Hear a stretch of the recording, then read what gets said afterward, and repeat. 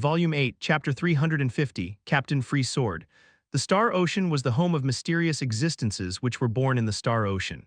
Just encountering only one such existence was akin to a death sentence for those who were not equipped to deal with them. Then the Star Ocean was also a place for those exiles, vagabonds, criminals, outlaws, and such. There were no rules or laws in the Star Ocean, and it was infinitely large, and finding someone was like finding a yellow speck of dust in a vast golden desert. These types of people were known as star pirates, and encountering them was something nothing but bad luck. Because these star pirates were fully equipped with resources that were made to fight in the Star Ocean, and they were all notorious groups who didn't bat an eye before killing and plundering anyone they fancied. But if they encounter a problem, they will not hesitate to run away without even thinking twice, and they are very good at it. Another fact about the star pirates is they were always fighting among themselves when they were no one else to fight. Today, the sky was covered in inky clouds as they rumbled with powerful thunder and poured rain like mad. The ocean was raging under the heavy rain, and powerful waves were rising and crumbling down in the ocean, creating even more chaos. All of a sudden, like a blink, a massive gray ship with a figurehead of a hideous monster on its prow appeared out of nowhere 10 meters above the raging ocean and then splashed, creating a massive water spatter. Ha ha ha ha. We escaped those bastards' trap. A spiteful booming laughter rang from the top of the ship. The voice was so powerful that the entire water body around the ship churned. Hail Captain Free Sword! Hail Captain Free Sword! Hail Captain Free Sword! Loud cheers soon followed after the booming voice filled with ecstasy and respect for this Captain Free Sword.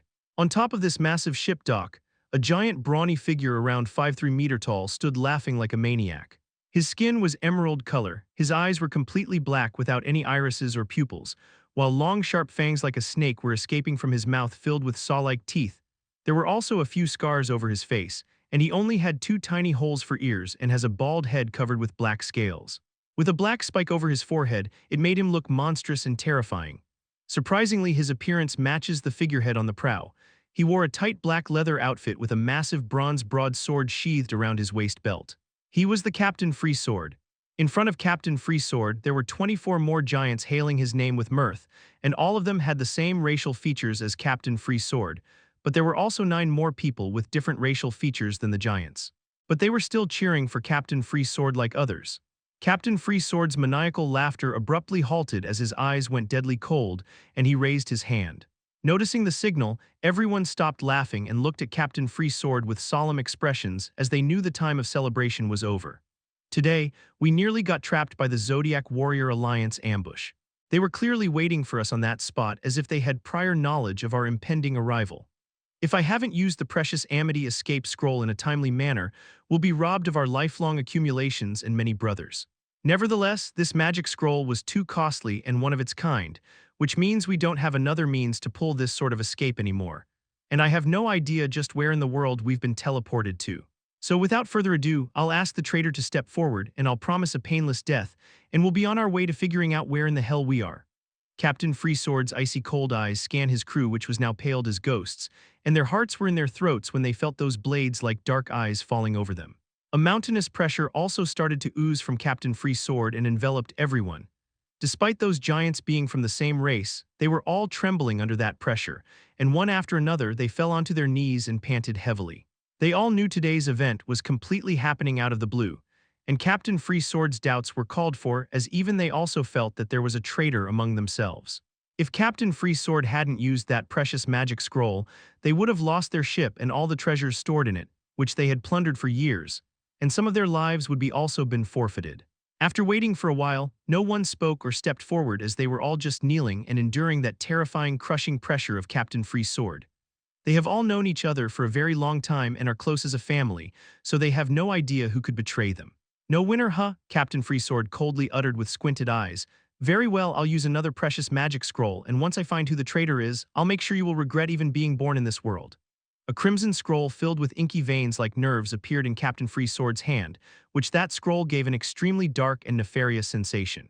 Captain Free Sword was about to crush it when one of the crew members suddenly blurted in a horrified tone, It's me. Captain Free Sword and everyone's eyes fell over the voice's owner. It was a 2.3 meter tall handsome elf, but his skin was dark, and he had long inky hair with purple eyes. It was a dark elf. Almost instantly, when everyone was surprised by his confession, the dark elf vanished from everyone's view. He had made a run for it. However, Captain Freesword's lips suddenly curled up in a cruel smile as his sharp fangs were fully on display, and bloodlust was leaking from his eyes as he uttered, "Old Valley, you shouldn't have done that." The very next moment, Captain Freesword also vanished from his spot, and 5 seconds later he reappeared again on the same spot. But this time there was a dark elf struggling with its might to escape from his giant grip. Chapter 351. Deceiving the Deceiver. Jacob was sitting inside his ship while a 2 feet red crab was sitting on the other seat, and he was reading something on his star watch in a comfortable position. Surprisingly, the red crab also had a star watch interface in front of it, and it was surfing the star net, which was quite a strange scene. Rumble. Jacob looked up at the transparent shade and saw the inky sky and rain pouring down. He muttered, "It's been raining like this for 4 straight days." Then he gazed at the Stealth Triangle's control interface, and after confirming that they were still on the route and weren't affected by the storm at all, he went back to his reading. Half an hour later, Jacob suddenly received a call from someone named Barbarian King 32452. Right now, only someone with either 2-star privilege or someone in his friend list can send him a call, and this Barbarian King 32452 was the latter. The crab on the other seat also looked toward Jacob. Jacob grunted when his reading on the spell structures was disrupted, but he still accepted the call, and an extremely urgent voice rang, "My lord, I'm trapped." Jacob's eyes narrowed ever so slightly as he asked, "What do you mean you're trapped? Did you not follow the map I've given you?" "I did. I can swear upon the barbarian god's honor and name that I strictly followed my lord's instruction to the very last detail, but somehow, I suddenly entered a hazy zone. I thought it was still part of the map, so I didn't think much of it and let the ship goes in the same direction. However, it was 9 months ago, and I still haven't escaped this mist, and there is no concept of day or night in here. That's why I dare to disturb my lord. Please shed some light on this." Jacob's lips suddenly cured up in a very cold smile. "Are you sure you installed that map in that ship I left for you in that bunker and didn't change the route?" Barbarian King 32452 replied horridly, Yes, I do as my lord commands me to and only stop to restock some food when necessary. But now I ran out of food and water. The ring you left is also empty. Please help this servant out." He was pleading like crazy. "I'll contact you in a moment," Jacob uttered, and without waiting for a reply, he cut the call and then opened the interface with Barbarian King 32452's ID and tapped on block. Now that guy won't be able to contact him ever. Jacob then looked at the crab, which was autark, still going on with its absorption of magic cores, which was going to be complete after this crab, and his final requirement will also be revealed. As I suspected, that ship was a trap, and it was the right thing not to take it despite the initial surprise when that Yahoo found the ship in that bunker and didn't manage to blow himself up. Jacob coldly snickered. When he was leaving the rare plains, Jacob decided not to take the ship arranged by Hallberg after the strangeness surrounding it. But it didn't mean he wasn't curious about if that was really a trap or just his paranoia. There was only one way to confirm it, that was for someone else to go to that place and check it out. So, Jacob first found a wild barbarian tribe living in the wilderness above the waterfall while he was actually searching for an intelligent magic beast or some orc tribe.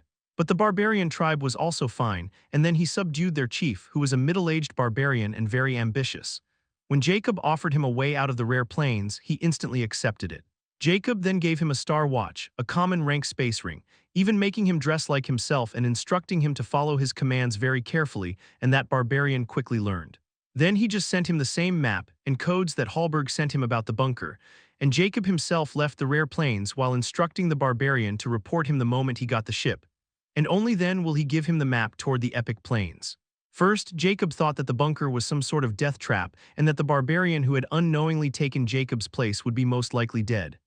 But to his surprise, that guy really found a ship there, and it was a basic epic treasure ship as well. However, Jacob was still not convinced and thought it was some sort of trap, which was not related to the rare plains but the Star Ocean instead. When he thought about it more, Jacob was even more sure that it would make perfect sense that Hallberg won't risk attacking him after knowing his prowess, so the easiest way was to drag him into the Star Ocean and then act. So he thought that the ship was bugged and trackable. But he didn't tell the barbarian and even give me the same map that Ellie had given him and have him report to him if any trouble came his way. Now, after 3 years and 8 months, something finally happened, and Jacob's conjecture turned out to be spot on. There was something wrong with that ship, and it had to be something to do with this strange area the barbarian had entered. Furthermore, now he was sure that that ship was findable, and whoever was keeping an eye on it will be now under the impression that Jacob was a goner. This will deceive the deceiver. If I ever saw that dwarf again, he'll be your meal. I'm pretty sure he has some very healthy memories for you," Jacob declared with killing intent in his eyes and then returned to his study. However, 3 hours later, Jacob and Autark suddenly jolted in their positions, and the next thing they knew, the stealth triangle suddenly tore apart and they both fell on a rock-hard surface. This happened so fast that even someone with epic rank relaxed wasn't able to react at all. And when he did react, he found himself in front of an emerald-skinned giant with a long black spike over his forehead, sitting on his massive throne as he had a hideous smile over his giant face. The giant spoke at this moment. "Welcome, fellow wanderer, to my beloved ship. I'm the captain of this ship. You may call me Captain Free Sword." Chapter 352, The Horned Ogre. Jacob was in complete bafflement about all this. Everything happened so fast and abruptly that before he knew something was even happening, he was looking at Captain Free Sword's malicious smiling face while the stealth triangle was lying there in two pieces. Jacob's first reaction was naturally to retaliate in full force.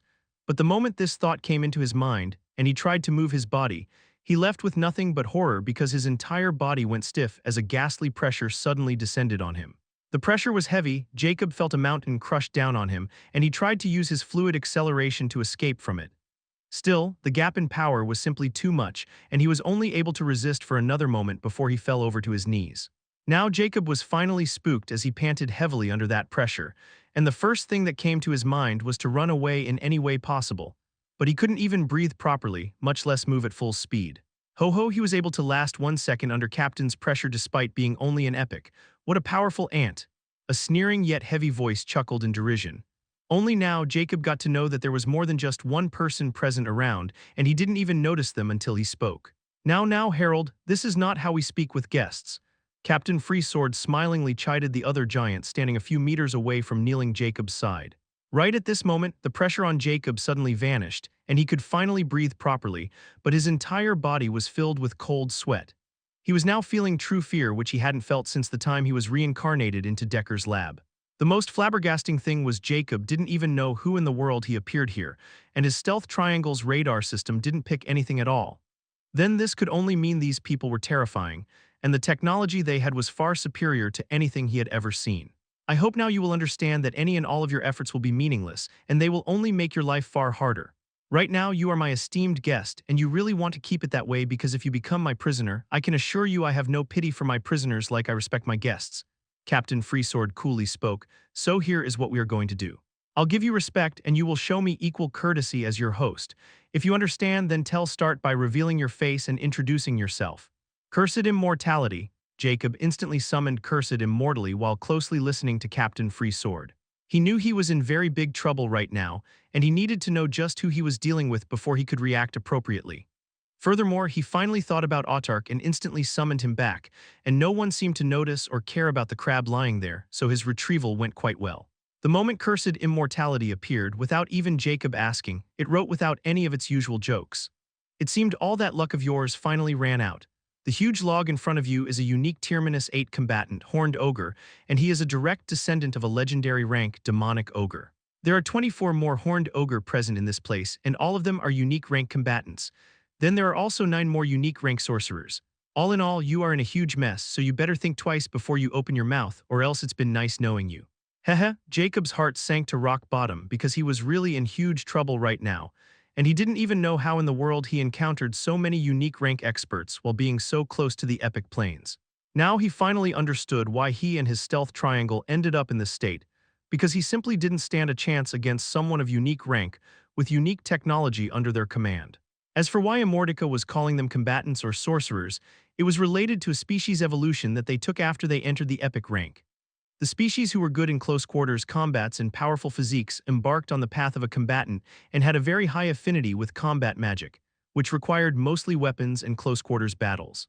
While the wiser species would walk the path of sorcerers, which is the path of pure magic, with powerful long-range spells, more mana, high-level comprehension abilities, and special innate ability.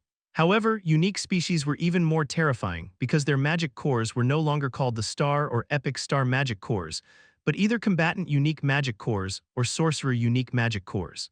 There was a reason for this, which was a unique magic core holder could etch one corresponding rank magic spell on their magic core with each successful new tier, which then allows them to use those magic spells with a simple thought. It was the same ability as someone with innate magic spells like Jacob or Autark, and that's why unique rank beings were so terrifying, not to mention their superior physical traits. Even an epic tier -9 being can't last much longer against a newly advanced unique tier -1 being. Furthermore, if it was a combatant species, then you are dead because their bodies can match unique rank treasures. Right now, Jacob's physical power is equivalent to an epic tier -2, and with his fluid acceleration, he can match those with an epic tier -5 combatant or maybe tier -6 if he gives it his all and the other party doesn't have to practice a scripture. At the same time, his biggest advantage was his unrestrained hex magic on the epic ranks. However, when it came to a unique rank, he was as helpless as an ant. Chapter 353, Slave Rune. After understanding the grave situation he was in, Jacob decided not to try anything that he would regret. Preserving his life was more important than anything else right now. Thereby, he took off his mask while his long silver hair wasn't hidden because he wasn't wearing his windbreaker while sitting on the ship. The mask was on his face so he could see any incoming danger, yet it seemed to be not worked out in front of unique rank at all. However, when Jacob's mask was removed, he noticed something instantly. Captain Freesword's eyes went wide in astonishment while Harold, the right-hand man of Captain Freesword, blurted in bewilderment. "Very human." Now it was Jacob's turn to be shocked because it was the second time he had heard this name, and someone even recognized him, and it was a unique expert on top of that who recognized him instantly. Could it be this body really belonged to the unique plains? Then how did it end up all the way in the common plains? Jacob thought, but he had better control over his emotions, and he knew this might be a chance but also a disaster. Thereby he calmed his nerve and greeted Captain Freesword. "I am Jacob Steve. It's nice to meet you, Captain Freesword." Captain Freesword looked surprised at this moment while Harold pulled a strange expression. He can't be one of those conceited bastards who took pride in their name, and he's too weak to be called a fairy human. But we can't be too sure now, can't we? Captain Freesword stated before he turned his focus on Jacob again as he smiled, which now contained deviant intent. Then something magical happened. Captain Freesword's wrist suddenly shimmered in crimson light, and under Jacob's astonished eyes, a 2-meter white virtual cube suddenly formed around him, which seemed completely harmless. At this moment, Jacob felt his star watch suddenly heat up, and when he glanced at it, he was shocked because it became active on its own. Thereby, a familiar voice rang from the virtual cube, which made Jacob's blood run cold. Star ID. Faceless Ancient, Star Privilege, 2-star warning. Faceless Ancient is an honorary member of Life Faction. This scan cannot be continued. It was SAAI's voice. The next moment, the virtual cube instantly shattered in front of Captain Freesword's shining eyes as if he had found a treasure. On the other hand, Jacob had nothing but a bad feeling about it. "Go and call Masha. We might need her," Captain Freesword ordered, and Harold quickly vanished to fetch this Masha. Then Captain Freesword's focus appeared on Jacob's cold face and he pulled a big nasty smile. "Mr. Steve, you see, I like honesty and something tells me you are not being honest here at all. Then I'll ask one more time, what is your name and what are you doing in this place? Now your answer will decide how I'll treat you further, so please, for both of our sake, reply with honesty." Ha ha ha ha. "Trouble is coming, this is so much more entertaining than I thought." Immortality wrote in mirth, which only made Jacob rageful, yet there was nothing he could do. "I told you my true name, I don't know why you do not believe it, but it is the truth," Jacob uttered with as much sincerity as he could muster. It has been a very long time since he wanted to sound so convincing to someone. However, Captain Freesword merely chuckled in disdain and said, "It seemed you don't like my sincerity at all." Just as his voice trailed off, Harold reappeared in the hall again, and this time there was a 3.2-meter-tall woman in a black dress that was quite revealing. She has pale gray skin, small ears, and strange rune symbols carved over his forehead and jawline, while her blue eyes were glowing in gentle blue light. She was ridiculously beautiful and had a unique charm that could charm almost anyone. Oh, and unique tier -4 sorceress from Charm Siren race who is proficient in charm magic and has a terrifying talent for magic runes. Another race with second-generation legendary bloodline of Siren race. Jacob didn't find it helpful. Instead, it only made him more apprehensive, while the cursed book seemed to enjoy the show thoroughly. Furthermore, that woman was simply too beautiful, and even he felt a strange desire arousing within him. "It's a fairy human." Masha's charming blue eyes twinkled when she saw Jacob as if she had just found a rare testament, which gave Jacob chills to his spine, and keeping his calm was getting harder. Captain Freesword coldly smiled as he said, "Dear Masha, would you be so kind as to engrave him with a slave rune?" Masha's eyes shimmered with ecstasy as she looked at Captain Freesword. "Can I really? When do I ever lie to you?" Captain Freesword chuckled. Jacob's expression was now as dark as inky clouds, and he knew things were going south now and that slave rune was something he wanted to avoid at all costs. He was pretty sure that slave rune wouldn't be as simple as those parasite gems, and he had too many secrets to protect, while the biggest secret being the cursed immortality. If these guys even get wind of the godly scripture in his possession, he can forget about living. Just when he was about to use every means necessary to stop this, Immortality wrote something. Just let them have their fun. Nothing in your possession is strong enough to escape from them, so you will only be making things worse for yourself. On the other hand, if you use your acting skill, you will be able to escape one day. The slave rune they are talking about is a very powerful magic rune only a rune artificer at a certain level can learn, and then etched on a living being with a tier weaker rank than itself, which then allowed the rune artificer to take full control over the victim's mind and body and follow its every command without any restraint. However, in your situation, they can only control your physique for the time being, but not your mind or magic or free will because of your hex magic core. This means if your acting skills are good, this game will be quite fun to watch. I can't wait. Chapter 354, Enslaved Again, Part 1. Jacob stared at Immortaka's suggestion, and he had no choice but to stop his action. Over 2 years ago, when Immortaka's so-called slumbering period was finished, Jacob summoned it and questioned it about what happened that day when he acquired the Cursed Path Glory Gem. However, Immortaka brushed everything off by simply telling him its signature line, "What are you talking about?" and then started laughing wantonly. Exasperated yet helpless, Jacob had no choice but to drop the topic. Immortaka did make something clear, though. The Infinity Pendant was indeed incomplete and still missing another component, and Jacob might need to find its whereabouts in the future.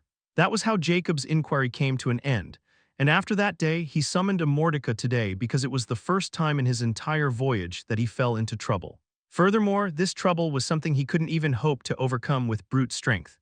He could easily tell that Captain Free Sword's change in behavior was because of his racial identity, and he probably wanted to confirm or want something from him.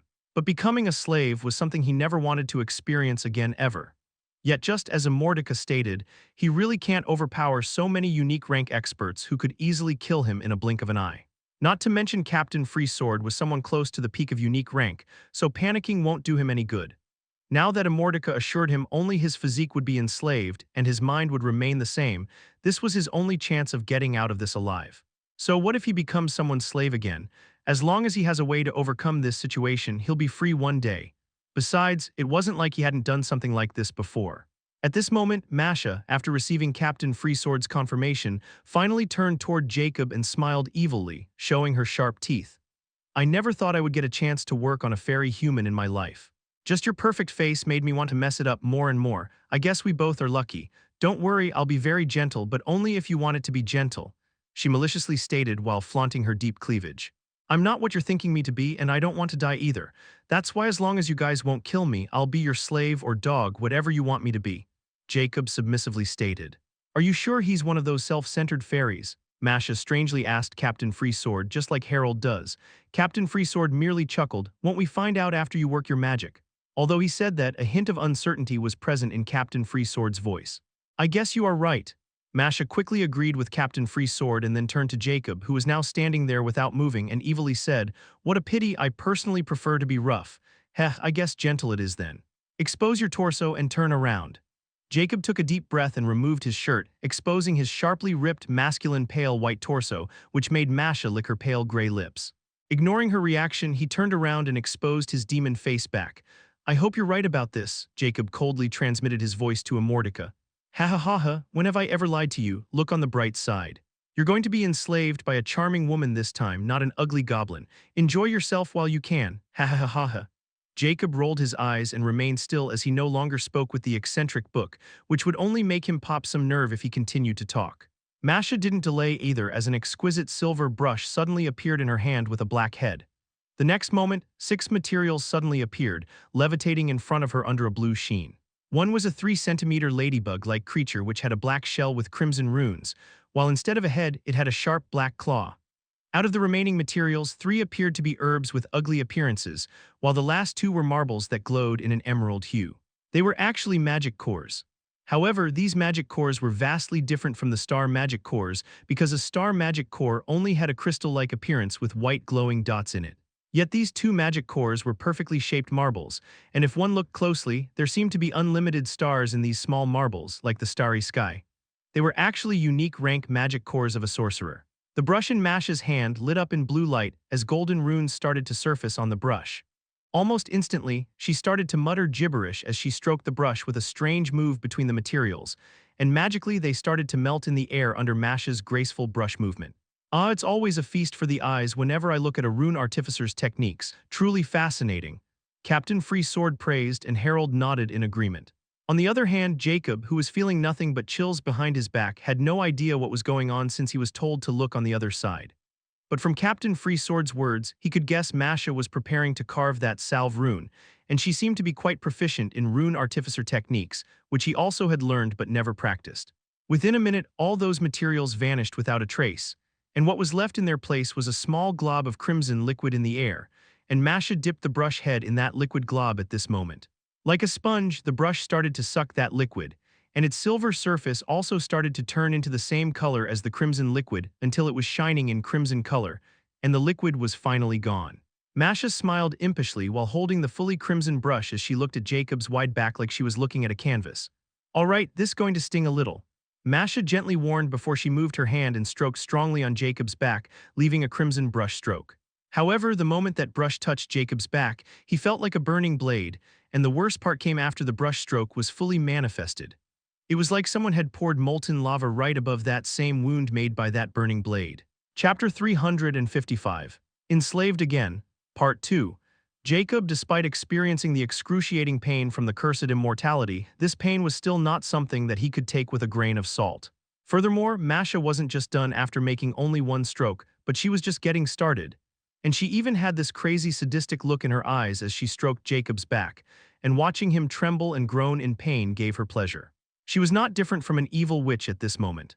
However, as painful as it was, Jacob endured with everything he had and focused all those pain on his hatred for being so powerless despite everything he had done to reach to this point.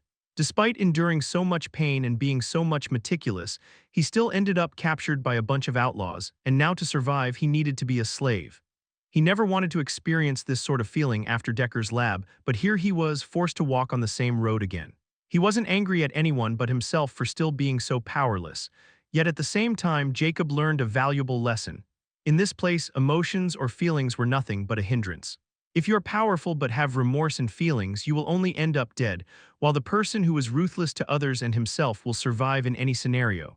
In this place, if you're not flexible, then you are dead. That pain and suffering was something that Jacob would never forget, and this will always remind him what will happen to those who can't fight back, and this was the fate of the weak. Maybe there were some good people, but Jacob has yet to encounter one. Even if he did encounter them, he would never be the same after what he's been through or what he'll go through in the future. After a total of 48 strokes, Masha finally stopped as she looked at the crimson diagram filled with rune symbols on Jacob's back, which now was totally red. At an unknown moment, if he hadn't been held by the blue mana around his shoulder, he would have been kneeling since all that pain was too much for him to stand still. Masha nodded in satisfaction as she admired her work, while Captain Free Sword and Harold had cold smiles on their faces without any hint of pity in their eyes. "Do you want to do the honor, Captain?" Masha spoke, while she looked at Captain Free Sword smilingly as she was inditing toward the final step of this salve rune competition. Captain Free Sword shook his head and replied, "I'm not into pretty boys, you can keep him. Besides, if he turns out to be a fairy, he will be very precious, and you are the best person to keep an eye on him. Albeit, I'm pretty sure you want to have some fun with a fairy, so you can keep him and fulfill your desire until we find our way back home." "Thank you, Captain, you are so good to me," Masha, like a little girl, ecstatically exclaimed, completely different from her sadistic self. She didn't waste more time, afraid Captain Free Sword might change his mind, and quickly cut open her finger, and purple blood gushed out. Without hesitation, she splashed the blood over Jacob's back on the crimson diagram. The moment that blood fell over the diagram, a strange reaction happened. The crimson diagram suddenly started to emit smoke and started twisting on Jacob's back, which sent another volley of even more intense pain. The purple blood was fully absorbed by the crimson diagram, and it completely changed its shape. What was left of that diagram were dark runes shaped like chains. Magically, those chains suddenly started immersing into Jacob's skin before fully vanishing, leaving nothing but Jacob's red back. Jacob, at this movement, suddenly feels all those feelings getting distant as he slowly loses the feeling from his limbs, and this phenomenon spared all the way up to his neck before stopping. Except for his face, he couldn't feel any of his body, yet it was still there, but he couldn't control it anymore, as if he needed some sort of power to control his own limbs. It was a very strange feeling. He might be only feeling this way because he was now far stronger than when he was under Decker's enslavement. However, this time his face was completely under his control, and his cursed heart was also the same, not to mention he could easily circulate his mana as usual. It was just as Immortality said, only his body was enslaved, not his mind and free will, and his magic were also not restricted nor his ability. Now it's game whether you can hold off your blinking or not, because the moment you blink or even twitch a muscle without her command, hehehe. Immortality wrote impishly at this moment. Jacob knew it had really come to his acting skill and how masterfully he could control his facial expression now. "Turn around, my little slave," Masha commanded at this moment with a voice full of ecstasy. The moment Jacob heard Masha's voice, he suddenly felt he got all the control over his body back, but to his astonishment, he could only move back, not anywhere else. Still, he pulled an emotionless face and turned around as Masha had already retracted her magic power, which was holding Jacob up. Hence, his movement was still clumsy because of that lingering, hellish sensation on his back. Now he faced the three giant figures without any emotions on his face. "Now you have to answer Captain Freesword's question with nothing but the truth," Masha commanded coolly before she turned toward Captain Freesword and said, "He's all yours." Captain Freesword was very satisfied with Masha's performance and asked Jacob, without beating around the bush, "Now tell me your name." Jacob knew if he wanted to trick them, he needed to speak some truth first. So he replied emotionlessly, and finally revealed his full name after a very, very long time, because he abhorred the last name of his father, and always used his middle name as a surname. Jacob S. King, Chapter 356. A misunderstanding. What was the truth? This was a question which has a simple answer, but at the same time it was as complex as a paradox. The truth should be when someone believes something to be the truth. However, they could also be wrong at the same time, because what they believed was the truth could be false as well, and they were beveling a lie their whole life. When someone corrects that believable truth with solid evidence, that truth will turn into a lie in the same person's mind who believed it to be the truth the very instant it was corrected. Then even if that person doesn't admit it despite knowing that it was a lie all along, which he believed to be truth, it won't change the fact that the person now knows in his mind that it was a lie. Yet at the same time, both persons might not know the truth at all, and everything was false, yet they believed it to be truth. So would this false still be the truth as long as someone wholeheartedly believed it's the truth? This was the paradox of truth and false. The human body was something that could react differently in different situations, despite the fact that the consciousness didn't want it to be, especially when a human was lying or telling the truth.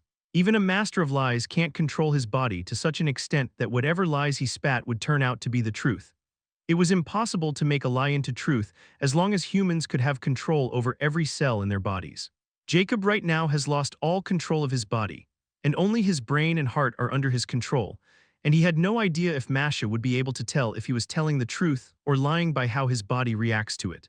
That's why he wanted to tell the whole truth first, to make sure that if Masha could sense his body's reaction to such a degree. Because if she does, then the moment he spoke a lie, his cover would be blown, and that would spell death for him. So keeping this in mind, he had no choice but to reveal his full name, which was not something he was proud of or liked. And that name was buried with his mother when she died in that gang fight. However, the name was something that was the hardest to lie about because it represents someone's entire existence and makes them unique. The surname King was the only proof he had of his father, the man he never knew all his life, nor did he care to search for him even after he came into power. He buried it in the depth of his mind, because he abhorred it and never spoke about it to anyone, but as long as he can't fully forget about it, the fact won't change that this was also a part of his identity. Now that it was questioned of his survival, he let go of his past stubbornness and finally spoke his full name. He knew in front of survival and living forever, this last name was something meager to reveal. But when Captain Freesword heard the name, he frowned because he clearly wasn't expecting it, and he looked at Masha with scrutiny. Masha nodded with also somewhat pale expression, and she looked at Jacob and coldly uttered, "Tell him your true and full name." Jacob uttered again emotionlessly, "Jacob Steve King." "He's not telling any lies, Captain." His body didn't react at all. Masha told Captain Freesword with a solemn expression. Captain Freesword frowned deepen. "What is your race?" "Human," Jacob again replied without even blinking. Jacob was blurting whatever came in first in his mind, because only truth would come into his mind first, the truth he believed. Being a fairy human didn't change the fact that he was a human first and never considered himself part of this race or even from this world to begin with. Jacob always believed that he was still Jacob Steve, who died of old age and then reincarnated in this ghastly place. He was alone and had no family or any ties with anything here. That is what he always believed. Captain Freesword narrowed his eyes. "Humans or fairy human?" "Human." Masha spoke at this moment with a hint of uncertainty. "Could it be he's a mixed blood, a hybrid?" This could also explain his spineless behavior, unlike the true fairy humans. Captain Freesword also thought like this now. Do you know any fairy human? Who is your father and mother, and what is your background? I don't know my father and only know his last name. My mother was a human and she died when I was still young. My background was very humble and I have no idea what or who fairy humans are. Jacob emotionlessly uttered. Now he was telling the truth but not in detail, which made the others think that he was talking about the Zodiac Plains. Where you hailed from? Captain Freesword frowningly asked as he was looking quite dissatisfied. Earth. Slap. A powerful slap landed on Jacob's face, which came from Masha, who had this ugly expression on her face, and a dark red palm imprint appeared on Jacob's face. But his expression didn't change at all. He means which plane, you fool, Masha maliciously uttered. Ha ha ha, what fools, he was waiting for you to say that. You should have said which world, ha ha ha, Immortality wrote in relish. Jacob replied, common planes. Is that slave rune even working? Harold couldn't help but ask with uncertainty. It's working, why don't you try to make an advanced unique slave rune if you have doubt about my capability? Masha coldly retorted, and she looked at Captain Freesword and seriously said with a hint of panic, Caption, there is nothing wrong with the salve rune. If you don't believe me, I can draw another one, and this time you can imprint him with your blood. Captain Freesword glanced at Jacob's emotionless face, which now had a deep palm imprint, and then looked at Masha, who seemed to be quite afraid that Captain Freesword would not believe her. He then smiled, I believe you, Masha. I don't think you are like Vayli. It seemed we have a huge misunderstanding regarding Mr. King here. Ha ha ha, this misunderstanding is going to cost them dearly. Chapter 357. Price for Freedom, Part 1. Jacob, after hearing Captain Freesword's words, knew he was out of the wood about his true background. However, this didn't mean the water was under the bridge, not by a long shot. Now that it was quite clear that he was not a fairy human, which aroused Captain Freesword's interest in the first place. This again brings them back to the fact why Captain Freesword captured Jacob and what he wanted from him. Captain Freesword then asked another question, how do you acquire your honorary badge then? I had killed the ruler of dark beings in the rare plains and stopped their invasion, Jacob stated the ambiguous truth again. Another reason for Captain Freesword's interest in him was his honorary status as well, and by his reaction, Jacob could guess that this status was quite a big deal among the living beings. How noble of you. It seemed I owe you an apology for taking you for something else entirely despite your honesty. You see, I've been having some trust issues with people recently. Captain Freesword sighed ruefully. Anyway, that slave rune was quite expensive, and even your life isn't enough to repay for that, so I won't be taking it back. But I'll give you a chance to buy your freedom. Then he looked at Masha and commanded, give him full control. Masha also appeared quite dissatisfied since she was so motivated because she thought Jacob was a fairy human, but he turned out to be just an ant of common plains who got lucky. Still, she does as she was told. You can move and speak freely now. Jacob was finally able to feel his body and looked at Captain Freesword and lowered his head while saying respectfully, thank you. Captain Freesword chuckled. As I said, I'm not an unreasonable person, and since it was my fault this time, I'll give you a full shot at buying back your freedom. I'll do anything, Jacob nodded. Very good, I don't know how someone from the common plains can achieve power like yours. But I'm pretty sure it might have something to do with the way you look and your connection to a terrifying race. But since you're not one of them, I'm not interested in it in the least bit. So this brings us to the reason why I even bother to use a teleportation beam to take your puny ship to this place. I'll be straightforward with you, we are from the unique plains and want to return. However, unlike the ocean routes between common, rare, and epic plains, the ocean routes leading toward the unique plains are very special. All you need to know right now is we can't travel to the unique plains as you can do with the 3 plains with some marked maps. We need something called a unique star ocean medallion, and only then can we set sails toward the unique plains, or we won't even know how we all die. That's why you are here, Mr. King. All I wanted was for you to be our spokesperson in the epic plains in exchange for very lucrative rewards for you and whoever helps us in the epic plains. We can't contact or even enter the plane boundary, nor can we connect with the epic rank star network here because we are not supposed to be here, so that's why we needed a spokesperson. But as you know, we met with some misunderstanding, and now all I can offer you is freedom as long as you help us in this venture. Now that you know the situation, what do you think? Captain Freesword calmly asked despite knowing what Jacob's response should be. He had already noticed that Jacob didn't want to die, so this made him a perfect puppet to control as long as he held Jacob's lifeline in his hand. Even if they haven't had that misunderstanding, Captain Freesword won't be just sending Jacob away without any assurance like the slave rune. However, it won't be that excessive at least. Because they had many other ways to control an epic and were less expensive, the slave rune was something made for a unique, and its materials were really not cheap as all of them were unique grade. Despite Captain Freesword's massive wealth, which he had plundered all his life as a star pirate, he was a very stingy and ruthless person and did not suffer losses so easily. On the other hand, Jacob was astonished when he heard that unexpected information and realization dawn upon him. He finally understood how and why these uniques were wandering so close to the epic plains. Encountering Jacob was nothing but a terrible coincidence, and they seemed to have no other choice but to grab someone from the epic plains and make them do their bidding, and Jacob was the one who drew the short straw. Nevertheless, this was Jacob's chance to get away from them and then figure out how to get rid of that slave rune. It might be impossible for others, but for him, it was just a matter of time and resources. He wasn't fully under slave rune's control to begin with and also knew how to make it go away. But Captain Freesword didn't know that, or he won't be taking this all so lightly.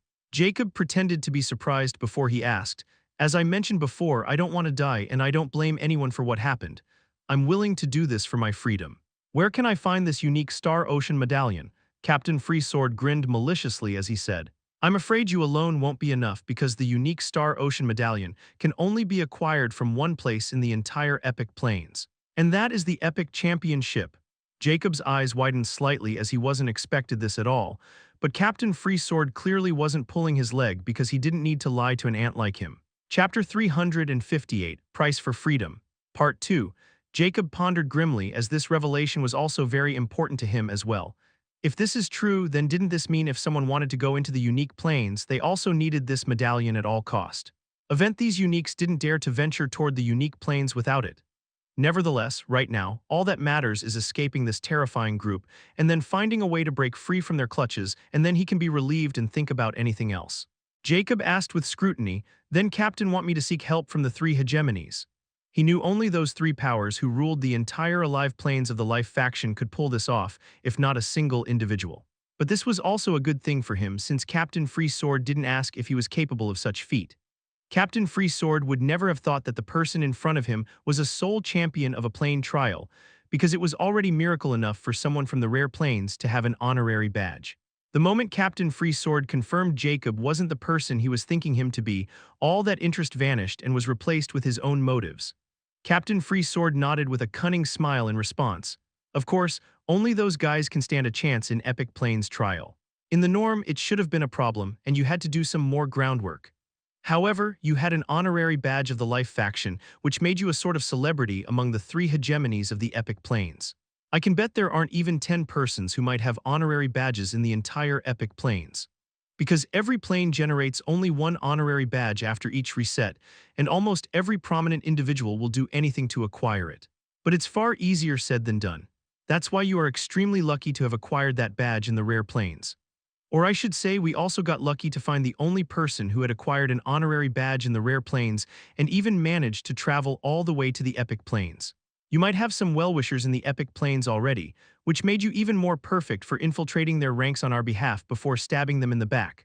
Captain Freesword burst into delightful, yet evil laughter while both Harold and Masha snickered with malicious looks on their faces. However, Jacob also wanted to laugh at them in disdain because, contrary to having well-wishers, he had enemies instead. After what happened with Hallberg, he might not trust even his own kin anymore. In a sense, Jacob was like these pirates who could betray anyone when it came to wealth or their own benefits, and the only difference between them was his goal was not wealth but immortality, which also made him even deadlier than them. "I understand, I'll follow your orders and do as you tell me to." Jacob agreed with a reluctant look on his face as if he was unwilling to take that risk, yet he had no choice. This only made Captain Freesword even more assured that sending Jacob on this mission was the right choice.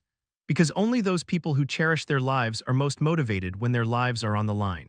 Captain Freesword was such a person himself. Now that Jacob's freedom was in his hand, he didn't doubt for a second that Jacob would even think of doing anything which jeopardized it. "Very good, Mr. King, you're indeed a very admirable person, and if you perform well, you'll not only get your freedom, I might even take you with us to the unique plains to broaden your horizon," Captain Freesword promised. Jacob pretended to be elated and quickly thanked Captain Freesword. "I won't disappoint you, Captain Freesword. Masha, I'll be handing over Mr. King to you so you can implement certain conditions on him. I shouldn't need to tell you the specifics, right? Just the usual staff." Captain Freesword coolly asked Masha. Masha nodded in understanding. "I know what I need to do, don't worry." "I know what you want, Captain." Nodding in satisfaction, Captain Freesword then looked at Harold, Prepared for Mr. King's departure tomorrow according to the retaliation plan -3, just degrade it to the epic planes. Oh, and prepared an advanced epic rank full-body combatant set for Mr. King. This will assure his survival in the epic planes even further and keep our confidant safe. Then he turned toward Jacob again and said, "See. I'm going to prepare everything for you, Mr. King. You just need to follow my plan and you'll be free in no time. Now you can enjoy your stay with Masha. Try to charm her if I might suggest. She's a very lovely girl and you might earn your freedom much sooner." "Ah, Captain, can't you do the same yourself?" Masha didn't mind Captain Free Sword's joke and played along coquettishly. "Dear Masha, you are a lovely woman, but the fact remained the same. I'm not a masochist." Captain Free Sword candidly chuckled. "Tusk, tusk, no fun for me, I guess." Masha clicked her tongue, pretending to be heartbroken. "All right, follow me." Masha then didn't waste any more time and commanded Jacob. Jacob, who wasn't taking that conversation as a joke, felt his body starting to move its own the moment Masha's words fell into his ears, and he started to walk behind her. Then Jacob suddenly thought of something. "Tell me, Immortality, if I can't hear her voice, will my body be free?" Jacob knew how those parasite gems worked. The parasite gem had two components to make it work: the parasite gem, which was like a responder that responds to anything that will be commanded through its receiver. It was another gem normally embedded in jewelry. But to give the receiver the command, two things were essential: the life signal and the voice of the life signal owner. If any of these two things were missing, the parasite gem wouldn't react. So if the same rules applied to these slave runes, then if he could stop his hearing sense, then any command Masha would give would be nullified. Chapter 359, A Chance. Although Jacob's logic was reasonable, it should have worked with the parasite gem. Do you really believe this method would have such a flaw? Heh. So what if you can't hear her words? As long as she has intent, the slave rune will fully comprehend it and directly implicate it on you. So it didn't matter if you were blind, deaf, or mentally disabled. Puppets don't need these things in the first place. Immortality pours cold water on Jacob's hope. "Can you be at least a little helpful?" Jacob fought his strong urge to unsummon the cursed book in his spleen. Nevertheless, if not for Immortality's assurance, he knew he might have suffered even more, and in times of crisis, the eccentric book always helped him despite its nasty attitude. So keeping it around was still better than nothing. Jacob finally noticed where he was when he exited the hall and appeared in a hallway with many rooms, which Masha was leading the way without any intention of speaking. Masha led him to the fifth room in the hall, and when he entered it, his heart sank because it was a lab with all sort of equipment and glass cells filled with strange creatures. Of those creatures, some of them were missing their limbs and attached with completely different ones, while some of them were missing their eyes, half of their faces, skins, and such. It was the sight of a horrible nightmare. Furthermore, there was a large shelf with collections of body parts in glass jars filled with the same transparent liquid. But what truly made Jacob feel chills was a man crucified on a large stone table, and his entire torso was open like a book, while his face was handsome, but his eyelids were completely cut off, showcasing his entire bloodshot eyeball with purple irises. Suddenly, those eyeballs moved in Jacob's direction. "He's alive." Jacob felt a chill run down his spine as he looked at Masha with even more apprehension. He suddenly felt glad that Captain Free Sword needed him and didn't just hand him over to this sadistic witch. But he also felt a sense of urgency to get away from these monsters as soon as he could. Masha suddenly turned around toward Jacob with a sadistic smile on her alluring face.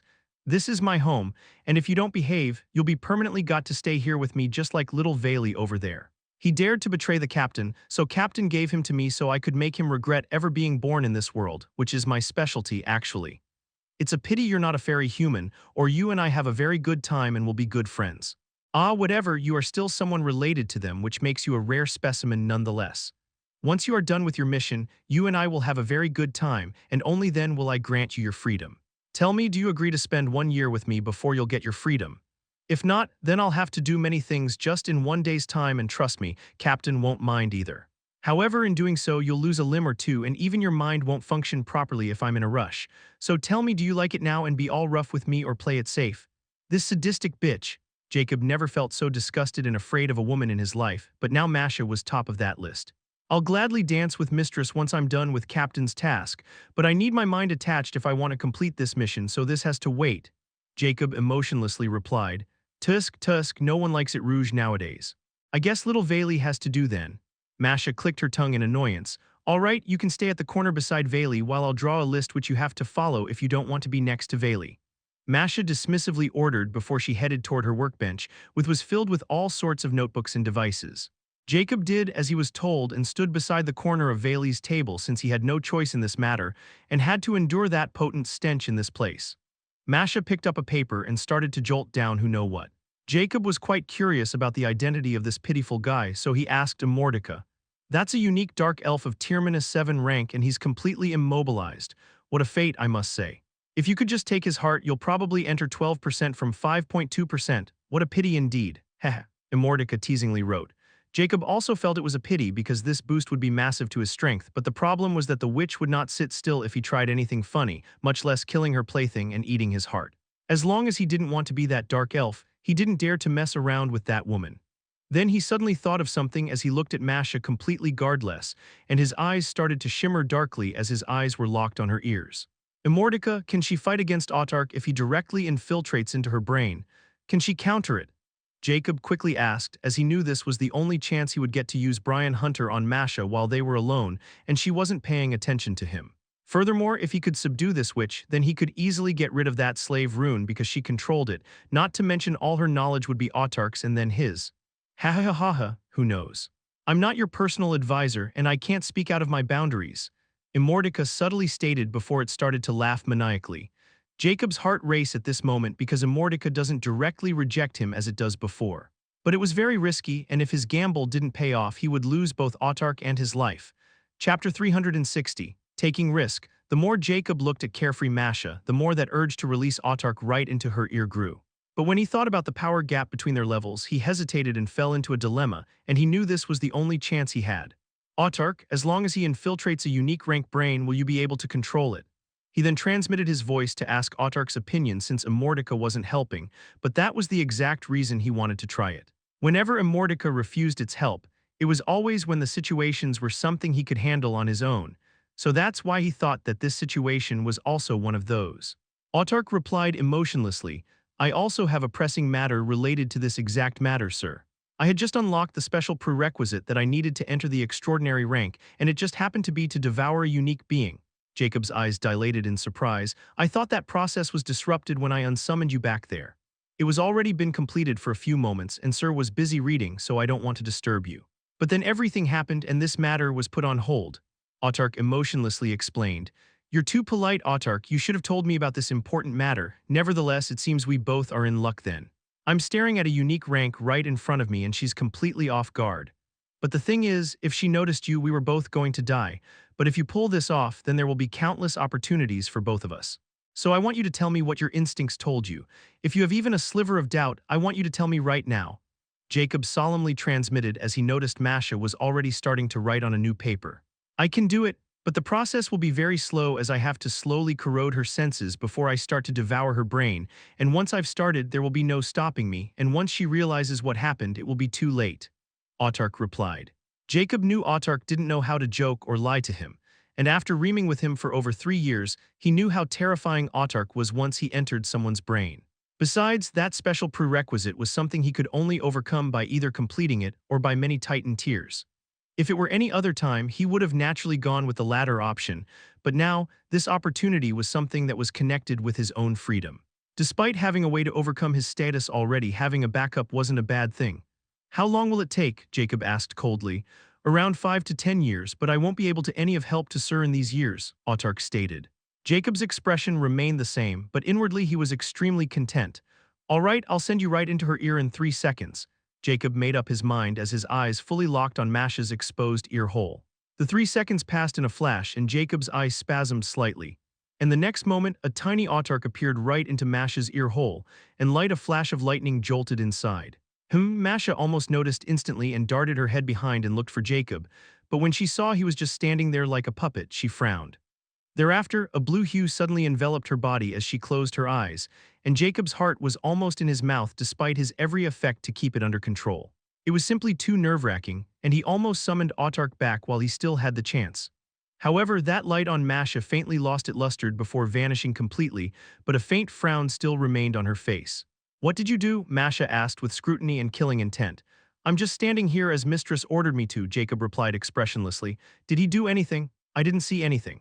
Masha's frown deepened when she thought that Jacob didn't have the power or means to resist her at all, so he was the last person in this room who she would suspect.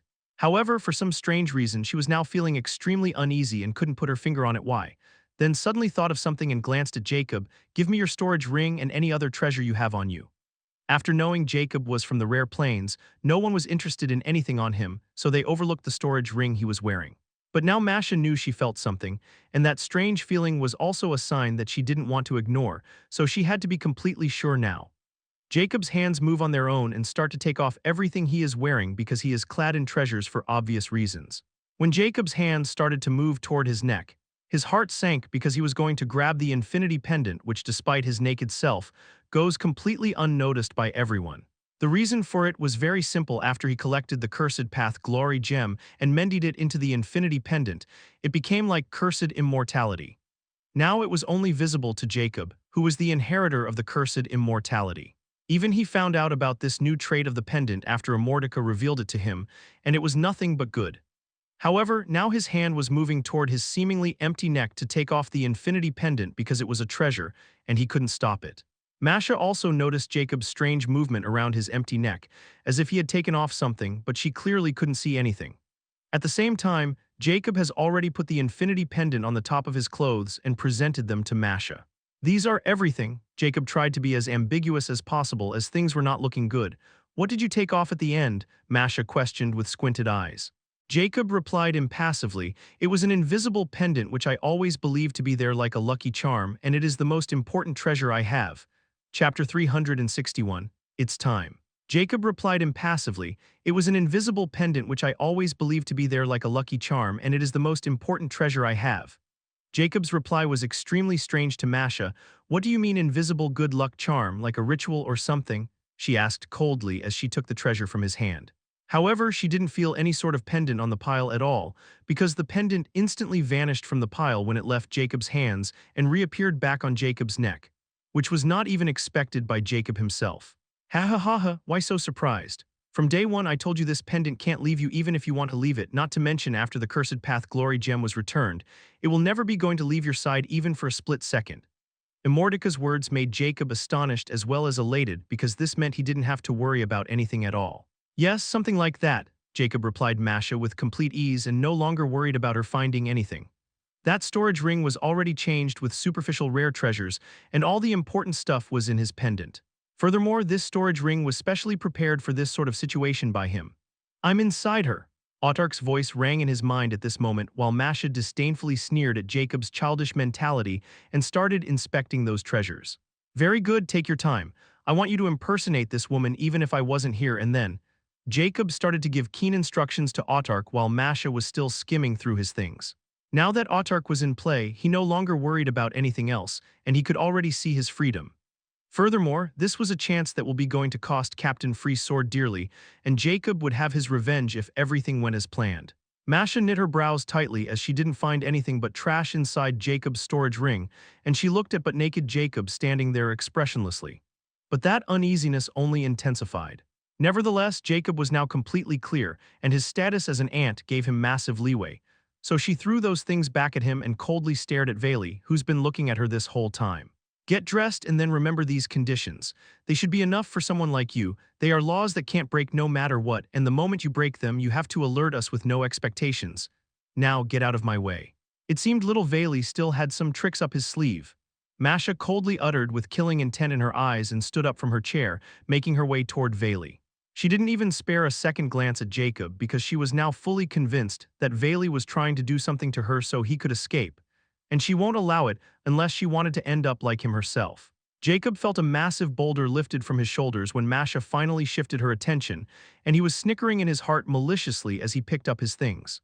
Never underestimate even an ant, as it can be extremely deadly if it manages to find some tiny crack in a massive building, Jacob thought with killing intent. Then he picked up that list which was filled with all sorts of rules, such as he had to report every week to them about his progress, or he couldn't even think of asking for someone's help or telling anyone that he was a slave. This was like an air-sealed contract without any loophole, which also showed Masha's experience in doing this sort of thing. Although Jacob was mentally immune to these so-called laws, his bodies weren't, and he had to be careful what he did, or even he won't know when his body betrayed him. The most cumbersome condition was the moment he stepped on the epic plains. He had to continue to work toward getting his hands on that unique Star Ocean medallion, and his every move and action should be related to it. This was going to be the biggest obstacle in free movements, But it wasn't that hard to overcome either, because as long as he believed he was working on getting that unique Star Ocean medallion, it would be fine. HHHHA. He suddenly heard a blood-curdling scream from behind, and he knew from the sadistic snickering that Masha was having a go on the dark elf because she should be feeling quite uneasy after an incident with Autark. This was proof of how superior a unique rank expert's reflexes were, and if Autark was a tad bit slower, both of them would have been in that dark elf place. Jacob pretended to be unbothered by whatever was happening and continued to read those conditions. 14 hours passed, and Jacob was now really marveling at Masha's sadistic nature as she continued to torture that dark elf without any break, and she was even more excited than ever. The strangest thing was that dark elf's stamina, as he didn't give in and fell unconscious after suffering so much torture. Or should it be one of Masha's tricks to keep him sane so he could feel pain and couldn't die? At this moment, a knock was heard on the locked door of the lab before Harold's voice rang. "It's time." Masha finally snapped out of her mirth as that strange and uneasy feeling had now vanished, and she finally felt at ease again. But the poor elf was now looking like a vegetable while his organs were filled with cuts and blood was oozing, yet he was still alive. Masha then quickly straightened her disheveled appearance and yelled, "Coming. If you remember every word, let's go," she coolly uttered as she moved toward the closed door and Jacob's body moved again. Jacob now only had one thought after spending those dark hours with Misha: "I can't screw up a single thing until this woman is not out of the picture." Chapter 362, Star Hackers. Captain Free Sword appeared the same as half a day ago when Jacob saw him. The only difference was there was two more horned ogre present in the hall, and no matter how he looked at them, they all looked the same, and only by their scars could one tell the difference. Captain Free Sword smiled seeing Jacob and said in greetings, "Mr. King, I hope you have a lovely evening with Masha. But all good things had to end and we must move on." "It's a pity, really. Don't worry, Captain, this gentleman won't be gone long." Masha snickered playfully while Jacob remained the same. "I have no doubt, Masha, I have no doubt." Captain Free Sword laughed in a pleasing manner before his candid smile vanished as he looked at Jacob. "Mr. King, I have arranged many things for your mission this time, so make sure you keep all of them safe and only use them when the time is ripe. Harold, give Mr. King his goodies." Harold nodded in response, and before he handed a white space ring to Jacob with a cold smirk. "The first thing I need you to understand is you can't contact us through your Star Watch because we are no longer connected with Star Network because this is Epic Plains, and we all have unique rank life signals. So I have Harold prepare a special device called the Universal Communication Radio Transmitter, also known as Vermin Transponder. As for why it is called such, it is because it will allow communication in places where it isn't allowed as long as you have a unique frequency code of the Vermin Transponder, like the Trial Plains, for example. Moreover, it is illegal to use it since it is made by star hackers." Captain Free Sword grinned evilly. It was Jacob's first time hearing about such a device, and he was also astonished when he heard there was something that was illegal. Furthermore, the name Star Hacker also sounds like trouble, and various thoughts come into his mind about what a star hacker would be. Captain Free Sword wasn't done explaining as he continued, "Mr. King, if you don't know about star hackers, then it's about time you know about them since you might encounter them in the Epic Plains. Like us star pirates, who are a bunch of outlaws and don't like restrictions, the star hackers are even more excessive as they believe that the Star Network is the biggest threat to everyone's privacy and a dictator of sorts. That's why they directly declared all-out war with the Star Network itself. Can you imagine the guts of those guys? But the most interesting thing is they are making terrifying progress in this seemingly hopeless war and making noises that have started to irk the three hegemonies and the mighty Star Network itself. As to how much it irks them, you can imagine that the Star Network has never cared about anything happening in the plains, yet it had exclusively put lavish bounties on any and every star hacker's whereabouts. Identifies even their heads as long as someone can prove it, they can bask in unimaginable riches. However, to this day, not even a single actual star hacker has been found, and only those small fries. Why they are hunted like this because of their groundbreaking inventions and ideas, and they can even hack into the star watches of anyone below 1-star privilege. This is what truly made them earn the irony of the Star Network as well as the respect of people like us. This Vermin Transponder is the evidence of their advanced knowledge, and there are rumors that they are making more such discoveries even as we speak. As for the reason I'm telling you all is that you have to be very careful when you take out that Vermin Transponder while you are in the Epic Plains.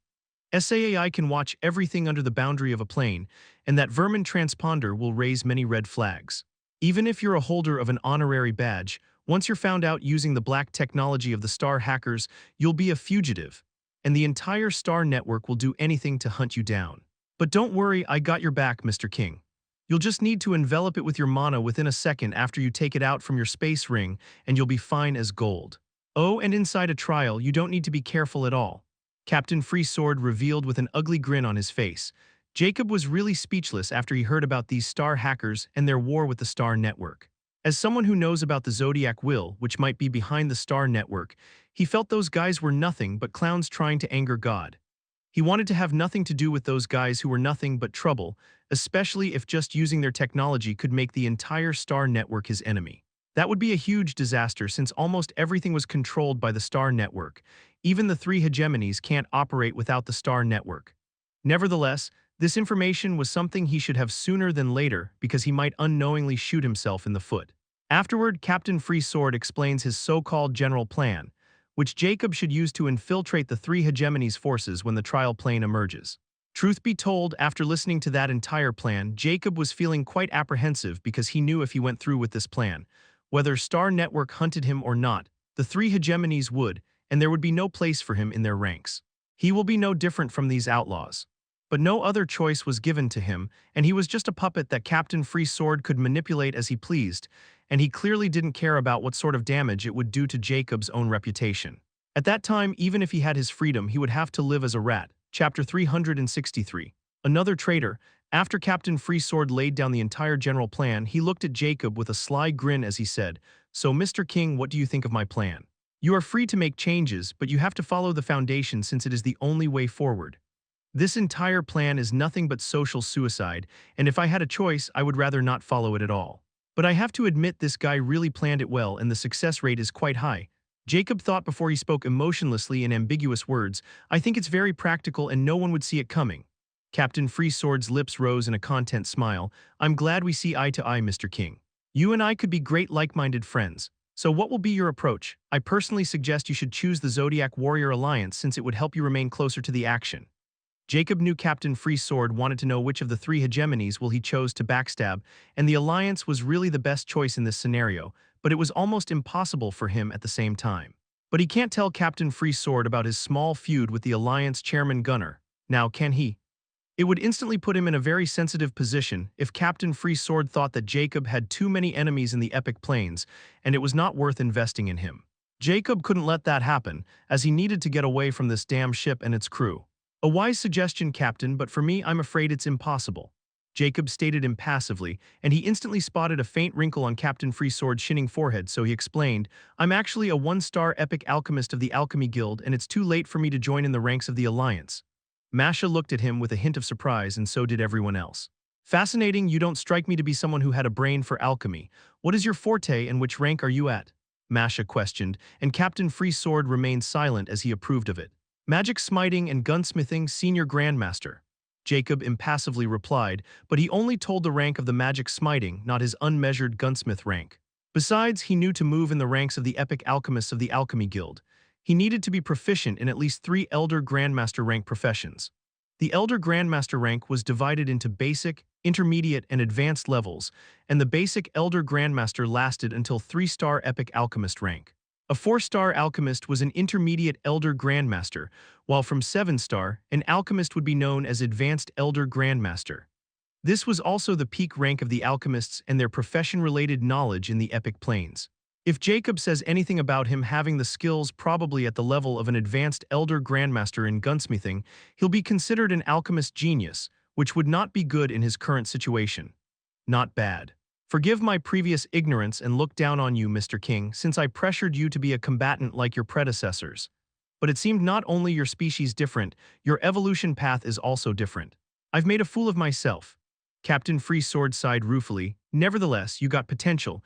Mr. King and Alchemy Guild are not bad either since all the medicinal supplies and weapons, as well as strategies and information network always under the control of the Alchemy Guild. You can say the Alliance and the Bank are the swords, while the Alchemy Guild is the brain of those swords. This position is not bad at all. I'll leave it in your capable hand then since what matter is our end goal. With this meeting coming to an end and Harold was told to escort Jacob toward his new traveling ship, and only Captain Freesword, Masha, and 2 ogres were left in the meeting hall. Captain Freesword finally spoke after making sure Jacob was gone. "Masha, what do you think? Is he capable of pulling this off?" Masha smiled charmingly, but it was extremely evil as she replied, I have shown him what would happen if messed up even for an instant, so I have no doubt about his motivation. Furthermore, with all those rules restricting his actions, I don't think there is a chance to fail with your ingenious plan. Captain Freesword smiled darkly as he nodded, your words are quite assuring. But there is something strange about him that I can't put my finger on. I think he accepted the fact of him being a slave of ours too easily, and despite you giving him the freedom to speak, he seemed too calm. Masha knew what Captain Freesword was implying and replied matter-of-factly, you're worried too much, Captain. That hateful Vayli's betrayal had left you with a deep mental scar. After all, he was one of the founding members of our carefree sword star pirates, and no one has thought he would be the one who betrayed us. Killing intent flashed past Captain Freesword's eyes as he nodded, you are right. That's why I handed him to you. I want you to keep him alive until we go back and torment him every day until I find his entire family and then torture them together. Only then will I be able to quench the burning anger in my heart. Masha nodded with a sadistic, cold smile. Of course, I'm giving him my best treatment, Captain. Excellent, you are excused, and don't forget to check on our little pet every once in a while. Use that expensive slave rune to the fullest and report to me post-hastily if something unusual comes up. Although I hardly believed it would, we have invested too much in him, Captain Freesword commanded sternly. Masha didn't dare to reject Captain Freesword's command and quickly agreed before leaving the hall as well. Captain Freesword then suddenly spoke to those two horned ogres standing there all this time without speaking a word and merely observing everything like statues. There is one more traitor among us which even Vayli isn't aware of, and I want you two to find it. That traitor might try to use some means to contact the Epic Plains as well, and that's when we'll catch that bastard red-handed, and that slave is going to be our trump card while doing this. Chapter 364. In Dire Straits, Part 1. Jacob sat in a small gray ship that looked more like a spearhead, and there was only one passenger seat in the cockpit. Furthermore, after connecting it with his star watch, he found that it was an advanced epic rank ship with stealth features and insane speed. But Jacob didn't seem happy about it at all because this ship was arranged by Captain Freesword, and when he was thrown into the ocean with this ship, he found that he couldn't even see the main ship of Captain Freesword at all. It was as if it never existed, and if he hadn't been able to sense Autark's general location, he would think it was a ghost ship. This made Jacob gloomy about the prowess of Captain Freesword and his crew, not to mention the technology under their control. He still vividly remembered how easily he was captured by them. But his biggest headache and the thing he was most depressed about was that his hands were moving on their own as they controlled the ship and headed in the direction of the Epic Plains. This was the very first task he was entrusted with, entering the Epic Plains. It took me around 4 years to reach the Epic Plains, and there should still be around 2 years left before the trial plane is formed. This means I have 2 years of freedom to do the groundwork before my own body drags me into those plains, even if I don't want to. I just hope Autark can quickly take control of that bitch. It's going to be a long, long wait. Jacob thought ruefully as he looked at the route on the ship's interface screen, and with his current speed, he would enter the boundary of the Epic Plains in half a day and be able to see the lands again. Half a day later, Jacob's star watch suddenly vibrated as he received a notification. You faceless ancient have entered the Epic Plains. Congratulations on successfully making it to the Epic Plains. The Life faction welcomes you with open arms and hopes you will be victorious against the forces of the dead. Your star network has successfully connected to the Epic Plains, and it will be available again in 30 minutes for you to use. Jacob cocked an eyebrow as this was his first time receiving this sort of notification, and now he was starting to feel that the Epic Plains should be quite a big deal to the Life faction since they clearly didn't care about both common or rare planes. Meanwhile, the moment Jacob received that notification, Ellie's star watch also vibrated when she was going through some guild paperwork. Your amiable monkfish, bronze invitation holder, faceless ancient, has entered the Epic Plains from the rare planes. According to the bronze invitation benefits bib, 100,000 ZC will be rewarded to you by the Alchemy Guild for nurturing an excellent alchemist. Keep up the good work, Alchemy Guild. Ellie kept staring at that notification for a while before she snapped out of her daze, and a sharp glint flashed past her eyes. He reached here far earlier than the old man's prediction. But this also means it is time to make our move and let that old bitch bleed till she dies. Without hesitation, she quickly contacted her father Nelson, as this matter was of utmost importance. After over 30 minutes were over, and his star network was successfully upgraded, Jacob was going to check the star news of the Epic Plains when he abruptly received a call, as if the other party was just waiting for his network to be available again. Amiable Monk Fish wanted to send you a projection call. Jacob frowned as this timing was simply too implacable because this woman hadn't contacted him all this time, yet the moment he appeared in the Epic Plains, she did. No matter how he looked at it, this seemed fishy.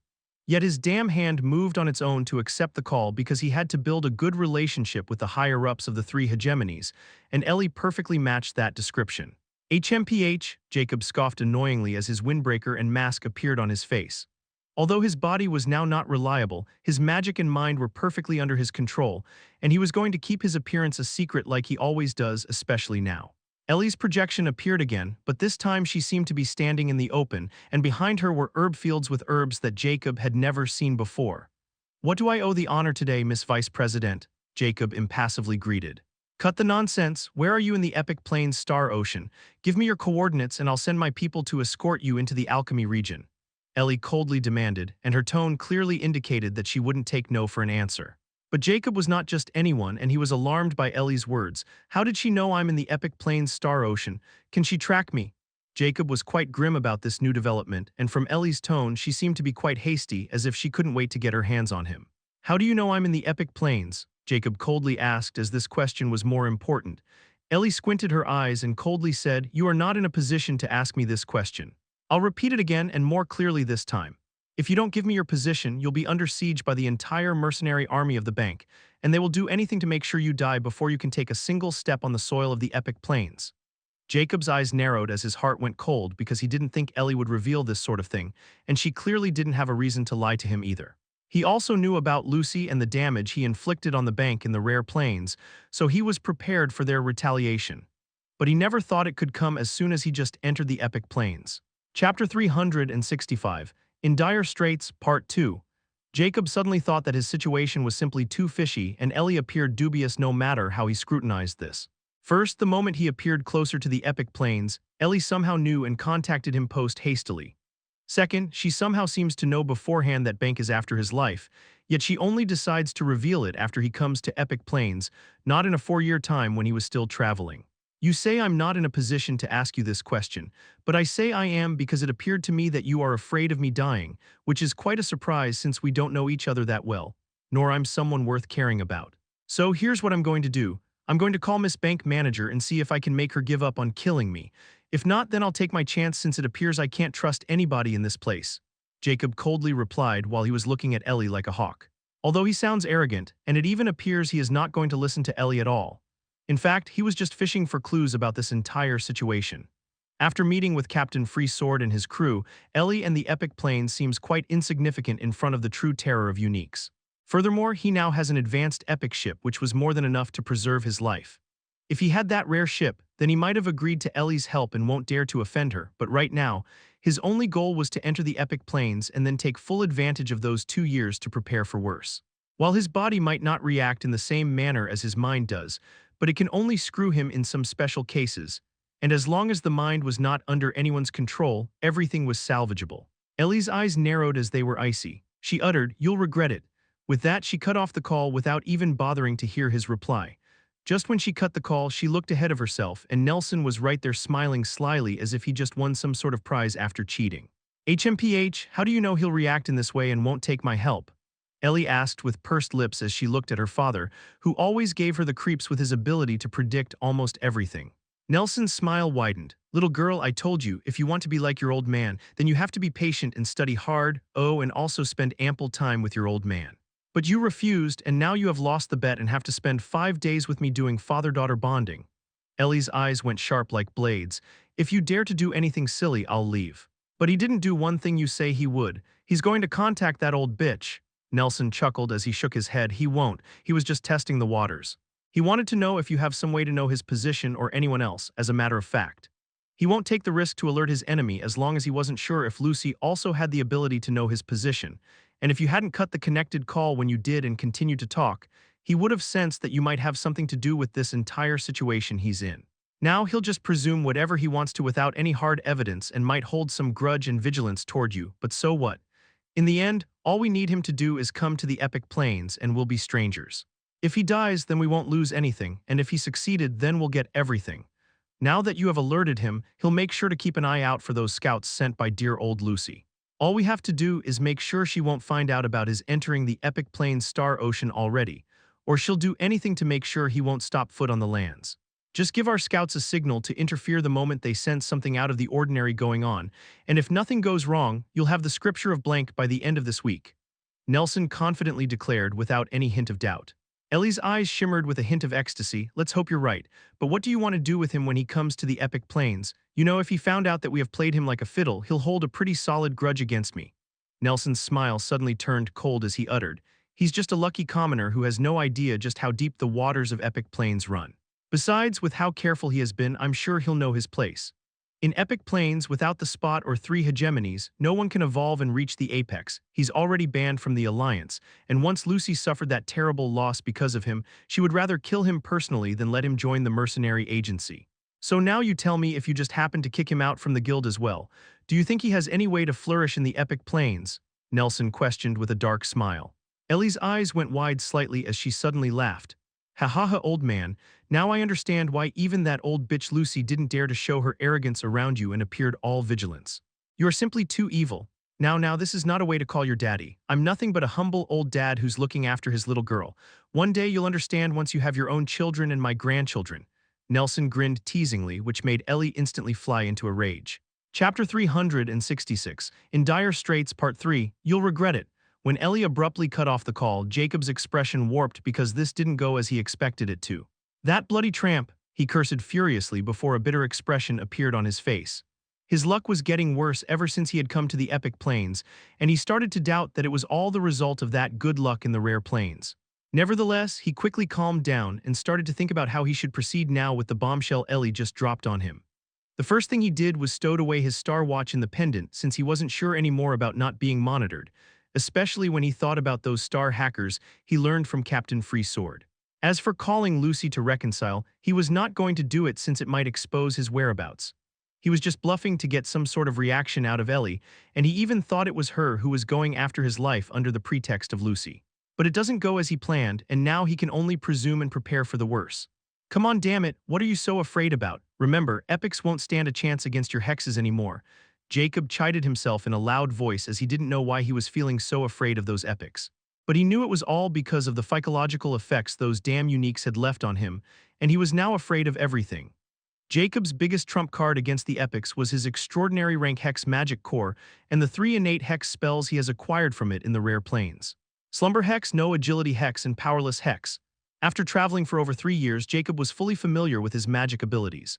With the 25 cubic meter worth of hex mana in the Infinity Pedant, he can use any hex on 100 common rank dark beings, 50 rare dark beings, 10 extraordinary rank dark beings, and 1 epic rank being any tier.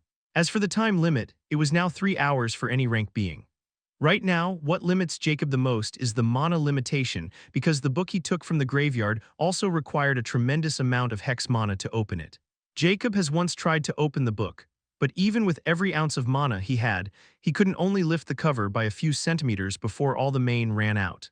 So he had no choice but to give up on studying the book for a later date when he had more mana. The only way to increase his mana was to increase the space of the Infinity Pendant, which he could only do by making progress. That was what he was planning to when everything starting to derail after he bumped into the Star Pirates. Now he was hearing the news that one of the 3 bosses of the Epic Plains wanted him dead at all costs, so it was only natural that he would act like this. Jacob then quickly calmed his mind and put those Star Pirates back in his head since they were no longer his concern, and he was far away from them now. His sole focus became the Epic Plains and how to reach it in one piece. Furthermore, the moment Jacob's thoughts become clear and a clear goal appears in his mind, he regains control of his body again. With a tranquil expression, he looked at the surrounding calm waters. A flash of killing intent surfaced in Jacob's eyes. "Since everyone here wanted to push me around, I'll make damn sure to let them know I'm not a pushover." Jacob activated all the stealth features of the ship and approached the lands of Epic Plains. 3 hours later, Jacob finally saw something else besides the water. A massive fleet was lined up in a formation, blocking off the passage toward the Epic Plains, which were now vaguely visible under Jacob's eyes, but they were still far away. It was just that their size was simply too massive, so it was quite hard to miss them even from this distance. But those fleets were clearly not there just for show, and he spotted a golden symbol imprint on those fleets. It was a golden bullhead with a white blazing sun shining between the bull's horns. It was the well-known symbol of the universal Zodiac Taurus Bank.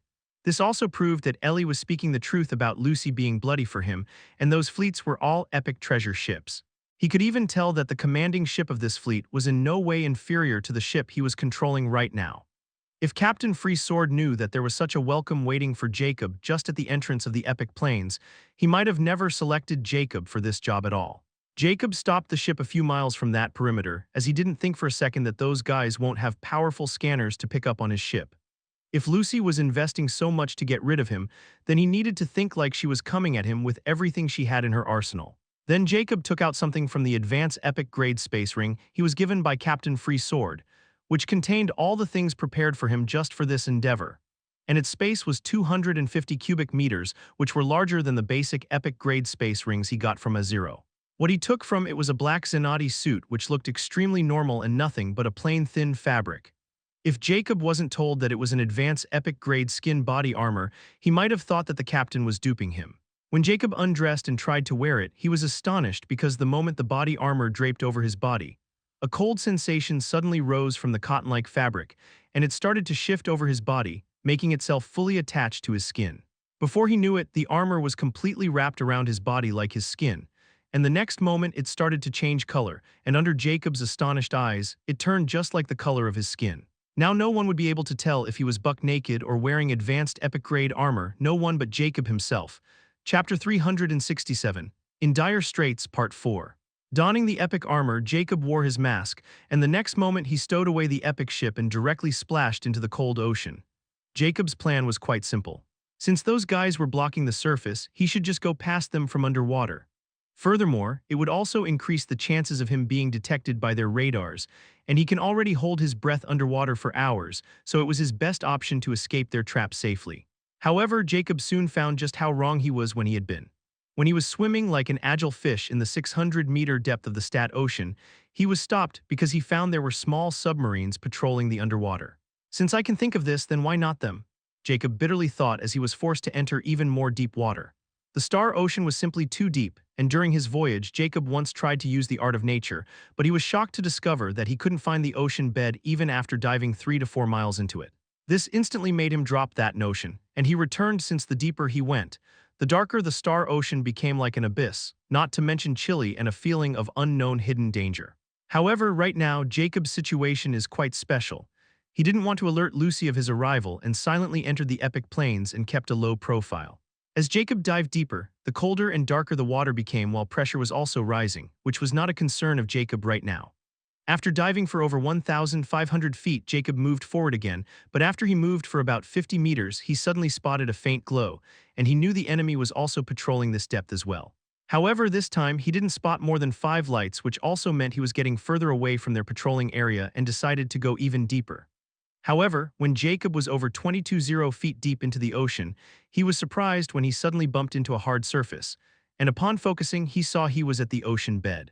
Don't tell me the ocean around the plains has a definite depth, while the Star Ocean out of the Star Ocean boundary is either depthless or simply too deep for others to explore. No wonder they called these oceans around the plains with the plain name. The more Jacob thought, the more he thought it made sense. Still, this didn't mean he was out of the woods. Although he hadn't spotted any patrols around this place, he couldn't be sure. Furthermore, he has to be mindful of getting attacked by some ocean creature, and the chances of it happening on the ocean bed are even greater. Jacob then swims a few meters above the ocean bed and moves forward again. On the ocean surface, within the main ship of the Bank fleet, the bronze barbarian named Wilder, who was the captain of this ship as well as the overseer of the task handed to him by the bank manager Lucy, was practicing a special fighting technique in a training room. At this moment, the metal door of the training facility slid open, and another bronze barbarian appeared with a solemn expression. Wilder stopped his punch and looked toward the entrance, and smiled seeing the other barbarian. "Mason, do you have something for me?" Mason nodded with a solemn expression on his tattooed face as he spoke respectfully in his raspy voice. "Captain Wilder, our senses scattered in the ocean bed just sent an unusual signal back. There seems to be a movement." Wilder's eyes flashed with coldness. "Do you think it's our target or some ocean beast?"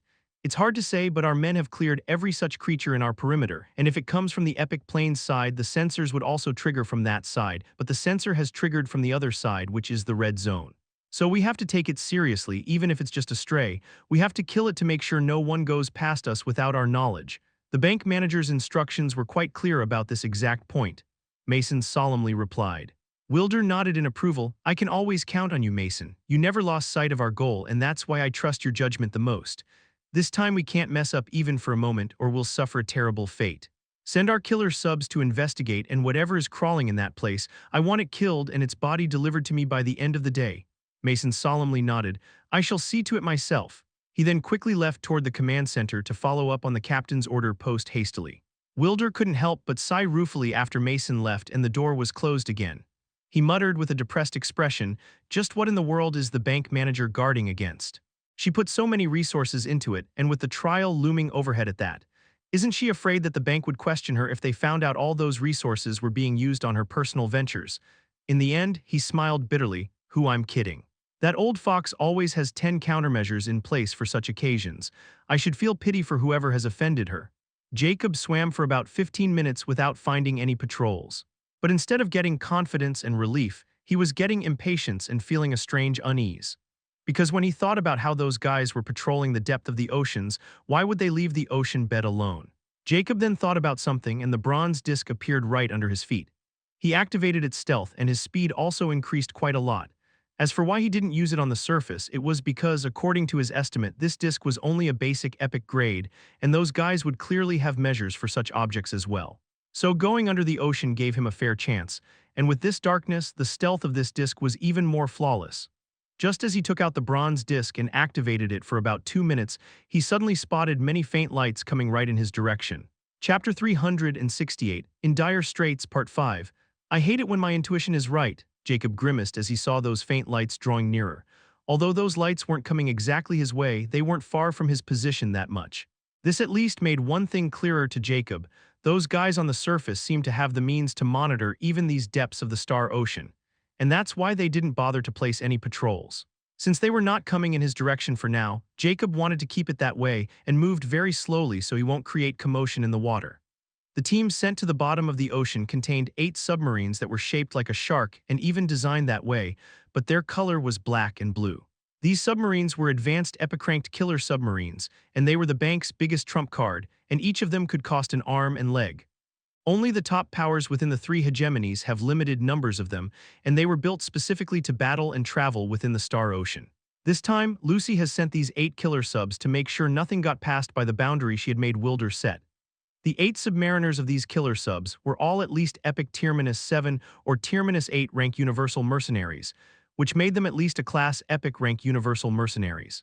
The mercenaries' ranking system was quite straightforward, as they strictly followed the strength and skill of an individual. There were 5 total ranks: D-Class Epic Tier-1 and Tier-2, C-Class Epic Tier-3 and Tier-4, B-Class Epic Tier-5 and Tier-6, A-Class Epic Tier-7 and Tier-8, and S-Class Epic Tier-9.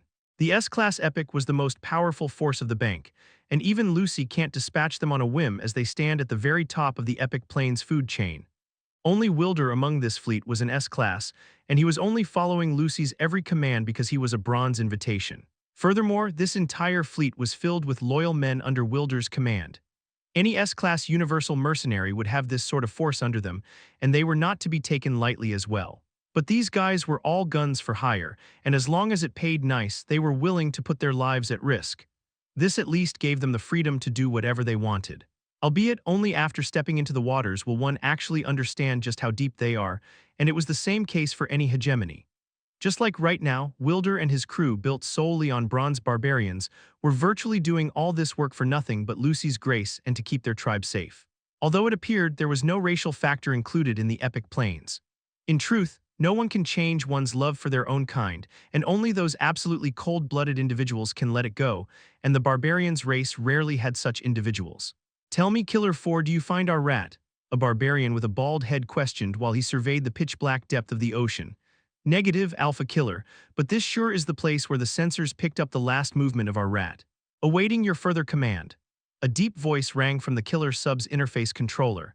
The bald barbarian frowned before he instantly made a decision. We are using the Net-4 formation in an 8-kilometer radius. Keep an eye out for changes in water current. If this rat is still alive, I want it found, and if he's dead, I want his corpse.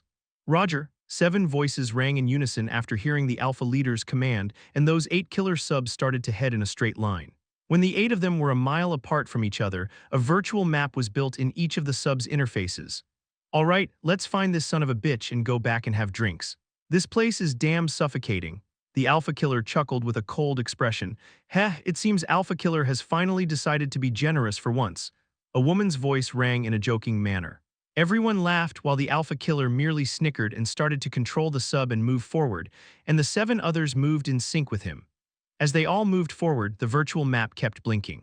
Jacob was now over a mile away from those killer subs and suddenly noticed they were all coming his way, but they were no longer together. So, he didn't think much of it since the closest killer sub to him was over 100 meters away from his current position, so he thought it would only brush past him. But he still underestimated the advanced epic technology under the 3 hegemonies' control. The moment that killer submarine aligned with Jacob's slowly moving figure, the virtual map within all the subs suddenly showed a red dot. The Alpha Killer's eye flashed with derision as he sneered, "We have eyes on the prize, everyone. What a sneaky little rat, let's suffocate him to death." Another one chortled in disdain. "Let's not alert the cunning fellow. I have locked the life radar on his life signal. Let's cage him following Formation 4 and then end it with Kill Maneuver 2. I don't want any problems or it will be me and your ass." The Alpha Killer scoffed with a joking tone. They were all close as family, so they always joked around with each other, and now that they had found their target, they were completely at ease, as if it was already under their control. However, they have no idea what or who they're dealing with. Their carefree attitude was also because they all, or everyone in fact, knew that within the epic star ocean nothing but epic could enter. Since this unknown being could enter the epic star ocean, then this means it was epic, and they didn't need to worry about him at all, for they were 8, and they had terrifying firepower under their thumbs. Chapter 369, In Dire Straits, Part 6. After a few minutes, Jacob suddenly noticed something. The light of the submarine suddenly went off, and all of a sudden he felt a faint change in the water current around him. What are they up to? Jacob was fully alert as he knew this was simply too strange, and a strange fear suddenly gripped his heart. Without hesitation, he quickly summoned Immortality since this was exactly the situation he was saving it for, and quickly asked about who was around him. The answer he got was something he clearly didn't want to see. Heh, isn't this the same situation where you escape from the frying pan only to found yourself in the middle of a fire? There are 5 epic tier -7 and 3 epic tier -8 bronze barbarians completely surrounding you, and they are closing in fast, and I must say they mean business. Ahaha. I've been discovered. With a nasty expression, he used fluid acceleration to intensify his reflexes even more. He was finally able to see a vague light in this darkness, and not only just 1 but 3 more, and they were all slowly moving in none other than his direction, just as Immortality stated. Alarmed, Jacob had no idea just how they were able to spot him too swiftly, and he felt even more fearful of those subs. Nevertheless, he knew it wasn't the time to mull over this, and he had to find a way to escape this situation and quickly. Since they can detect me despite the bronze disc stealth in this darkness, then I need more than speed to throw them off my tail. In the end, I was still not prepared enough, or should I say I made a terrible enemy. Jacob thought bitterly, but he was quickly able to calm down. He has no regret for what he did in the rare plains, and as long as he can, he will do it all over again if his life is threatened by someone. Now Jacob thought of his other option. Now that I'm running out of options, I should make a move first before those guys. Jacob coldly thought before he selected the closest submarine to him and moved towards it at full speed. The killer submarine's crew naturally saw Jacob's sudden movement, and the Alpha Killer sneered coldly. "Killer 5, the rat is spooked and now coming to bite you. You have permission to use the rat killer. It seems this rat is not our normal gutter rat but a more cunning house rat. But I also don't care about destroying the entire house to kill it." Killer 5 coldly snickered, and everyone else also laughed. They were now thinking that it was already over and soon they would be able to head back. However, the Alpha Killer's eyes suddenly narrowed and he quickly commanded, "His speed is still increasing, don't let our guard down." "Don't worry, Alpha Killer, even if a small meteorite hit the killer sub, it can still handle that impact," someone confidently declared, and others also agreed.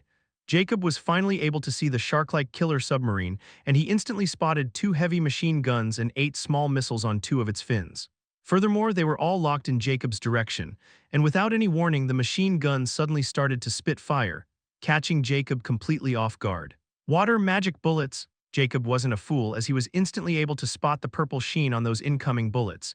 He was very familiar with the magic bullets, and he knew these bullets were extremely deadly in special environments. Like right now, in water, a water element magic bullet can hit a target without losing its velocity because of the water mass. Simply put, they will work inside the water like they worked out in the open. Furthermore, those bullets were at least intermediate epic grade, and Jacob couldn't dodge all of them, especially when he was in the water. Not to mention, each of those machine guns was firing 200 bullets per second. Even with Jacob's reaction speed, it was already too late to use some countermeasure, and those bullets hit him, and he was only able to save his head by blocking them with his hands. However, something completely unexpected happened. Even though those bullets managed to penetrate his advanced rare-grade windbreaker and clothes easily, they weren't able to pierce through his skin. The advanced epic-grade armor. Jacob instantly rejoiced when he remembered the skin armor he wore before diving. However, the force behind those bullets was no joke.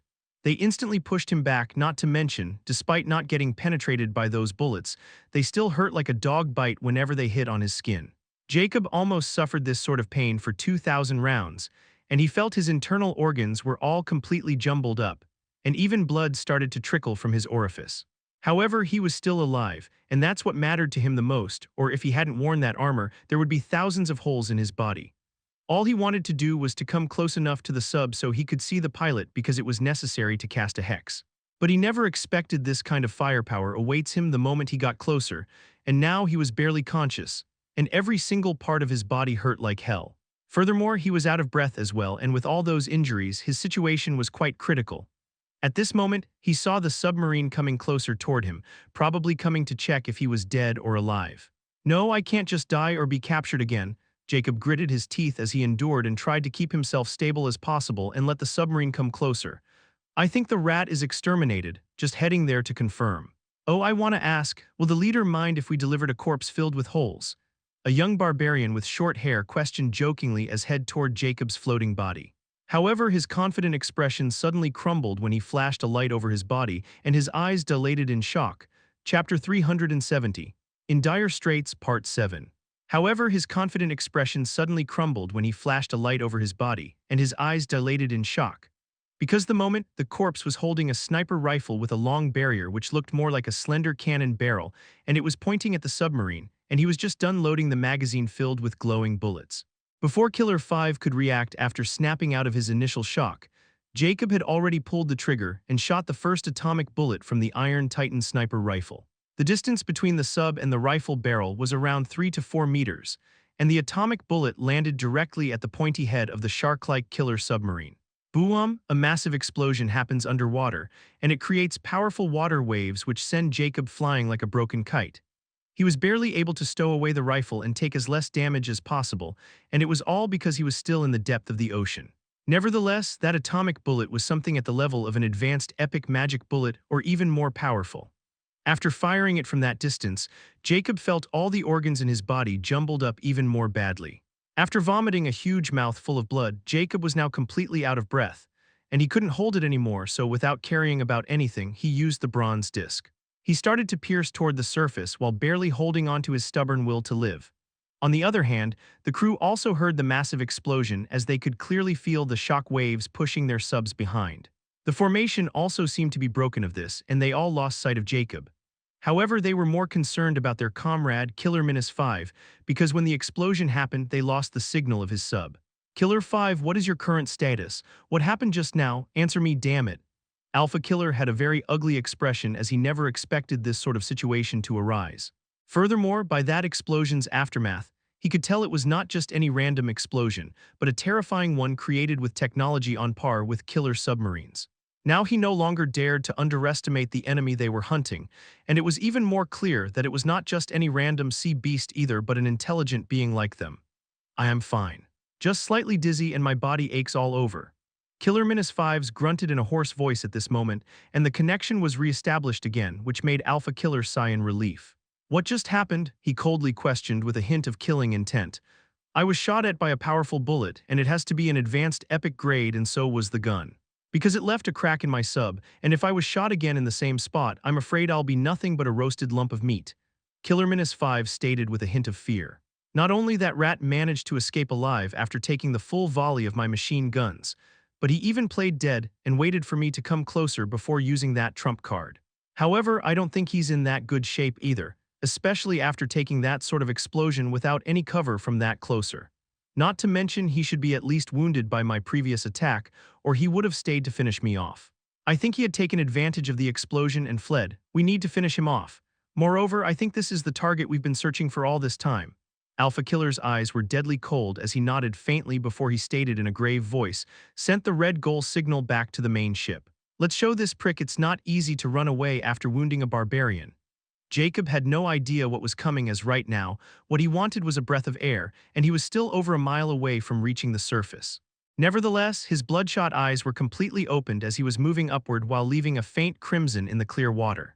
Jacob knew he needed to treat himself, and to do it, he needed to remain conscious when he reached the surface, or it will all be over for him. He was also sure that those guys would be coming after him with their full force now. If he had known that Killer-5 escaped alive after he used the atomic bullet, he would have been even more agitated to escape the ocean quickly.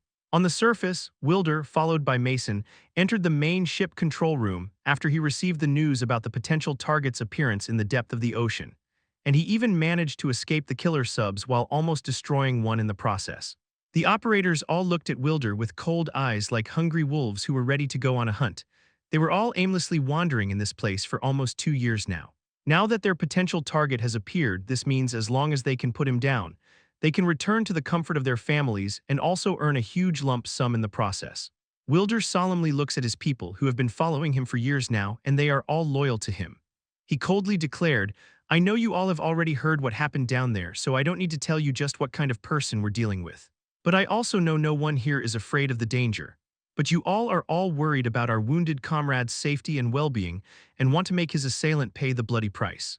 No one had ever managed to escape after assaulting a Bronze Barbarian League member, and I'm planning to keep it that way. Because now it's not just a mission, but it's personal. Let's start this manhunt without ado and blast this son of bitch into a million pieces." Chapter 371, In Dire Straits, Part 8.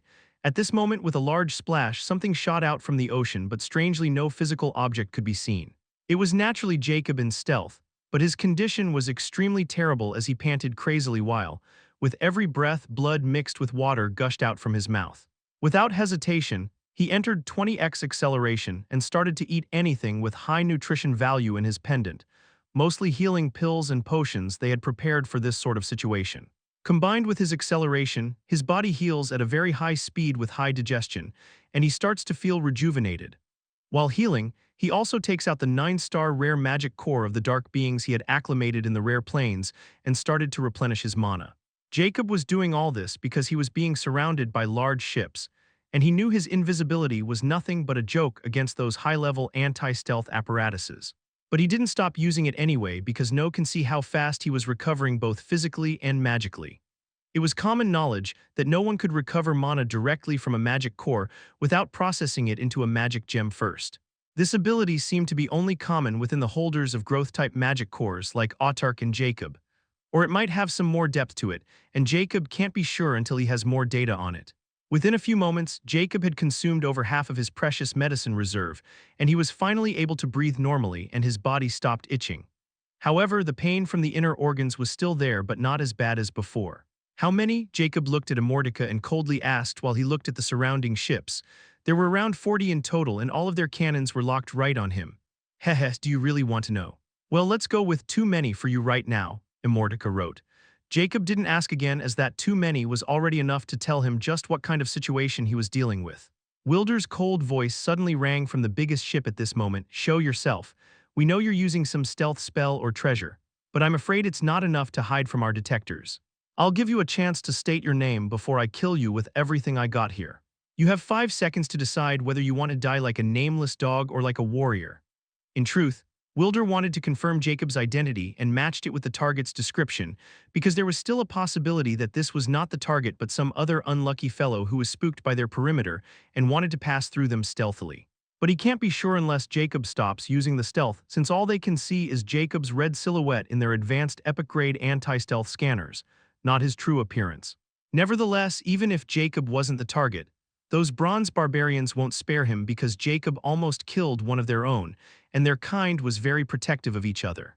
Now, aren't you being too unreasonable with an innocent passerby, leader Wilder?" A snickering voice as imposing as Wilder rang in the vicinity, and the next moment, multiple submarines started to appear around the bank's ships. Jacob's eyes narrowed when he spotted the familiar symbol of the Alchemy Guild on those submarines. "Why is she helping me? What I'm missing?" Jacob was even more perplexed about this whole situation. First, Lucy was coming for his life too strongly, as if she wanted him dead at all costs despite the fact he didn't offend her that badly. Unless he had killed her close, kind unknowingly in the rare plains, this whole situation didn't make sense, and he knew the chance of it happening was very low, but it was still there nonetheless.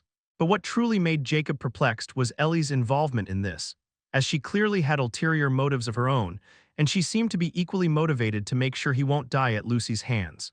Now those reinforcements from the guild were evidence of it, and Jacob was sure there was something extremely wrong going on with these two powers clashing with each other like this, and for some unknown reason, he seemed to be the cause of it.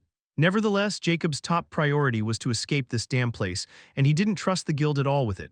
Furthermore, after what happened down the ocean, Jacob had a pretty good idea of how he could pull this off. Although this plan was extremely dangerous, he was willing to take the risk because this was the only way, and he got confidence from the advanced epic-grade armor he was wearing. On the other hand, Wilder and crew suddenly wore nasty expressions when they heard the jeering voice, which was simply too familiar to them. "Ephraim, what is a bibliomaniac like you doing in the middle of the Star Ocean? Shouldn't you be closed in your lab and crafting magic scrolls for your guild?" Wilder coldly uttered with a hint of killing intent in his voice. Within the submarine, a graceful elf with pale white skin and blonde hair was holding a wine glass in his hand while he sat in the captain's seat in the main control room. He was Ephraim, one of the few advanced elder grandmasters present in the Alchemy Guild. Hearing Wilder's grim voice, he couldn't but smile disdainfully and responded, My, Wilder, are you still angry about yours truly banning your bronze barbarian race from acquiring any magic scroll crafted by yours truly? But you can't blame me since you guys are simply too unreasonable, not to mention unethical and old-fashioned." A thick vein popped out on Wilder's forehead when he heard Ephraim's disdainful voice, and the other bronze barbarians were also fuming with hatred at this moment. However, before he could reply, a barbarian suddenly shouted, "Leader, the target has started moving." But before that, he had dropped 4 small objections in the ocean. Just his voice trailed off. The entire ship suddenly rocked forth and back before the calm surface of the ocean suddenly started to climb. Chapter 372. In Dire Straits, Part 9. When the two groups were busy shouting insults at each other, Jacob took full advantage of this situation. He knew these people no longer considered him a threat and only a caged animal who they could kill or release on a whim. However, he was more like a ticking time bomb, and unless they had a crew like Captain Free Sword or completely suppressed his movements, they couldn't fully subdue him, and he would not remain sitting and do nothing either. Jacob throws some more pills into this mouth, and the magic core has already been turned into a pile of sand in his hand after replenishing his mana for 10% capacity. The next moment, 4 glowing atomic grenades appeared in his hand, and with deadly intent in his eyes, he activated them all and then threw them down. Without hesitation, Jacob used full power to fuel the bronze disc and started to fly upward. He knew better than anyone that just one of those atomic grenades was enough to blow up a city around 100 miles radius into oblivion, and he had used 4 of them at once. Furthermore, each of those grenades was highly radioactive. Jacob had created 10 of them for just this sort of situation, but he never expected to use 4 of them all, not even in the epic plains. Nevertheless, this was his only chance to escape these people because he noticed that when the atomic bullet hit the sub, the explosion had thrown their tracking off, and he was sure it was because of the radioactive waves generated from the plutonium. Now he wanted to achieve the same thing, but on a massive scale and for as long as possible, and if he had to take the risk of being the center of this madness, he was willing to do it. On Jacob's body, another full-body black outfit appeared. It was covering his face as well, and not even a strand of his hair was out in the open. This outfit was made with lead PB-82 just to protect himself from this sort of situation where he can't handle the radiation. After just 5 seconds of Jacob dropping the 4 atomic grenades into the ocean, a massive brightness suddenly went off in the blue ocean, followed by an instantly strong sonic wave, and then it was like an apocalypse had arrived. The water level instantly rose, but it was being incinerated at the same time because the temperature instantly rose like a volcano. All the ships present in the vicinity were completely overturned by this unexpected situation, and it was just a split-second detail of what happened. Because with a second, the brightness had already started to cover the water at a terrifying speed, while the thick smoke was still rising higher and higher. Even Jacob, who has a head start, was almost instantly enveloped by the insanely high-temperature green smoke cloud, which has nowhere near its peak state yet. Jacob had naturally never been in the middle of an atomic explosion of 4 atomic bombs before, and he only presumed everything by his knowledge. But only after when he caught up in the explosion did he understand just how terrible this idea had been. Because even with all his preparation, he was thrown off his course by the sheer shockwave, and the lead outfit he was wearing started to melt. Now Jacob was just like a hair in the middle of a lave storm. Meanwhile, the explosion was so massive that it could be heard from even thousands of miles. And the rising mushroom cloud was so enormous that it could be seen by the natives of the epic plains who live closer to the coastal areas. Even faint tremors started to run through the lands before massive tilde waves started to rise, and the situation was just starting to escalate. Captain Free Sword and his crew also experienced the aftermath more than anyone since they were not that far away from the epic star ocean. They even thought they were under attack. But when they all saw the glowing mushroom cloud on the horizon and massive tilde waves coming in their way while the temperature was rising with every second, they were alarmed. Captain Freesword's expression was extremely solemn as he said to Harold, "Someone has just used a unique grade radioactive explosive. Find out if our spokesperson is still alive or not. He better be wearing that armor, or without it, it would be a huge waste of resources. If he's alive, have him investigate who has this sort of explosive might under their control and why they used it in this place. It seemed we have underestimated the epic plains, and it won't be easy to achieve our goal." His lips suddenly rose in a ghastly smile as he saw the massive tilde wave fully enveloping his ship without any hint of panic. This place might be worth plundering as well. Just as his voice trailed off, the tilde wave fully swallowed the ship, but just a moment before that, a dark blue barrier appeared around the ship. The authorities of the epic plains were also alerted by this massive explosion and its repercussion, and they quickly launched an investigation. But two parties have some idea what this explosion might be and where it has happened.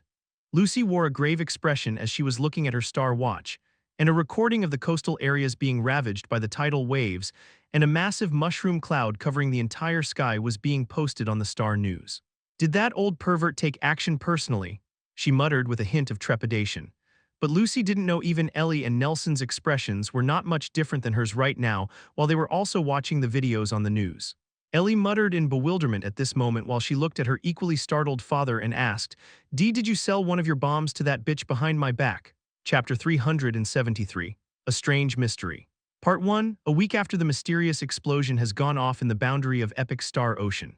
Thereby, both the ocean and surrounding areas were filled with poisonous smog, and the climate was also changed, and it was still escalating towards the other areas.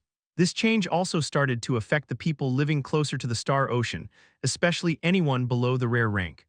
A meeting was being called between the three hegemonies upper echelon to discuss this matter, and everyone wanted to know just what caused this explosion and the reason behind it.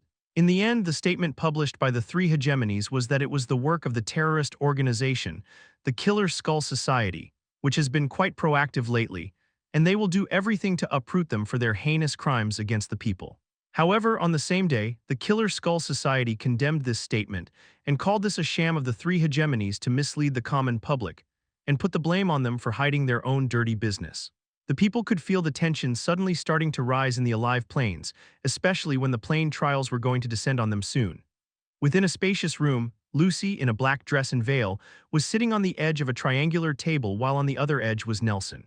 Lastly, on the last edge, there was a massive giant sitting in a massive chair with iron-colored skin, and a terrifying aura was emitting from him. He was Gunnar, the Epic Plains Zodiac Warrior Alliance chairman. Gunnar wore a grim expression on his giant square-shaped face, which had battle scars that gave him an even fiercer look, and his long bronze hair was draped over his armed shoulder. His dark gray eyes were filled with exasperation and fury as he looked at the other two, who seemed to be in some sort of staring contest. "Now, I want to know why I helped you cover that incident up." His heavy voice rang at this moment, and there was powerful oppression behind it.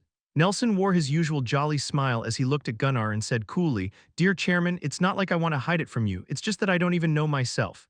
"HMPH," Gunnar snorted, creating a small sock wave in the air before he coldly said, "Do you take me for a fool? Do you both think I don't know about all the people you two have been putting in the boundary of Epic Star Ocean lately? And now, the explosion seemed to be also originated from there as well.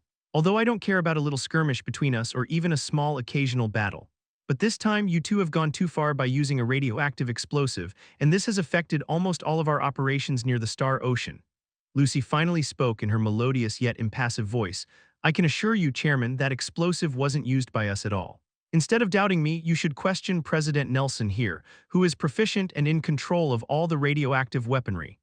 Nelson didn't even flinch after Lucy's acquisition and smilingly replied, "Don't twist the words, Miss Manager. It's nuclear power, not radioactive weaponry, and I can prove that I'm not the only one who has been researching nuclear power alone. Miss Manger here has a fully operative nuclear research center, and she also seemed to be the one developing this so-called radiative weaponry there. If you want, I can show you, Chairman. It's been quite a while since we had a stroll in the Forsaken Swamp. Lucy's expressionless eyes suddenly shimmered with shock before killing intent flashed past them as she looked at Nelson's smiling face, who appeared to be more like a devil now. Gunnar couldn't help but say in exasperation, "I'm not asking about the development of the weapon, but I'm asking why it was being used and in such a massive quantity on top of that. If the news reached the authorities' ears, we all know we'll be under massive heat from our affiliated powers. I'm not interrogating you both but inquiring as an old friend and associate. But if you don't make it clear right now, I'll treat it as discretion and a threat to my own power. And I don't need to tell you, for both of you know how I handle threats." He squinted his eyes before a mountain-like aura suddenly emitted from him and bloodlust filled with air as he icily uttered, "Now tell me, are you both threat to me?" Despite Nelson and Lucy's arrogance and their wits, they didn't dare to underestimate the giant sitting with them, as he was not a pushover, not by a long shot. Gunnar was in his position as the Alliance chairman not because of his wits but his brute strength, and his title as the strongest living epic wasn't for show either. The Alliance only respected strength. Gunnar was respected and revered by his peers in the Alliance, and even the guild and the bank didn't dare to get on his bad side. "Ha ha ha, you haven't changed, old Gunnar, but as I said before, I don't know what happened there at all. The only thing I managed to know from my people present there at that time is Miss Manger's people seemed to be blocking someone's way and pushing that person too far, and he ended up taking drastic measures. If you don't believe me, you can interrogate Ephraim yourself. He should be here by the next evening. I guess Miss Manger's people would also be back, and she's the one who can tell us about the entire picture." Nelson sighed helplessly as he turned the gun barrel toward Lucy again. Gunnar looked deeply at Nelson and then at Lucy with a stern expression. Since Nelson has given him the authority to interrogate someone like Ephraim, one of Nelson's students, then he was most likely telling the truth this time around. Lucy really wanted to strangle Nelson to death at this moment, as this wily old bastard could always talk his way out of such situations and even appear like a victim. She finally spoke in an icy tone, "I'm bound by Zodiac oath contract and can't reveal much, but I didn't use any radioactive weapon. You can also check with Wilder for more details. I only know as much as President here." Chapter 374, A Strange Mystery, Part 2. After the meeting between the three peak individuals was done, Gunnar left and Nelson was about when he was confronted by Lucy. "Miss Manager, you are blocking my way so sneakily. People might have some misunderstanding if they saw us, and at my age, I don't want any rumors about us going around," Nelson righteously stated. However, Lucy wasn't having the wily old fox's fake yapping and cut him short in a cold manner. "Cut the crap and tell me, was that faceless ancient?" Lucy was really going mad about thinking how Jacob was able to escape her trap so quickly, but she couldn't be so sure since no one had managed to see that person's face because he was using some stealth spell or technology. But if it was indeed him, and she was about 70% sure that it was him because of the Alchemy Guild's interference, then not only he appeared so close to the Epic Plains, he even had atomic explosives on him. If she had known earlier that Jacob was this capable, she wouldn't take that bet even if someone threatened her life. Nevertheless, the danger now seemed to be over since no one who had taken that kind of blast without any solid protection like the advanced-grade ships and multiple magic barriers would have survived it, even if it was a P-Crank epic. Of course, even if there were a chance of survival for a P-Crank epic, the beasts within the ocean or mere suffocation would finish them off. That's why the atomic weapons were treated so carefully by the Epic Plains, and the Guild was not very keen on giving away this technology to the Epic Plains right now. The knowledge they had was all bought by the champion shop in the past, and Nelson was the biggest winner since he was the only qualified person to use that knowledge. Just for this sole reason, Nelson was dreaded existence by the likes of Lucy. Yet now someone other than Nelson appeared to be in possession of the same technology, which could literally cause massive destruction and disrupt the entire alive plane's peace. That was also why Gunnar was on edge, and Lucy was no different.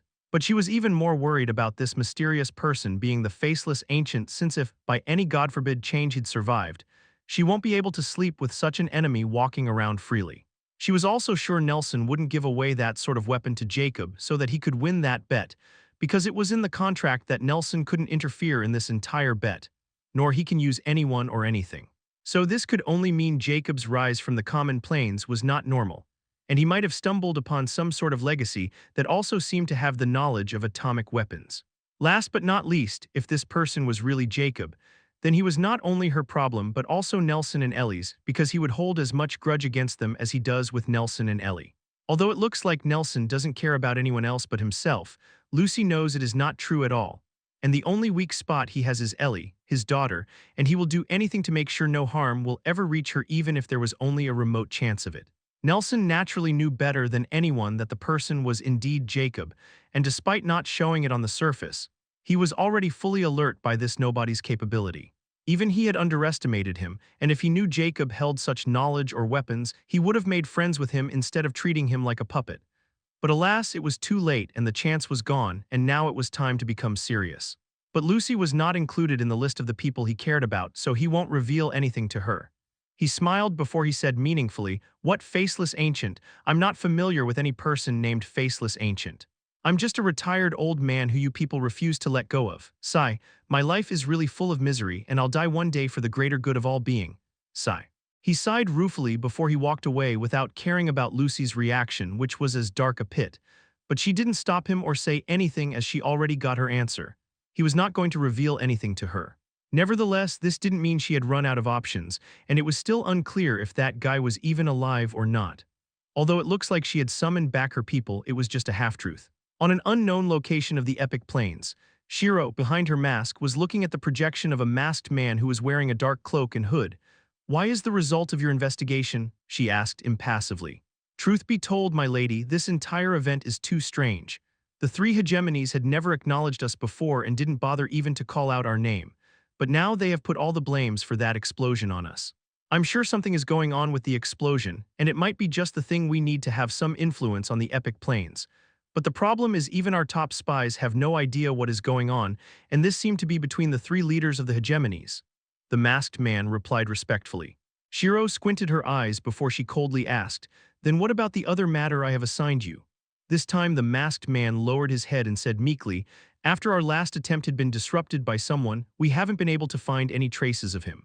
I'm afraid the gap caused by the unknown disruption was too big, and our target might have already left the rare plains." Chapter 375, Death Will Never Stop Following Me. The epic star ocean was now filled with faint green mist, which was not natural but toxic, and the closer someone went toward the boundary of the star ocean, the thicker this mist would become. Even the marine beasts were avoiding these areas and migrating toward the clear and radiation-free waters of the epic star ocean. At this moment, something invisible seemed to be flying within the radioactive mist, leaving behind strong after waves. They were heading toward the western coasts of the alive plains and only 100 miles away from it. This person was naturally Jacob in stealth over the gray disk. However, if someone sees him right now, they would definitely take him as a toxic zombie. Because his skin was greenish, crumbly, and charred, not even a trace of hair was present on his face, which now has no skin as if it was peeled off by removing something, and he looked extremely spooky without any eyelids, lips, nose, or ears, even worse than a zombie. Even his amber eyes were now filled with green and red veins. But the strangest thing was his body looked still fine, as he still wore his windbreaker and pants. However, Jacob knew better than anyone that the skin of his hands showing right now was not his actual skin but the armor's layer. His actual skin was just like his bald head right now, but not as bad. Although he managed to escape alive from that explosion, the price he had to pay for it was something he wasn't expected. Not only every other clothing, included his mask, has been melted within a few minutes of that explosion, but it almost took his life as well. If not for his fluid acceleration to continue to function his body system at high speed and turn those medicines into nutrition, he won't have come out of that explosion alive after only being poisoned and losing his face skin.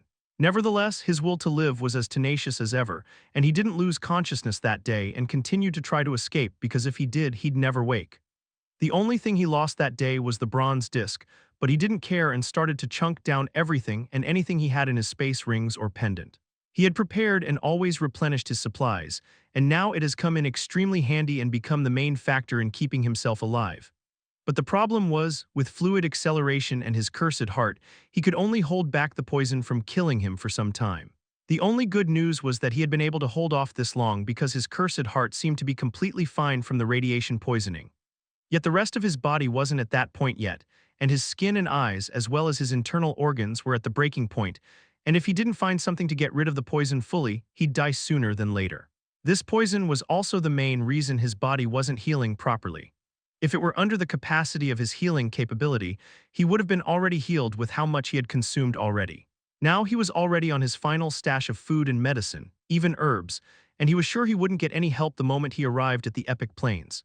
Instead, he didn't dare to contact anyone or use his star watch anymore because he was afraid of getting found out again, and he was in no condition to face or use the same method to run away again. So the only method that came to Jacob's mind was another suicidal method which might or might not work at all. But this was the only shot and at least worth trying. Looking at the lands grow closer and closer, Jacob's greenish eyes were filled with coldness and ruthlessness. I've become someone's slave and then almost committed suicide just to live. All this for what? Just to reach those damn lands. Heh, no amount of preparations can beat the unknown, and no amount of happiness can get rid of the mental scar of the past. Jacob felt extremely calm despite the pain and suffering he had been experiencing for days now. In fact, he sensed becoming indifferent to that pain, and his mind was getting colder and calmer the more he felt it. Now that he was dancing on the edge of life and death, he experienced that running away from death would only make it come faster. But that was his goal. That's why he needed a new approach, and a strange feeling started to rise in his heart and mind. Although he has no idea what sort of feeling this was, but at least he could tell his humanity was slipping away, and he didn't want to stop it. Instead, he wanted to embrace it and turn it into an empty vessel that could be filled with anything at his own behest. Death will never stop following me, and I will not stop running until I have the power to confront it. But before that, I need death to be somewhere I can see it, but at a safe distance so it won't sneak up abruptly. Because of Jacob's skinless face, it was hard to tell if he was sad or happy or just lamenting at his own thoughts. But he knew if he managed to survive this, he'll never be the same, and once he returned, he'll be the death of those who made him this way. When Jacob was over 10 miles away from the land, he stopped and looked down at the ocean again, which was still raging with strong waves. This much depth should be enough. I hope the water can help me push the poison out, or at least provide me with pure oxygen to fight it. I always end up being distracted from completing the water meditation for some strange reason. But this time, it's my only hope for survival and prolonging my life just like it once was in the past. With a hint of nostalgia, the gray disk under his feet vanished, and he directly dived into the water before vanishing in its depth. Chapter 376. The Kingdom of Doom. Opposite to the Alive Plains were the Dead Plains, and unlike the Alive Plains, which were ruled by three hegemonies together, the Dead Plains were ruled by only one power or one dark being, to be exact, the King of Dead. The distribution of the Alive and Dead Plains solely depended on the strength of both factions. But any intelligent being is comparative by nature, especially if the comparison is with the archenemy. That's why both sides maintained a delicate equilibrium and controlled half of the epic plains each and didn't let each other further increase their territories. However, for dark beings who basically live and grow by feeding on the living, peace was the least of the thing they wanted. That's why they always try to invade the Alive Plains no matter what and slaughter everything that has life. It was the biggest reason the three hegemonies always needed manpower and strong forces to protect their borders. The dark beings were especially proactive during the time when the life and dead zones were still deactivated, and they could easily invade the other side. It was a sort of period where they accumulated as many resources as they could before the plane trial descended on the plains, and they were no longer able to enter the life zone. It was especially the case right now when there were only little over 2 years left before the trial planes were formed, and all the dark beings were restlessly attacking the borders of the Alive Plains and killing anyone who came out of it by either force or their overwhelming numbers. The three hegemonies were no pushovers, and they were called the hegemonies for a reason. The epic plains were quite important to the life faction, and they put ample resources so they could win the trial plains. Nevertheless, the dead have no fear as they fight them day and night, and that's why they are so terrifying. The dead plains were filled with gloomy and cold atmospheres all year long, and they were more like wastelands and filled with strange but deadly landscapes, and no one dared to venture into this place without being absolutely prepared. The dead plains were also known by another name by the natives, the Kingdom of Doom. In the center of the Kingdom of Doom was the Doom capital, and in the very center of this capital was a magnificent dark palace enshrouded by faint mist, and here resides the King of Dead, Onyx. The King of the Dead, Onyx, was dreaded by everyone. Even a person like Gunnar didn't dare to face him head-on, especially in the Doom capital. Right at this moment within the dark palace, there was a space filled with crimson mist, and two giant black flames were flickering brightly, giving off a horrified feeling. The terrifying flames seemed to be focusing on the dark projection of a dark-cloaked being that had a ghost-like face with empty eye sockets, and there was no nose or mouth, and its skin was ghostly pale. This concludes my report of recent strange events of the Alive Plains, my liege. An eerie voice filled with reverence sounded from the ghost's face before it bowed its head in front of the dark flames. Because those dark flames belonged to none other than the King of Dead, Onyx, and this ghost face was Onyx's close aide, the Prime Minister of Dead, Draven. After what happened in the epic star ocean on the side of the alive planes, even the dead planes were being effective. And unlike the alive planes, those poisonous substances in the air and water were quite a welcoming thing for the dead, especially for the zombie race. But this didn't mean they won't investigate what the reason for this sudden change was, and it was quite easy for them to find out as well, as long as they grabbed a living and they also had another source of information. Draven could be said to be the mind of the Kingdom of Doom, and his reputation was no lower than Nelson's. But unlike Nelson, who was only loyal to himself, Draven was completely loyal to Onyx and also had the king's full support. Furthermore, the King of Dead was not a pushover either, but an extremely vile and wily fellow himself. The giant dark flames continued to flicker for some moment, as if Onyx was mulling over something while Draven remained silent like a statue and waited patiently. Finally, Onyx's corporeal voice, which sounded like a mixture of male and female, sounded curious. It seemed those live stocks had been fighting among themselves. But I'm also somewhat concerned about this weapon that has caused this mass destruction and changed nature itself. I will remember to inquire about it from the high beings. In the meantime, send out Dark Legion number 8 and have them launch a full-scale attack on the western border. Let's give them even more headaches. What is the situation in the rare plains? Did we find who annihilated the previous overseer? Onyx questioned. Draven thought for a bit before shaking his head. We still don't know about that strange event. It should have been easier after he conquered the living of that place, and then all that was left him to do was to perform our mission. Yet he and his entire upper-level forces ended up dead. Even the living has no idea about this, and the Dark City was long gone when the reinforcement arrived at that place.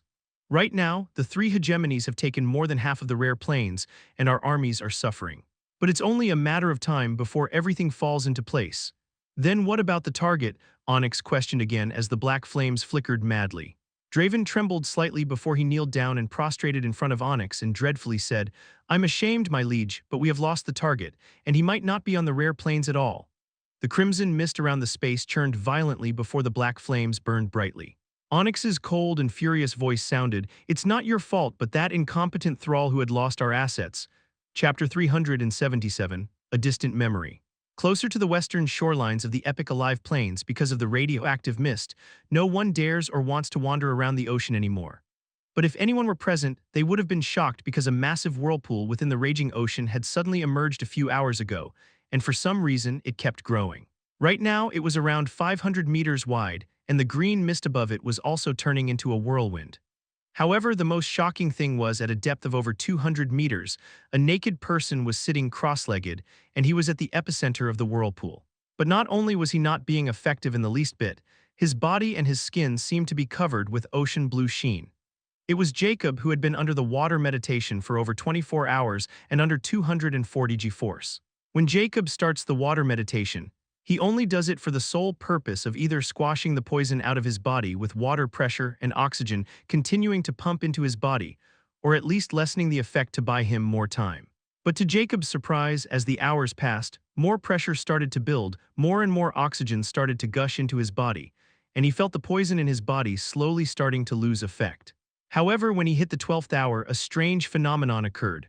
All of a sudden, he felt suffocated, and the reason for it was the clothes and armor he was wearing. Jacob quickly reacted and stowed away all the clothes, even his armor, into the pendant, and only then he felt that suffocating feeling goes away. But what happened next was what truly shocked him. Because this time, including oxygen, another thing started to seep into his body which was icy, and he knew it was hydrogen. When both element energies entered his body, he visibly felt the poison elimination become even faster. As time passed, Jacob's pain, exhaustion, and anxiety started to fade away, and his mind was immersed in a strange state where he felt extremely comfortable. Moreover, the more he meditates, the pressure or urge to breathe becomes distant from him. Now 24 hours had passed, and Jacob was now completely immersed in meditation, fully unaware of the ocean blue sheen or the massive whirlpool around him. Furthermore, right now, two types of energies have changed into only one comfortable energy, which was strongly coursing through his body. Lastly, almost all his injuries, scars, skin, and hair has been mended, and Jacob was completely unaware of it. At this moment, when he crossed the 24-hour threshold, a distant memory suddenly surfaced in his mind. Within an office, a stern old man wearing a black suit was looking at young Jacob in his early 20s wearing a casual outfit, and another handsome blonde-haired young man wearing a white attire. The old man looked at the young man in white, who had this peculiar smile on his handsome face, and spoke. "Sir Leon, are you sure you want your friend to join the underground fighting arena? Since he's your friend, I don't need to tell you the risks involved in this. Even his life will be in danger." The young man named Leon chuckled as he replied casually, "Don't worry, Mr. V. My friend here knows the risks, and you might not believe it, but he's a very talented fighter. It's just that he's a little bit rough. You could say he's a diamond in the rough despite his age. Furthermore, he's a stubborn fellow, and despite me offering my help, he won't take it, so I have no other choice but to take him here. With your establishment, not only can he raise some cash, but I'm also hoping that you can take him as your martial student and teach him proper techniques and see how much he can learn." Mr. V's old eyes narrowed slightly as a strange glint flashed past his eyes, and he glanced at Jacob, who was silent this whole time and wore a solemn expression, and he looked at Leon again. "It seems you have finally found a worthy friend, Sir Leon. But despite my respect for your family and your grandfather, I can't just take anyone as a student. How about this? If your friend can win 10 straight fights in the arena, not only will I teach him martial arts but also my deceptive sword style if he's as talented as you claimed him to be," Mr. V declared. Leon's smile didn't vanish but instead widened as if he was expecting it, and then looked at Jacob, who had this determined look in his eyes. "What do you think, bro Jack?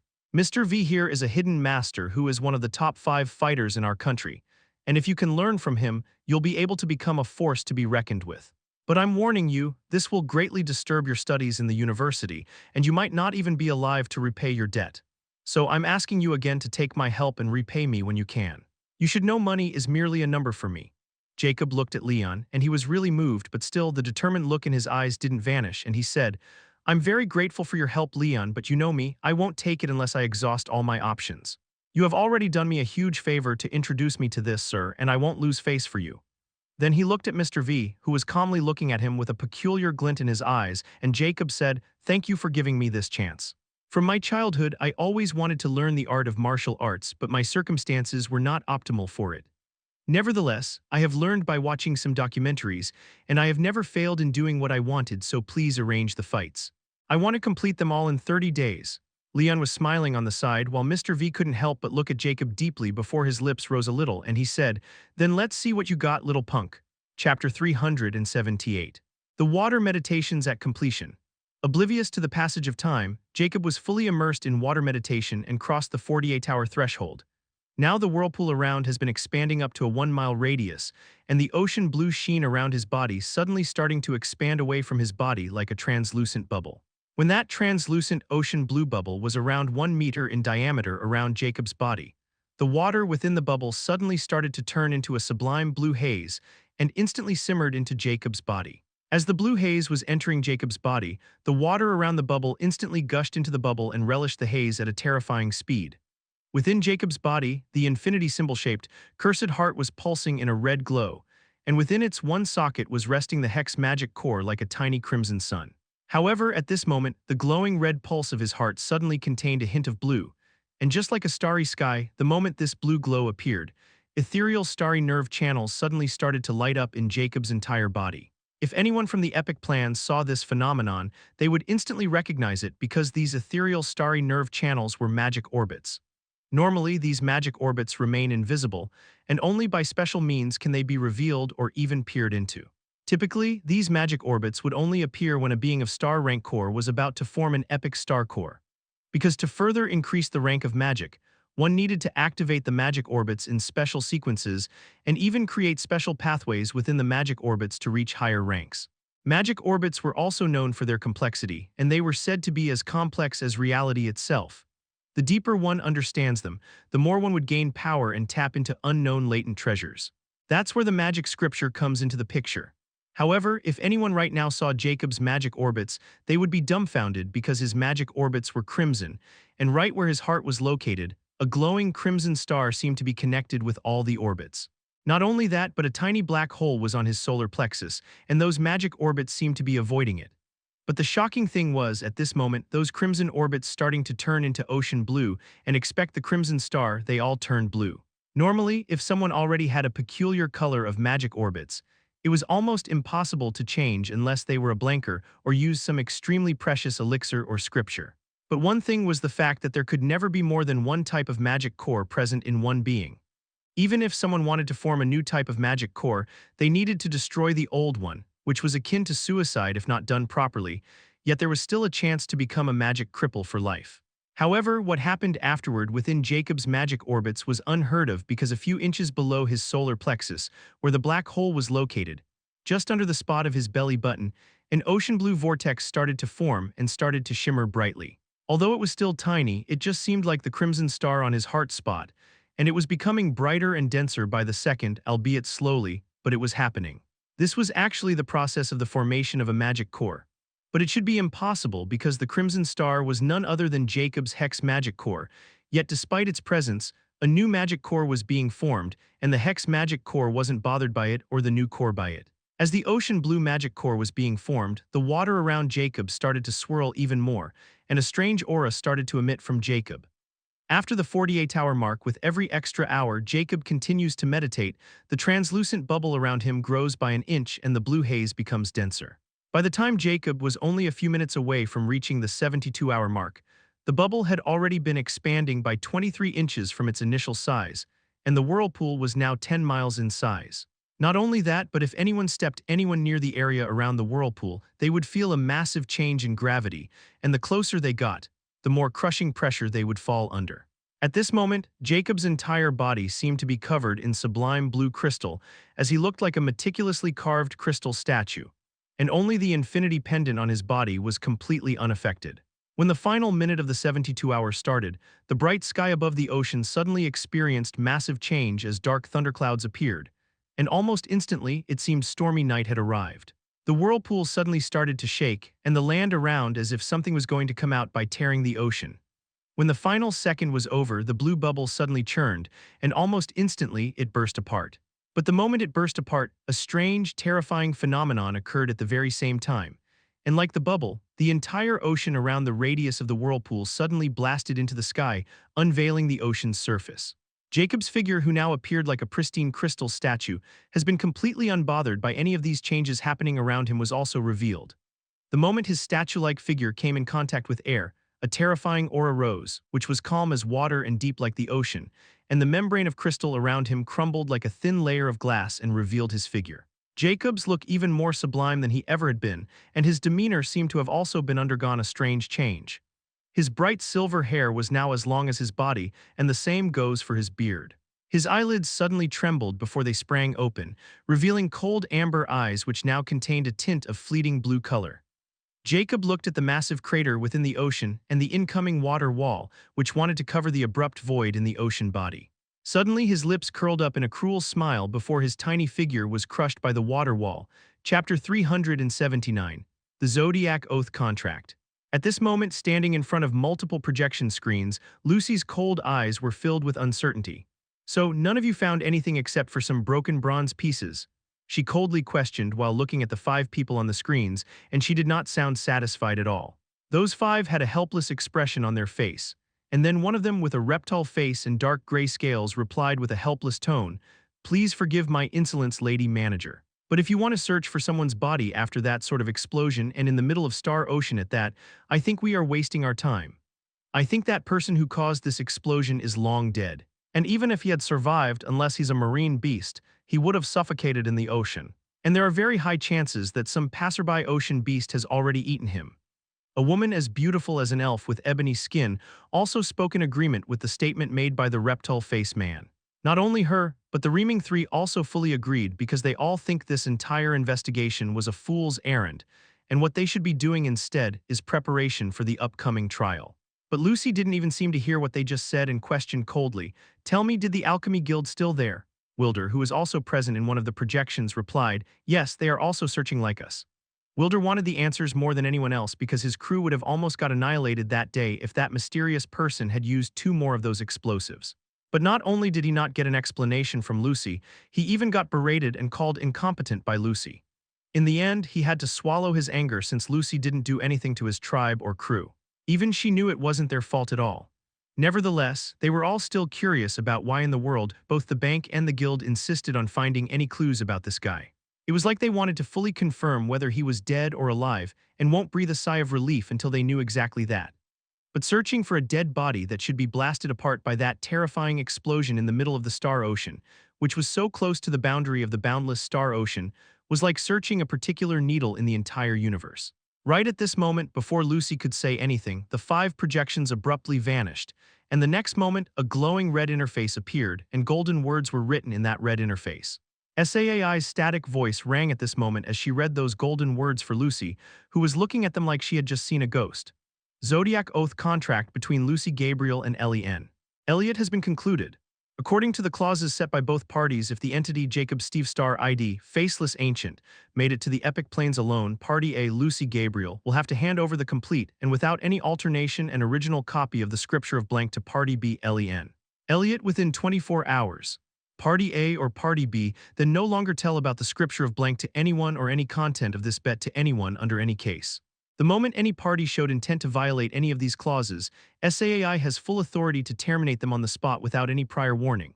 As the overseer of Zodiac Oath Contract, I hereby order Part A, Lucy Gabriel, to fulfill your part of the contract within 24 hours, or it will be taken as an active violation of the Zodiac Oath Contract. Lucy was rooted in her place. She continued to stare at the red interface and golden words for a long time in utter disbelief. At the same time, Ellie also got the same message, and unlike Lucy, she only fell into a short-term daze before ecstasy ran wild in her entire body. I finally beat that bitch, she screamed, full of mirth. She never expected that she would be the one who came out on top in this bet, and so quickly at that. Furthermore, she wanted to see Lucy's ugly mug more than anything right now.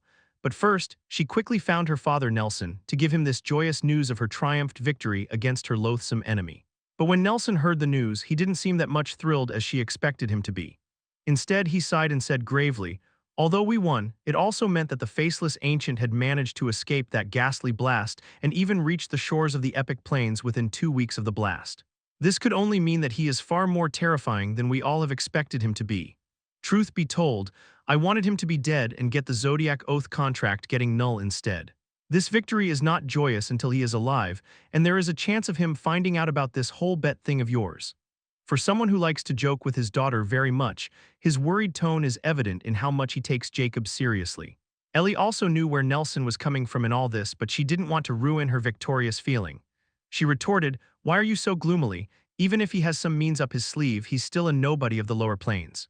Besides, the one who attacked him and pushed him this far was that bitch, and I was the one who wanted to lend him a helping hand. So he will go after her, which is by all means nothing but good news for me, and I even approve of it." Nelson sighed again, shaking his head. "That's the thing, my little girl. Your involvement in this is simply too striking, and if he's as intelligent as I think he is, he will not be going to forget about it. I think we need to work with the bank this time around to contain this contingency, whether you like it or not." Chapter 380. Stepping into Epic Plains. On the western shores of the Epic Plains, a tall person suddenly walked out of the water in a leisurely manner, while his long, bright silver hair was dragging behind him before suddenly stopping a few meters away from the ocean. He looked at the lands with his cold, yet relieved amber eyes and suddenly inhaled deeply with his beard mouth, without caring about the faint radiation mist in the air before exhaling it out in a steady manner before a raspy voice rang, which sounded like a roar of ecstasy. "I've finally reached the damnable Epic Plains." This person with long hair and beard was naturally Jacob, as he was looking robust even more than before, and he was even 3 inches taller, and his body was even more refined and pristine. After his initial excitement and letting his pent-up voice out, he feels much better and returns to being tranquil. There was a strange difference about him. His breathing seemed to be extremely faint, almost non-existent, and his eyes were far calmer and colder than they had ever been. The next moment, Jacob looked at his ridiculously long silky beard, and his short sword appeared in his hand. The next moment he moved his hand, and his speed was nothing but terrifying. Within 2 seconds. The beard on his face was gone, revealing his peerless icy face, and he also cut off more than half of his hair and only kept about shoulder length, and finally worse, his armor and clothes. This time Jacob clad him in soft blue armor, which fit his body perfectly, and only then did he feel whole. He suddenly smiled, though, as he looked at his hand, and the next moment, it shone in a faint blue sheen before blue water suddenly gushed out of nowhere and then stopped. Just as I suspected, the art of nature, water meditation, really helped me form a water magic core. Not only that, but I managed to form it despite having a core already, and I don't sense any conflict at all while I circulate my mana from either the hex magic core or the water magic core. How miraculous! Just what is the art of nature, and could each exercise help me form a related element of the magic core? If it's true, then didn't this mean I would have 6 magic cores? Jacob couldn't help but feel his mind blowy just by thinking about this possibility. Not only he managed to form another magic core, but that magic core also seemed to be a tier -1 epic magic core completely compatible with his physical strength, and the mana was even more potent than his hex mana, which was quite a big boost to his overall strength. Furthermore, the water meditation effect didn't just end with this magic core formation, but now, Jacob seemed to have gained the ability to breathe underwater and can move like he was moving on the lands. It was quite strange and magical at the same time. This was probably his biggest gain from the water meditation, and he knew better than anyone that this was just the start, as there were still 4 more breathing exercises, and the water meditation didn't just end with forming the water magic core. Now Jacob fully believed that the art of nature was some extremely rare magic scripture. As for how it ended up in his old world and its full depth, it was him to find out. Nevertheless, he's going to continue practicing it and didn't plan on stopping until he found out its true depth and even origin. Not to mention, this can give him a serious power boost, just like now. He could use this sort of power boost every once in a while with how difficult and demanding the cursed Immortality's path is, and he needed everything he could get to complete the godly scripture, and the art of nature was a massive windfall. Now I wonder if my magic core is suitable for combat or sorcery. Like my hex magic core is pure sorcery type, there is no doubt since there is no physical damage to speak of. My knowledge is still quite lacking in this department, but now not for long, I guess. And speaking of which, I have quite a lot of debts to settle. A dangerous glint flashed past Jacob's eyes when he thought how he was enslaved and almost died just to reach this damn place. But now that he did, he wasn't planning on wasting all his effort, not to mention making his enemy's life worse than animals. However, his thought process was disrupted when his back suddenly started to burn, and then a sharp pain attacked his head. Shit, this damn slave rune. I was supposed to report when I arrived at the lands of the epic plains. Abominable. Jacob's ecstasy was completely gone with smoke as he was going insane with sharp pain and the burning sensation spreading throughout his body. Previously, he was able to meditate in peace because he needed to recover, which he was allowed to do as long as he was gravely injured. But now that he was fine and on the epic plains, the slave rune was now showing its true colors again. Now, if he didn't take out the vermin transponder and then contact Captain Free Sword, he would die a tragic death, which would be such a shame after everything he had endured to reach here.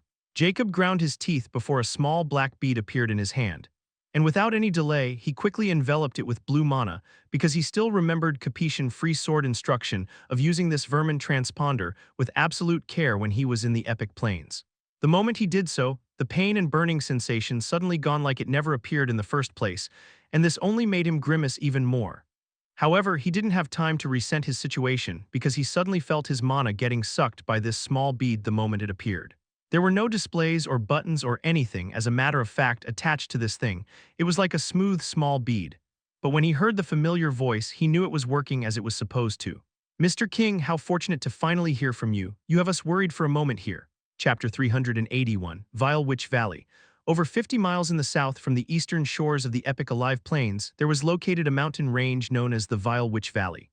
The Vile Witch Valley fell under the rule of the Alliance region because this place was filled with powerful magic beasts and was also one of the biggest hunting grounds for battle-hungry Alliance members. There were 5 medium-sized Alive sites in the Vile Witch Valley, number 543 in the outskirts, number 500 in the inner, and number 492 in the core.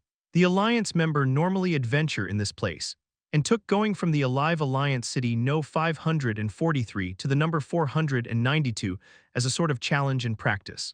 The Zodiac Warrior Alliance ranks were divided between Zodiac Combatant and Zodiac Sorcerer, and both have epic tiers to differentiate their ranks.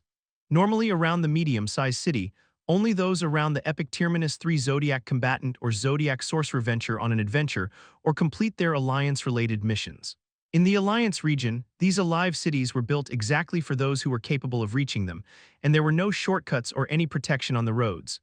The Alliance followed a strict rule of strength above all, and that's why their members were far stronger and more daring than the other 2 regions.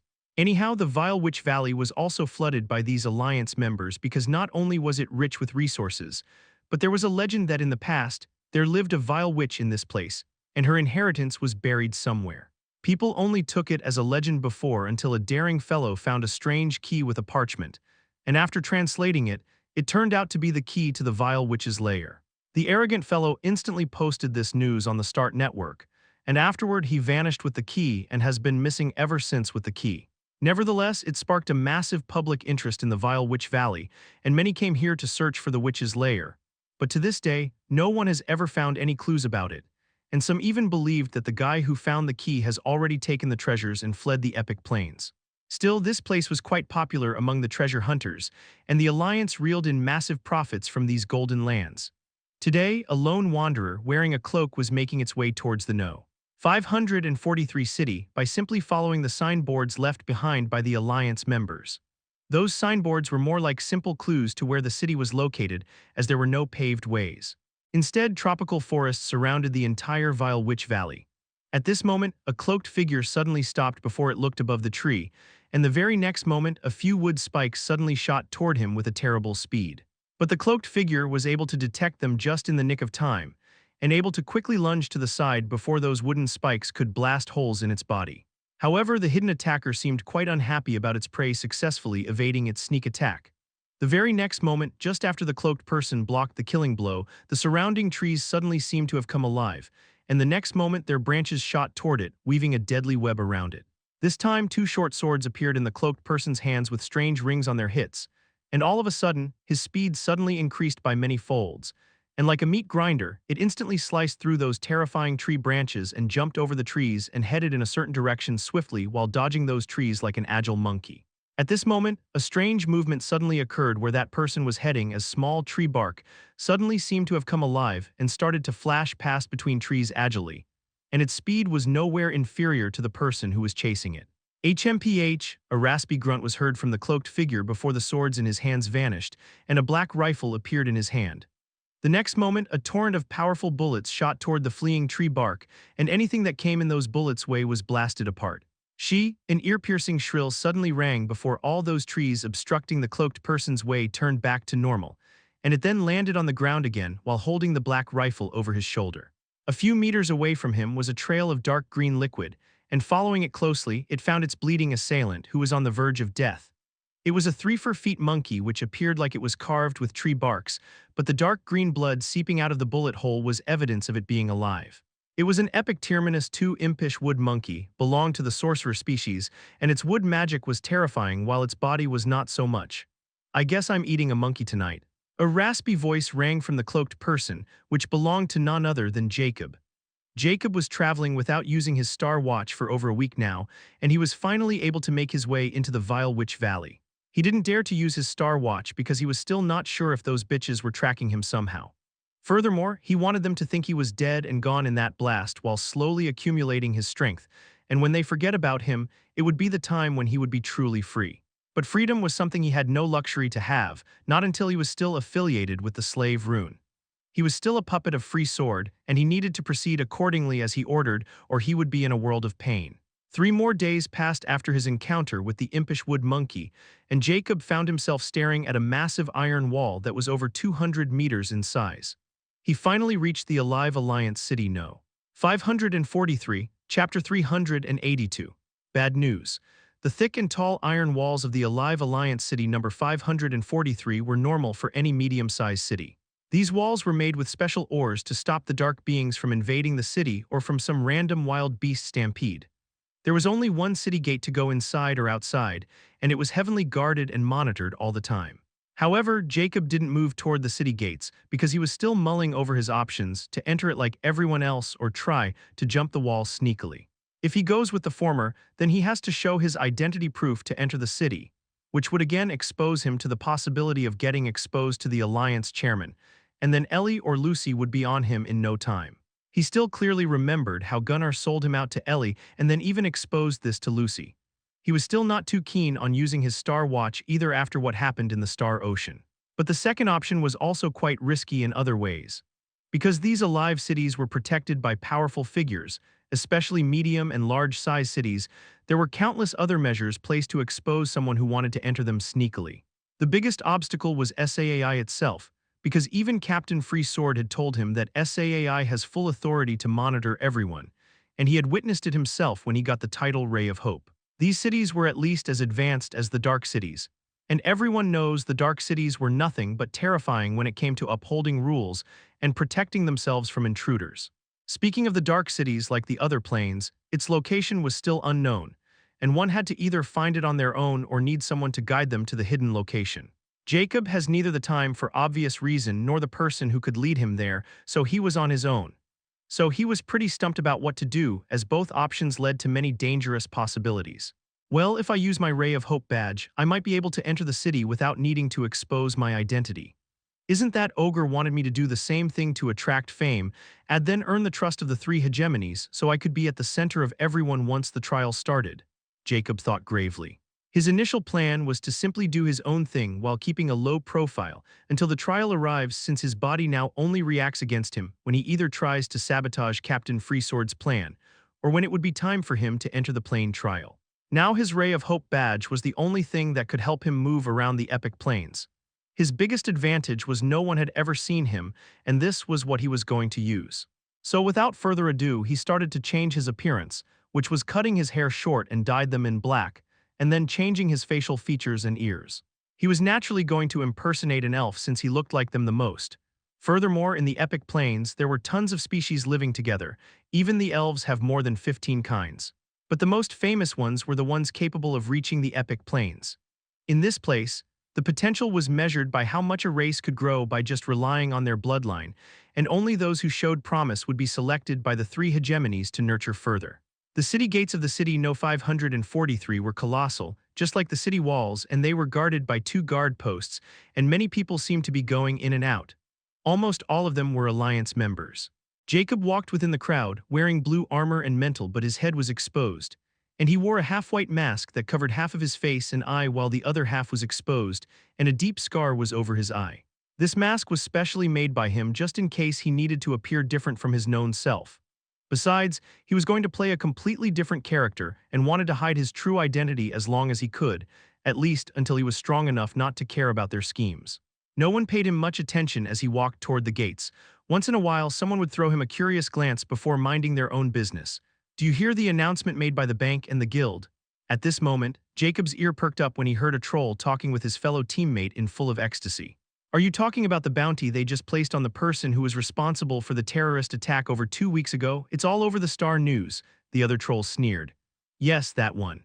It appeared that guy was one of the top members of the Killer Skull Society, and whoever gave his whereabouts would be rewarded with tons of riches. I guess those guys were not kidding around when they said they would not sit still until they found the culprit. Heh, I'm more interested in those rewards." Even the big wigs were drooling when they saw them. Whoever this faceless ancient is, he better pray that he will not get found out by any of those bounty hunters, or he will regret even being born in this world. They have even given his portrait, and he seemed to belong to the Golden Elf clan, and now they are going to suffer big time. While the trolls and some more people were energetically talking about the same topic, no one seemed to notice that the person wearing a half-mask and blue armor had vanished before he could reach the city gate. Jacob appeared again in the wildness, and his expression was extremely dark and filled with killing intent. This time he didn't care and took out his star watch, and the moment he did, his expression went even darker. Chapter 383. Infamous in Epic Plains. When Jacob's star watch appeared on his wrist, a torrent of messages appeared. Most of them were from Ellie, and a few of them were from Lucy. Not only that, but there were the mysterious Apocalypticess, Gunnar, and even another unfamiliar star ID. This was the first time he had used his star watch after entering the Epic Plains, and this result was quite unexpected as well as grave. However, when another notification popped up and he read it, his eyes went widened with disbelief before thick killing intent and fury surfaced in them. Alchemist Guild notification. We hereby inform you with a heavy heart that you faceless ancient have been kicked out from the Alchemy Guild by your bronze inviter amiable monkfish vice guild president, and thereby banned from the Alchemy Guild unless you have a golden invitation. Ha ha ha ha ha ha. Jacob suddenly burst into eerier laughter filled with murderous fury. Excellent. The next moment he stopped, and his eyes were extremely tranquil and icy. Closing the notification, he checked the Epic Star News. He now wanted to confirm if what those trolls and many others were talking about was really true, and if it was, then why did those guys think he was a golden elf? The moment he opened the Epic Star News, his expression went even chilly when he saw the very first news post. 1. Star News by Rich Winter Lady Epic Bank Manager, Star News. We are finally able to identify the culprit behind the terrorist attack on all living beings. He is one of the upper echelons of the notorious organization Killer Skull Society. His star ID is Faceless Ancient. Tri-Wanted Order. The three hegemonies have officially launched a Tri-Wanted Order against this terrorist Faceless Ancient. and all the alive cities are hereby on high alert, and the authorities there has full permission to detain and investigate any suspicious individual. So we humbly ask for your cooperation, and we can assure as long as you do nothing wrong, no harm will befall you. This tri-wanted order will have remained until the terrorist Faceless Ancient is dealt with according to the law of the Life faction. Epic Plains Bounty Order, picture of Faceless Ancient. Attached picture 1, 100,000 ZC for terrorist Faceless Ancient whereabouts. 2, 1 million ZC for terrorist Faceless Ancient dead body. 3, 10 million ZC for terrorist Faceless Ancient alive. Bounty can be claimed after the information or death of the target, or his detention is confirmed by the three hegemonies. 2. Star News by Might of Destruction, Epic Alliance Chairman, Star News, same as Rich Winter Lady. 3. Star News by Amiable Wizened Monk, Epic Guild President, Star News, same as Rich Winter Lady. 4. Star News by Servant of Epicess, Star News, the three hegemonies are slandering us by calling us terrorists, and Lord Faceless Ancient has never done something like this, and we will fully support him until his grand name is clear of these false accusations. Anyone who dares to go after Lord Faceless Ancient is the enemy of our Killer Skull Society. Jacob looked at the top 3 news, which was the same about him and how they were planning to hunt him from all fronts, not to mention the bounty placed on him was simply too lavish for anyone to ignore it. However, he couldn't help but sneer at the 4th trending Star News, which was posted by some minion of the Killer Skull Society. Since they couldn't find him the hard way, they were probably trying to lure him using a soft approach. Anyone would be swayed if the three hegemonies were hunting them like mad hounds. But Jacob was no longer concerned with any of this because he had suffered so much that he now felt numb to all this. In the end, he just sighed and then closed the Star News since he had already seen enough and also confirmed something else. The picture attached to the bounty was him in his golden elf disguise, and it was taken when his eye was maimed. Furthermore, it was extremely simple to guess where and who had taken this picture, because he had only shown his face when his eye was maimed when he was at Dark Earl Castle. Realization dawned upon him at this moment. So, that conniving dwarf had sold me to either Lucy or Ellie after he received some sort of bone from them. No wonder he put up that trap and even gave this picture of mine of them. Now it all made sense. Jacob didn't find it news that Hallberg had sold him out since he had already made him his enemy the moment he pulled the ship trap on him. If anything, it only confirmed that the connections of the Epic Plains run too deep, and no one was trustworthy in this place except for himself. Afterward, Jacob saw the messages from the mighty figures of the Epic Plains. Most of them were about the warnings and even threats that he should surrender and resolve it peacefully. And as long as he handed over his knowledge and became their loyal dog, there was a chance his life would be spared. Even Gunnar was guaranteeing his safety as long as he silently surrendered to him. At the same time, the threats were from Lucy and even Ellie before she kicked him out in a fit. The most interesting one was from the Apocalypticess, though just as he suspected it to be after he saw their Star News post. Apocalypticess reply, "If you are willing to hand over those rings, I can shelter you and even let you join the Killer Skull Society for the price of that technology you used to put those three pretentious hegemonies in their place. Remember, only I can help you now and all your paths have been blocked." Then there was the new ID that Jacob had just found out its origin. Amiable Wizened Monk new message. "I never thought I would have to message you in this sort of circumstances, and I personally preferred to meet you face to face before. But alas, fate is sometimes cruel, and our mistakes made us fall from grace even quicker than it took us to rose. I think Vice President has failed to appreciate your talent and even has a fault in your current situation. She even kicked you out without consulting me first, and this pains me deeply. So to make amends for her mistakes, this old man is offering you a helping hand, and anytime you want and anywhere. I really hope this all could have been avoided, but I can't watch a talent like you destroy yourself. Although I'm going with the flow since I'm pressured by the bank manager and alliance chairman, I'm still willing to help in any way. You know how to reach me." Jacob looked at Nelson's guilt-ridden and couldn't help but scoff with killing intent. "I'll be a fool ever to believe you guys." Chapter 384. Reawakening of the Emperor, Jacob finally closed the Star Watch interface before a rueful sigh escaped his mouth. Just how in the world did things escalate to this point? He wondered with a hint of confusion. He never intended to make three hegemonies into his enemy, and neither did he want to be haunted down by the entire Epic Plains when he was still not strong enough. Right now, he was probably the hottest commodity and topic of discussion in every household in the Epic Plains. Nevertheless, the ship of regret was long sailed, and now was the time to counter. Looking at the Star Watch and the remaining time he had to prepare for the plane trial, a cruel yet very practical idea surfaced in his mind. "I never thought I would take this path in this world again. But since they're calling me a terrorist, I'll give them a goddamn terrorist and make sure they will regret making an enemy out of me. Jacob's eyes glistered with a dark, ruthless glint. From all the messages he received and the massive bounty placed on his life, he knew those guys didn't have the nuclear technology, or it was so precious and rare that the Alchemy Guild didn't share it with the Epic Plains yet, or it was simply dangerous to fall in the hands of Epic Plains. Whichever the case was, Jacob was pretty sure that those guys were after his nuclear knowledge, and they were probably doing all this for that knowledge. This gave him the idea of walking again on the path he never thought he would take in this life, since it was no longer his primary goal. Yet here he was, back to a corner, and the only thing that came to his mind was the same path that made him known as the Emperor of Weapon Industry. With this dark look in his eyes, he opened the private Star Servers section, and right now, it was completely empty since he was being kicked out of the Alchemy Guild as well. However, today he was not here to surf any server. Instead, he was going to use another option. Make Star Server. Jacob clicked on this option without hesitation, and a new interface appeared with multiple options, and without hesitation he started to fill them. After a few moments, an entirely different interface was in front of Jacob. Star Server name, Ancient Artifact Industry. Star Server category, Business. Star Server visibly. Private server. Starlink needed to join this server. Star Server owner, Faceless Ancient. Star privilege / Star Server level, 2-star, equivalent to 2-star privilege of Faceless Ancient. Note: 2-star server has 3 unique privileges. 1. 2-star server privilege entry fee. You have set the entry fee to maximum 10 ZC for your Star Server. 2. 2-star server privilege post type. You have selected auction post type for your Star Server. 3. 2-star server privilege trading generated by business category. You have selected an auction trading system for your Star Server, and you will get 2% of any trading activities in your Star Server. Star Server description: Ancient Artifact Industry offered all the weapons crafted by Faceless Ancient, which includes the large varieties of guns, bombs, missiles, atomic bombs, atomic bullets, atomic. Star Server post privilege: win-win. Only by purchasing an item from the Ancient Artifact Industry will you gain the right to make auction posts. Rules and regulations.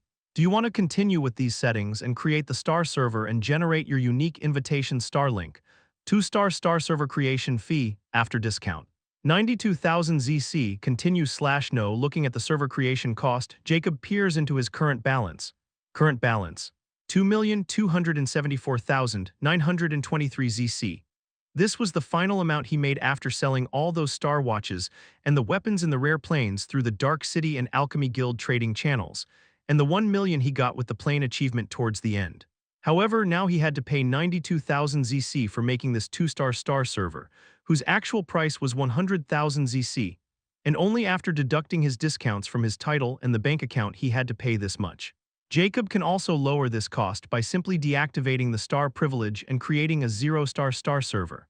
However, he needed this exact server to serve his need. In those few years in the Star Ocean, he was very familiar with all these options. The Star Server was probably the biggest surprise when he saw just how much beneficial it was for someone like him who holds the Star privilege of 2-star. But he wasn't interested since it would take too much time and effort to manage it. Not to mention he had no interest in selling his trump cards to others while making him vulnerable in the process. However, now that he was already getting so much hate under the pretext of a terrorist, and people now also quite aware of what sort of weapons he had and was capable of creating.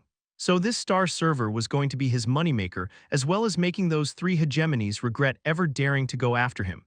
He knew better than another just how hypocrites those powers could be when it came to gaining an advantage over each other, especially when weapons were involved. That's why this business was so popular in any era or place. The only difference this time was he was going black with his trading and selling his weapon to anyone who paid him the most. Knowing the gravity of his weapons and what kind of damage they could cause, those 3 hegemonies wanted to make sure they won't fall into the wrong hands, while some extremely ambitious fellows would also do everything to get their hands on those weapons. The Killer Skull Society was one such example that wanted to rival the 3 hegemonies. Lastly, with the trial planes on the horizon and all the free publicity Jacob was getting right now, he knew he was going to make a lot of ZC while he was also going to tip the power scale in the Epic Plains while causing so much chaos that no one had any chance to pay him any attention. Furthermore, once those common or suppressed folks under the 3 hegemonies fully gasped and had a taste of what Jacob's weapons could do, they would do anything to make sure he would remain alive so he could provide them with even more such weapons. Yet this was just the tip of the iceberg. With an extremely dark smile, Jacob clicked on Continue and then opened the Star Network News and clicked on Create Star News, which he never thought he would do before. Chapter 385. Star News by Faceless Ancient. Within an inferno-like environment, a giant naked figure was sitting cross-legged as a faint red sheen was emitting from his burly, masculine body. It was none other than the chairman of the Zodiac Warrior Alliance, Gunnar. At this moment, a static voice rang within the inferno environment. Chairman, Sir Vice Chairman, Andrew has an urgent message to rely on. Gunnar's eyelids suddenly trembled before they sprang open, revealing his fiery eyes lit in fire, and he grunted with a hint of dissatisfaction. It better be worth interrupting my training. Connect him. The next moment, a raspy yet hurried voice rang. Sorry to intrude, Chairman, but you really gonna want to see the Star News right now. Gunnar's eyes narrowed as he knew his second in command, and this guy never sounded so uneasy unless something big had happened. So he knew the matter was serious. What, did someone find the whereabouts of our guy? He snorted coldly before he moved his wrist, and then a faint ripple appeared before a projection appeared. I'm afraid it's worse than that. Andrew's bitter yet uneasy voice sounded in reply. Gunnar merely grunted before the Star News was opened, and the moment he saw the trending news at the No 9 spot, his eyes contracted in disbelief and bewilderment. 9 Star News by Faceless Ancient. Star News. Greeting everyone. I think I don't need an introduction after all. The 3 leaders of the hegemonies were kind enough to introduce me to you all. But still, it would be unethical for me not to give a personal introduction. My name is Faceless Ancient, duly known as a terrorist, who was behind the bombing over 2 weeks ago in the boundary of Star Ocean. Today, my reason for posting this Star News is to make some things clear for everyone as well as give my thanks for all the support you are giving me. I'm really flattered. Foremost, as all of you should know by now, that I'm a very vile person who has technology far beyond your wildest imagination, and that powerful show was a mere fragment of what I can do. In fact, that was, as I mentioned earlier, a greeting to draw the attention of you all and the 3 kind leaders, and now that I managed that, I think it was a success. But I'm not a bad terrorist, instead a very practical one. Because if I wanted, I could have easily put that little power show on the lands. Instead, I chose the faraway place in the boundless Star Ocean. This should be enough to prove my previous point. Second, my true purpose. Most of you people should know talent like mine are usually suppressed by the 3 leaders and have to bow their heads if they want to continue with their research or keep their lives. But as a terrorist, I beg to differ since rebelling is in my nature, and I don't want to be suppressed by anyone. True freedom, if you say so. That's why I went into hiding, and now I'm back because I'm finally capable of keeping my freedom. Third, now that I have achieved my freedom, I have an even more grander ambition. I want everyone to be like me and have control over their own lives, not just live like puppets or in fear of 3 unreasonable leaders. These guys are no longer fit to lead us, if you believe me. But who am I to decide, right? However, I'm here to give you all a chance to see and decide for yourself if I'm wrong or not, because I have created this Star server where I would be selling my advanced weaponry to anyone who has a vision like me. This includes the same bomb I'd used in the Little Power show the other day, and many more such goods will be available from time to time. So my people, you all are invited to my humble Star server, and I promise you anonymity as my Star server is a 2-star Star server, and you all can choose a random name, and your actual profiles will stay hidden from our mighty 3 leaders and their minion. Star link of my humble Star server, XXXXXX. I welcome you all. What utter nonsense is this? Gunnar finally snapped out of his dazed and roared furiously, and the flames in the inferno trembled violently. Andrew's uneasy voice rang. This Faceless Ancient has shown strong animosity toward you and the other 2 leaders, but not toward the 3 hegemonies. He's playing a very dangerous game by taking full advantage of his current notoriety. I'm afraid even Sir Nelson hadn't seen this coming. This guy has completely turned the tables by using the same move. He had only posted this Star News post less than an hour ago, and now it is already trending in the top 10. Furthermore, he's receiving more and more members in his server by every minute. I never thought the allure of those dreadful weapons would be this compelling. Thick veins popped up on Gunnar's temple as the giant was seething in a fury. I can guess all this on my own. But what I want to know is how in the Zodiac's name did he get a 2-star privilege in the rare plains? He's already equal to us in star privilege. Andrew's voice grew grimmer. This is the main reason for my worry as well, Chairman. I'm afraid we might have been dragged into mucky waters by the President and Miss Manger. Now if this guy really managed to sell those weapons in mass numbers, there is no telling how it will affect the power quo, not to mention the trial will be even more unpredictable. Gunnar's expression grew even nastier as he also knew the gravity of the situation. If he had known this would have happened, he would have never agreed to issue the bounty or the wanted order. Furthermore, his biggest regret was the day when he sold out Jacob for a measly 1 million ZC. If he had known Jacob was so capable, he would rather have become an enemy with Nelson and Lucy instead of handing this wild trump card to them. But now there was no point in regretting it, and it was time to suffer from the terrorist they all created. Chapter 386. The Entrance. After posting the Star News, even Jacob was astounded by just how quickly it became viral and started to climb within the sea of Star News, and before he knew it was already trending within the top 100. Furthermore, many people were joining his Star server despite the ridiculous entry fee of 10 ZC, and he thought that this fee was simply too small for these rich bastards. Nevertheless, Jacob didn't lose his composure since money wasn't his main attraction, and what he wanted was to cause chaos, which seemed to be going quite smoothly. Furthermore, as the member stream was steadily increasing and his Star News was still climbing toward the top 10, he knew the three leaders of the three hegemonies won't sit still. But the thing was, they were as helpless as him when it came to the Star Network, and this place was free for anything.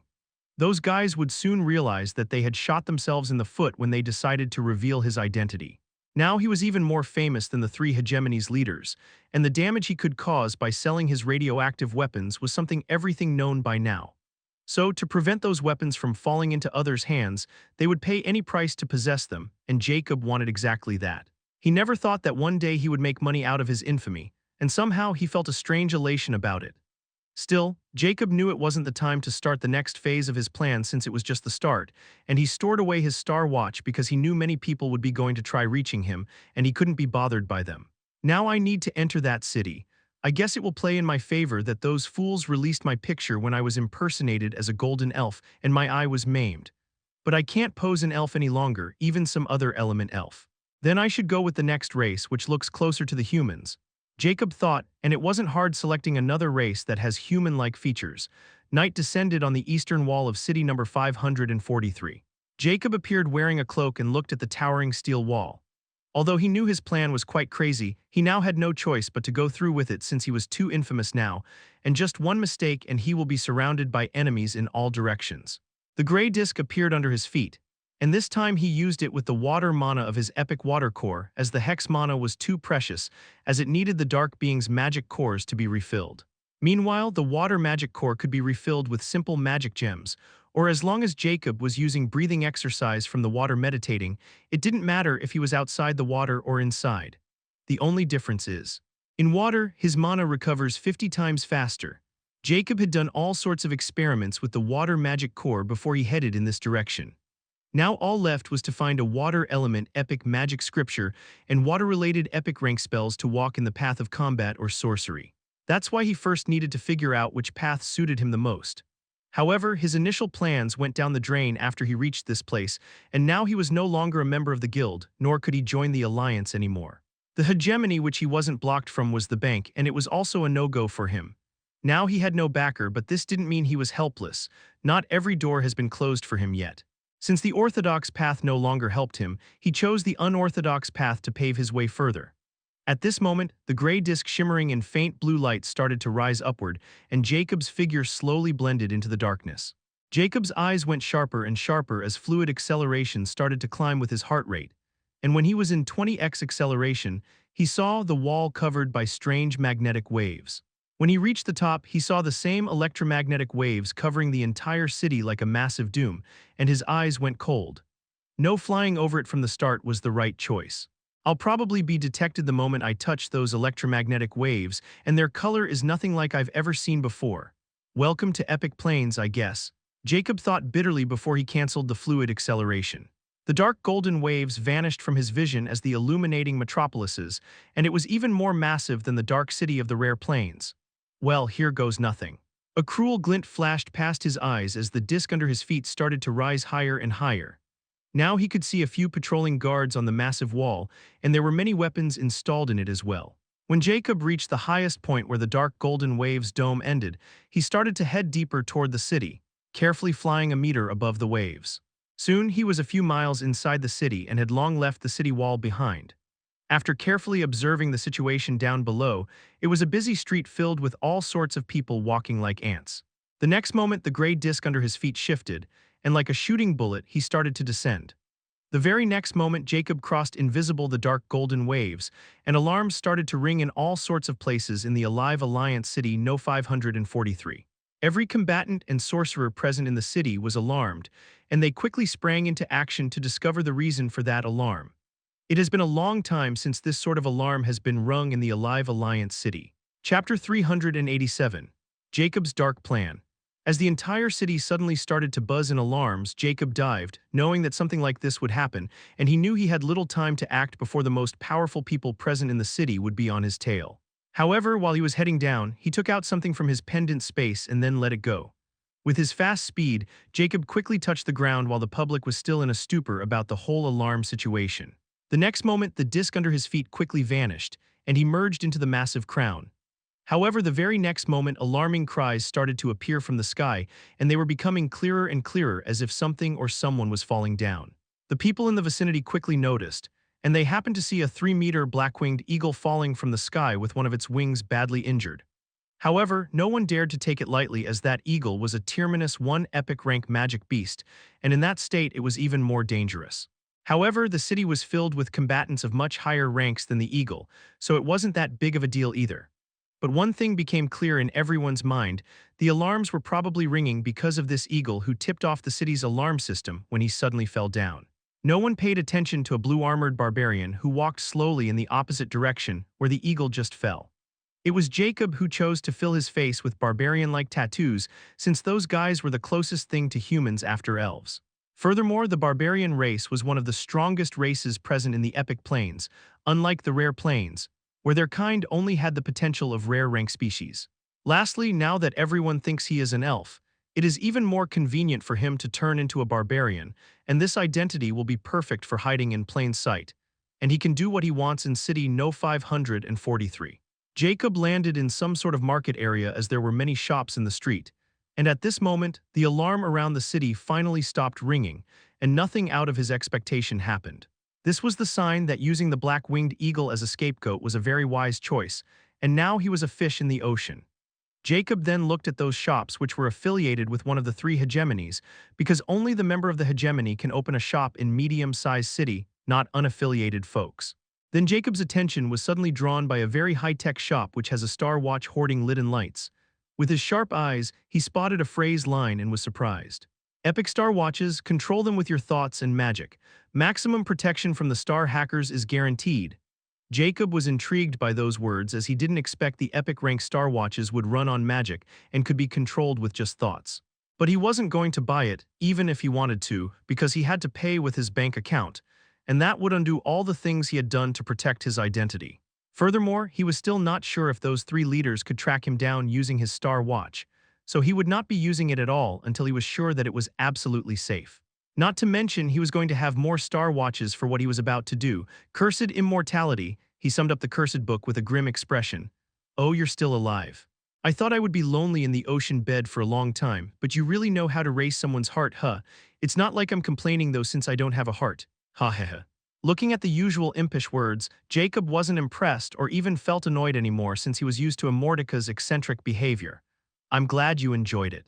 I summoned you because I want you to tell me which spices I should go after and who could give me a large percentage in cursed blood condensing stage, Jacob coldly questioned. Oh, are you planning on hunting within the city? I must say you have developed some backbone, and day by day, you are doing things that are far more dangerous than they're worth. Are you sure you are following immortality, not death? Hehe. I've just recently learned the hard way that in pursuit of immortality, I have to learn how to evade death, and the easiest way to do it is to keep it at a distance where I can see it coming. It's far better than dying unknowingly. So cut the crap because I know you're having a blast and just give me the damn names, Jacob stated coldly. He fully understands that cursed immortality was there to gild him on the way to immortality but not help him along the way. On the contrary, he was even vigilant of its help now, and that's why he was not planning on asking it, since every time it helped him, he always found himself in some grave situation soon after. Even though he was alone and wasn't as powerful as the other people present in the city, he wasn't helpless by all means. Instead, as long as he was targeting a single person, he was deadlier than anyone in the entire epic plains. Tusk, when was I become this obvious? Nevertheless, since you are planning to give me a show, I'll happily provide the stage for you. From what I've observed, this city is filled with elves, barbarians, orcs, and giants races and their subspecies. The good news is those races have legendary ancestors, but the bad news is they are too far apart in generations from them. They can't even become unique without external help. So I'll give a roundabout estimate of how much you could increase your cursed blood in case you kill 3 people from each of their subspecies present in this city. Let's just say it should be around 30%, which will make you equivalent to a tier -3 epic physically. Chapter 388. Eavesdropper. Jacob looked at the estimate presented by Immortica and Mull, 3 people from each subspecies present in this entire city. No bad, I guess. At least I need to massacre their entire tribes, or that would be too cumbersome. I also needed a pawn who could help me buy knowledge of the water magic, materials, and a place to open up a lab so I could practice with my rune craft. Since the Alchemy Guild had closed its door on me, I just have to barge in uninvited. I need to be a full-fledged Elder Grandmaster Rune Artificer before I enter that damn trial. Even though Jacob has the knowledge of an Elder Grandmaster Rune Artificer, he never really practiced with it since the rare planes didn't have tools or sufficient materials for it. Even in the epic planes, the Rune Artificers were highly sought after because of their attainment in the magic runes and language. Furthermore, Jacob didn't need to have Elder Grandmaster level knowledge of gunsmithing because he was already at that level or even higher. As for the magic smiting, he also has Elder Grandmaster level knowledge, and with some practice he'll be at the top of that level in no time, so what was left was the Rune Artificer.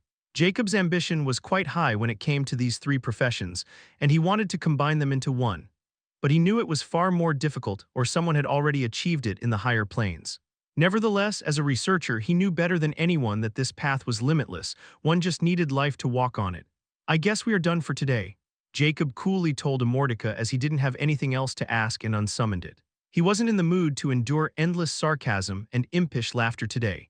Jacob then started looking around as all the people walking around were now alive meat slabs for him. But he wasn't going to hunt like this as he didn't even have a place to dress them. Furthermore, he was now somewhat tired of eating everything raw and thinking about changing it. "Hello, can you tell me where the Alchemy Guild is?" Jacob asked the dog's face orc politely.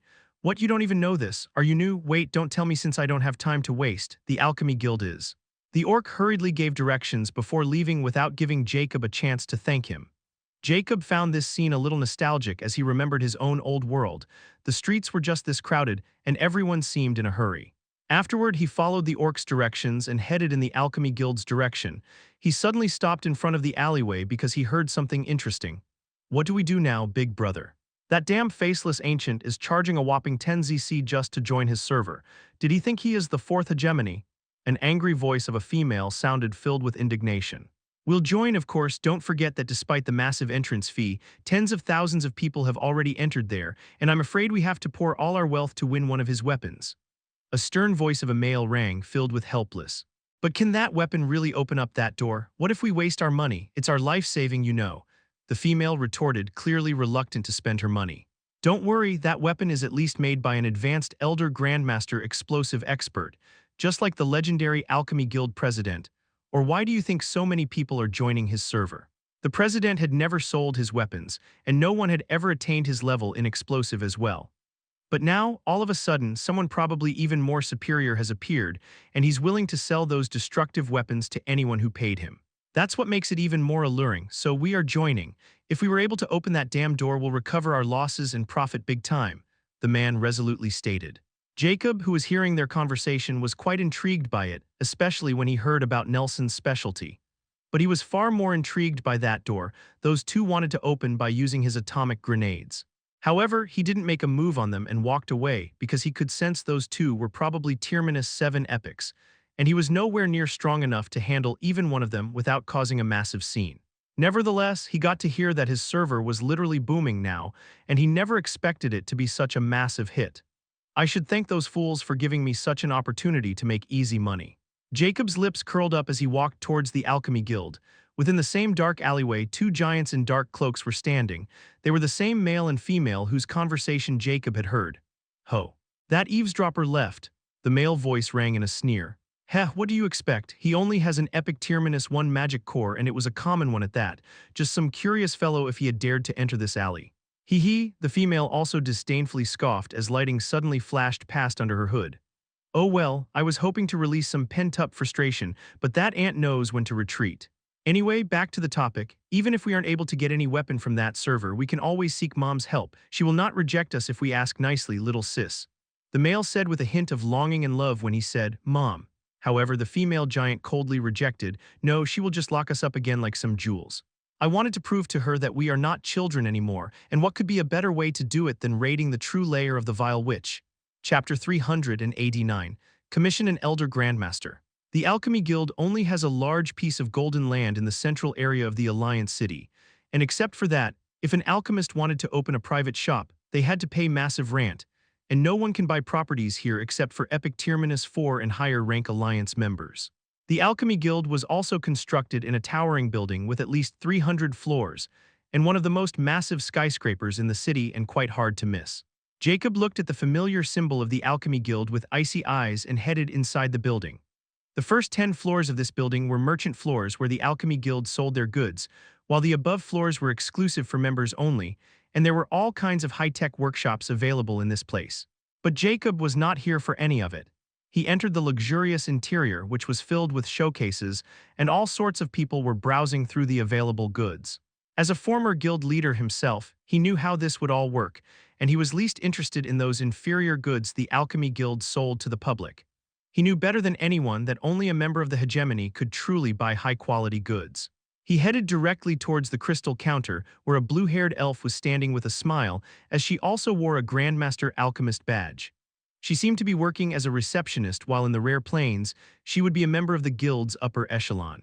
Seeing the barbarian coming her way, she put on her best professional smile and greeted him. "How may I help you today? Do you want to buy here or browse in private?" The meaning of the question was quite straightforward. If Jacob chose the second option, he would have to show his hegemony badge, and then according to his rank in the hegemony, he would be exposed to hidden goods exclusive to the high-ranking member of a hegemony. While a high-ranking member of the Alchemy Guild could buy for more, even raw materials which were seldomly sold to other hegemony's members for an absurd price. However, Jacob can't show his badge in any case, as his star ID would instantly expose him. "I'm looking to commission a basic Elder Grandmaster," Jacob coldly stated. But his words caused the elf to widen her eyes in shock because there was only one basic Elder Grandmaster present in the entire Vile Witch Valley region, and she was in the Alive Alliance City No. 492 and was the regional guild leader. Even the Alliance City Lords can't afford to commission her and have to treat her respectfully, much less this random barbarian.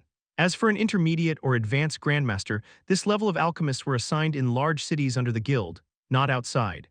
Furthermore, none of these basic Elder Grandmasters assigned out of the guild cities were rune artificers, as those guys were treated as geniuses and weren't allowed to be sent out of the guild region. Nevertheless, an Elder Grandmaster, whether it was basic or advanced, they do not accept petty commissions from just anyone. I think I heard wrong." The elf smiled unnaturally as she replied. Jacob, however, knew what he was doing and replied with a straight face again and repeated the same words. "You didn't hear wrong. I'm looking to commission a basic Elder Grandmaster. Just tell them that I have a rune artificer legacy, and if they helped me, I'd give it to them. They can confirm it in person." The elf's eyes widened even more when she heard his last words, and she felt her mouth run dry as she didn't know how to react. At this moment, Jacob suddenly comes closer to her as he says in a whispering tone filled with temptation, "Think about it. If you can help the Elder Grandmaster get this legacy, you'll no longer be just an attendant and might become her disciple. Or you can tell this to this city's guild leader, and all that credit will be claimed by him. But for your trouble, I can give you a Master Rune Artificer rank legacy in private if the Elder Grandmaster accepts my offer. This will be a win-win for both of us, and this will also be our little secret." The more the elf heard Jacob's tempting words, the more she felt her heart beat wildly.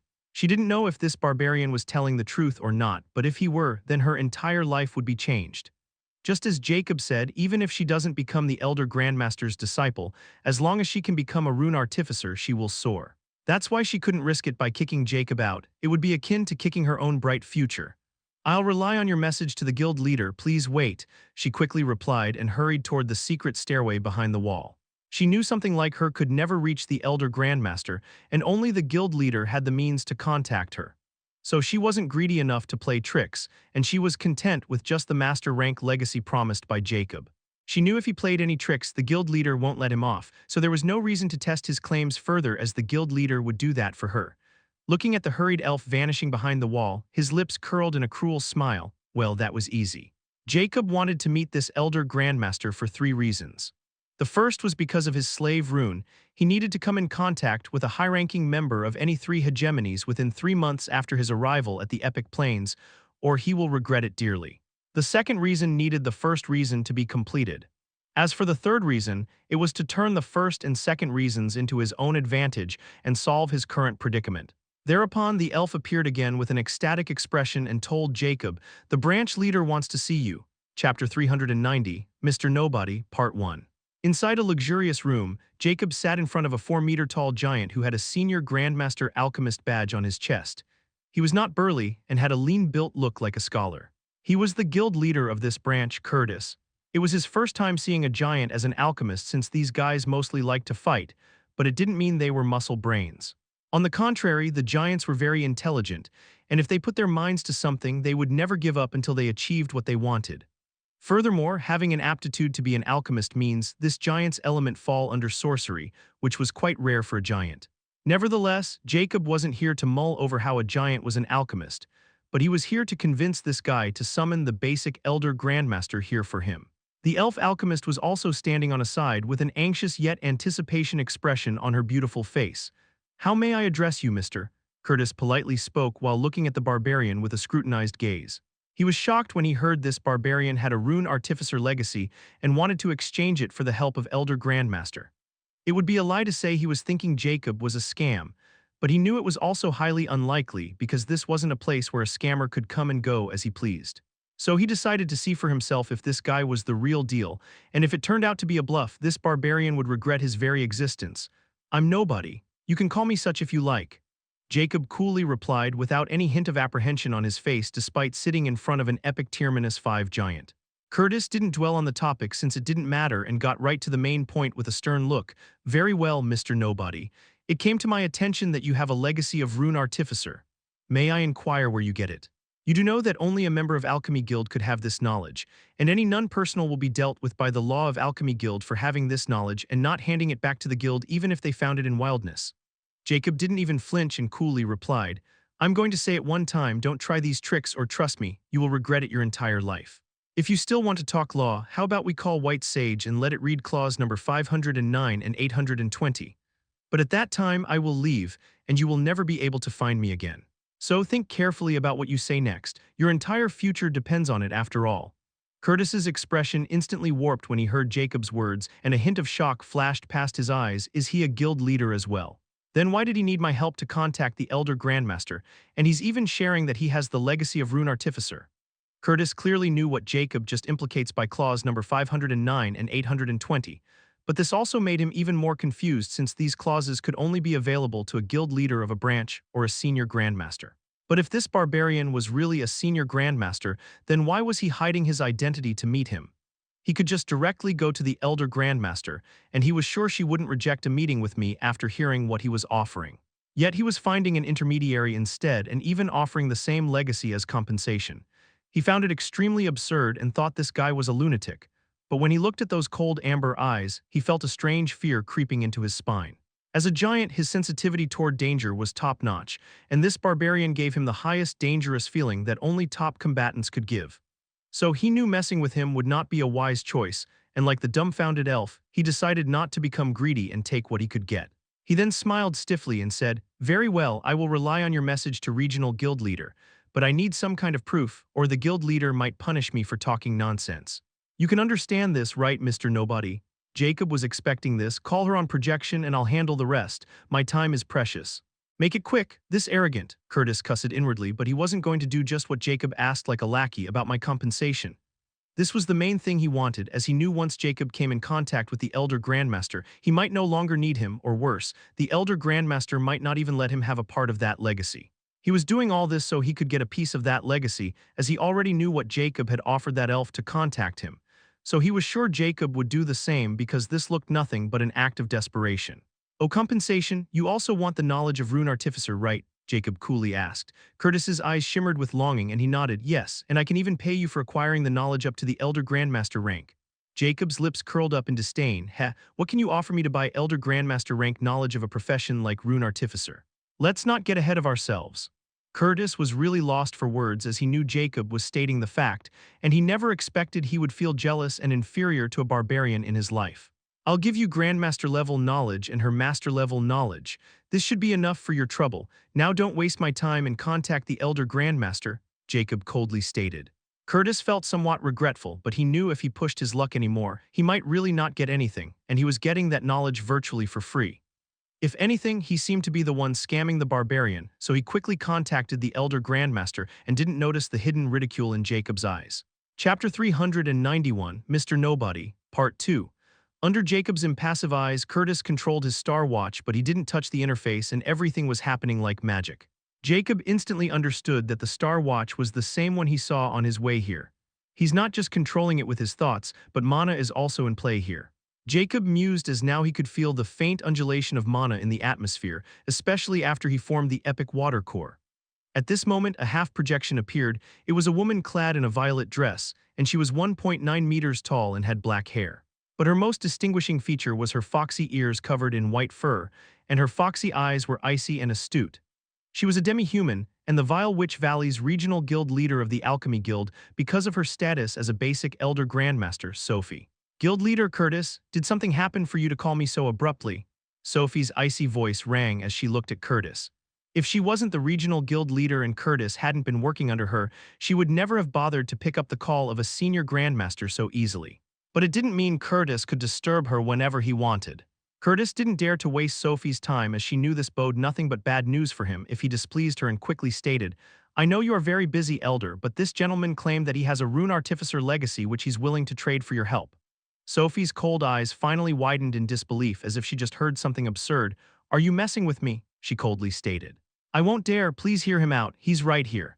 Curtis quickly stated before the projection suddenly revolved toward Jacob and stopped when Sophie was facing him. Sophie squinted her eyes when she saw the barbarian looking at her impassively. Is there any truth in guild leader Curtis's words? Jacob smiled meaningfully. It's an honor to meet you, Elder. You should know we barbarians don't like to lie, nor do we have a tendency to cause trouble for others or ourselves. My time is also precious, and yours is even more, so let's get this over with. You can judge for yourself if what I'm telling is true or a lie by seeing this.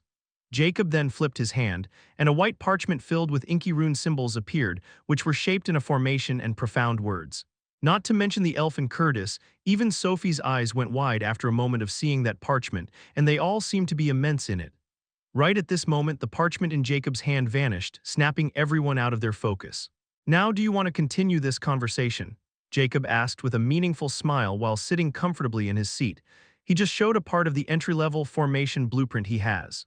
He knew as long as Sophie wasn't an idiot, she would know what it was and believe his words because these blueprints could only be bought by a senior grandmaster rank rune artificers. Sophie's eyes shone with greed at this moment as her heart raced. What do you need my help with? As an elder grandmaster, she knew just how big this opportunity was, and unlike Curtis, she didn't beat around the bush as she knew only something with ample confidence would dare to reveal that he had a rune artificer legacy or a complete idiot, and Jacob struck her to be formed.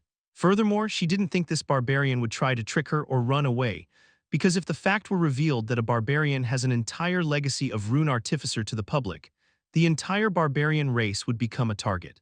Everyone knows just how much these barbarians care about their own. Jacob knew the fish had taken the bait and said, I want you to concoct 200 basic epic rank pills. I will provide the formula and all the materials, and I also want to monitor the entire process.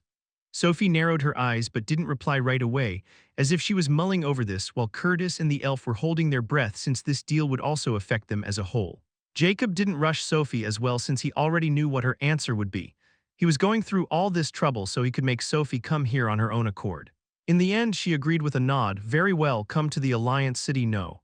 But Jacob suddenly cut her short. I think I failed to mention that you need to come here. For a personal purpose, I can't come to you, or do you think I don't know where you live and had to go through so much trouble to contact you? Why can't you come here? Sophie inquired with scrutiny as she found this extremely strange. Even Curtis was the same. They were all wondering about this exact thing, and now it seemed there was more to this than met the eye. Jacob coolly replied, I'm not obliged to answer that question. I think rune artificer legacy is enough to make you come here, is it not? You and I both know you're getting it at a very cheap price, so stop asking meaningless questions. You will make those pills in the guild, so you don't need to worry about me running away after we are done or having malicious intentions towards you. We all know that only a fool would try to do anything to an alchemist within the Alchemy Guild.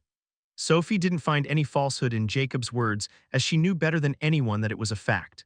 But this also made her think something else. Could it be he wanted those pills for something else, and that person can't leave the city, so it needed to stay put, to actually make him trade that legacy? A peculiar glint appeared in her foxy eyes, and for the first time she smiled, which was extremely alluring. Very well, I'll be there in 3 days, and in the meanwhile, you will be my guest. And until I come, Guild Leader Curtis will entertain you on my behalf, mister. Sorry I didn't know your name, Jacob dismissively replied while looking deeply into those astute eyes. I'm nobody. Chapter 392 Magic Practice. After the deal was made, Jacob was given a guest room within the Alchemy Guild to live. While in truth, it was done so he couldn't run away until Sophie's arrived, and Curtis was in charge of making sure of it. However, what both Sophie and Curtis didn't know was Jacob appreciated this lodging and didn't mind resting for 3 days.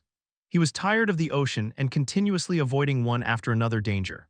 Nevertheless, as the saying goes, there was no rest for the wicked. Both Curtis and Elf were quite eager to get their end of the deal, but Jacob delayed them by telling them that he would pay them once his deal with Sophie has fulfilled, and they had no other choice but to wait. Thereafter, Jacob made sure there wasn't any monitoring or listening device planted in his lodging, and then started to focus on the water magic.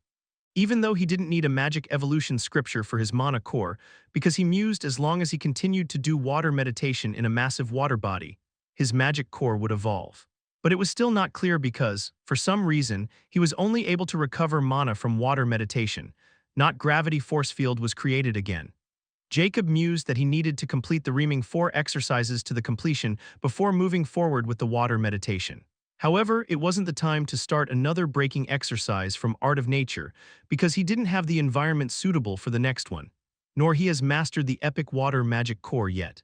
His hex magic core was only good with hexes and there was no physical advantage, but the water magic core was an entirely different story. That's why he came to the Alchemy Guild instead of going to the bank or the Alliance. He wanted to know which category his water core was and then acquire that category of magic knowledge.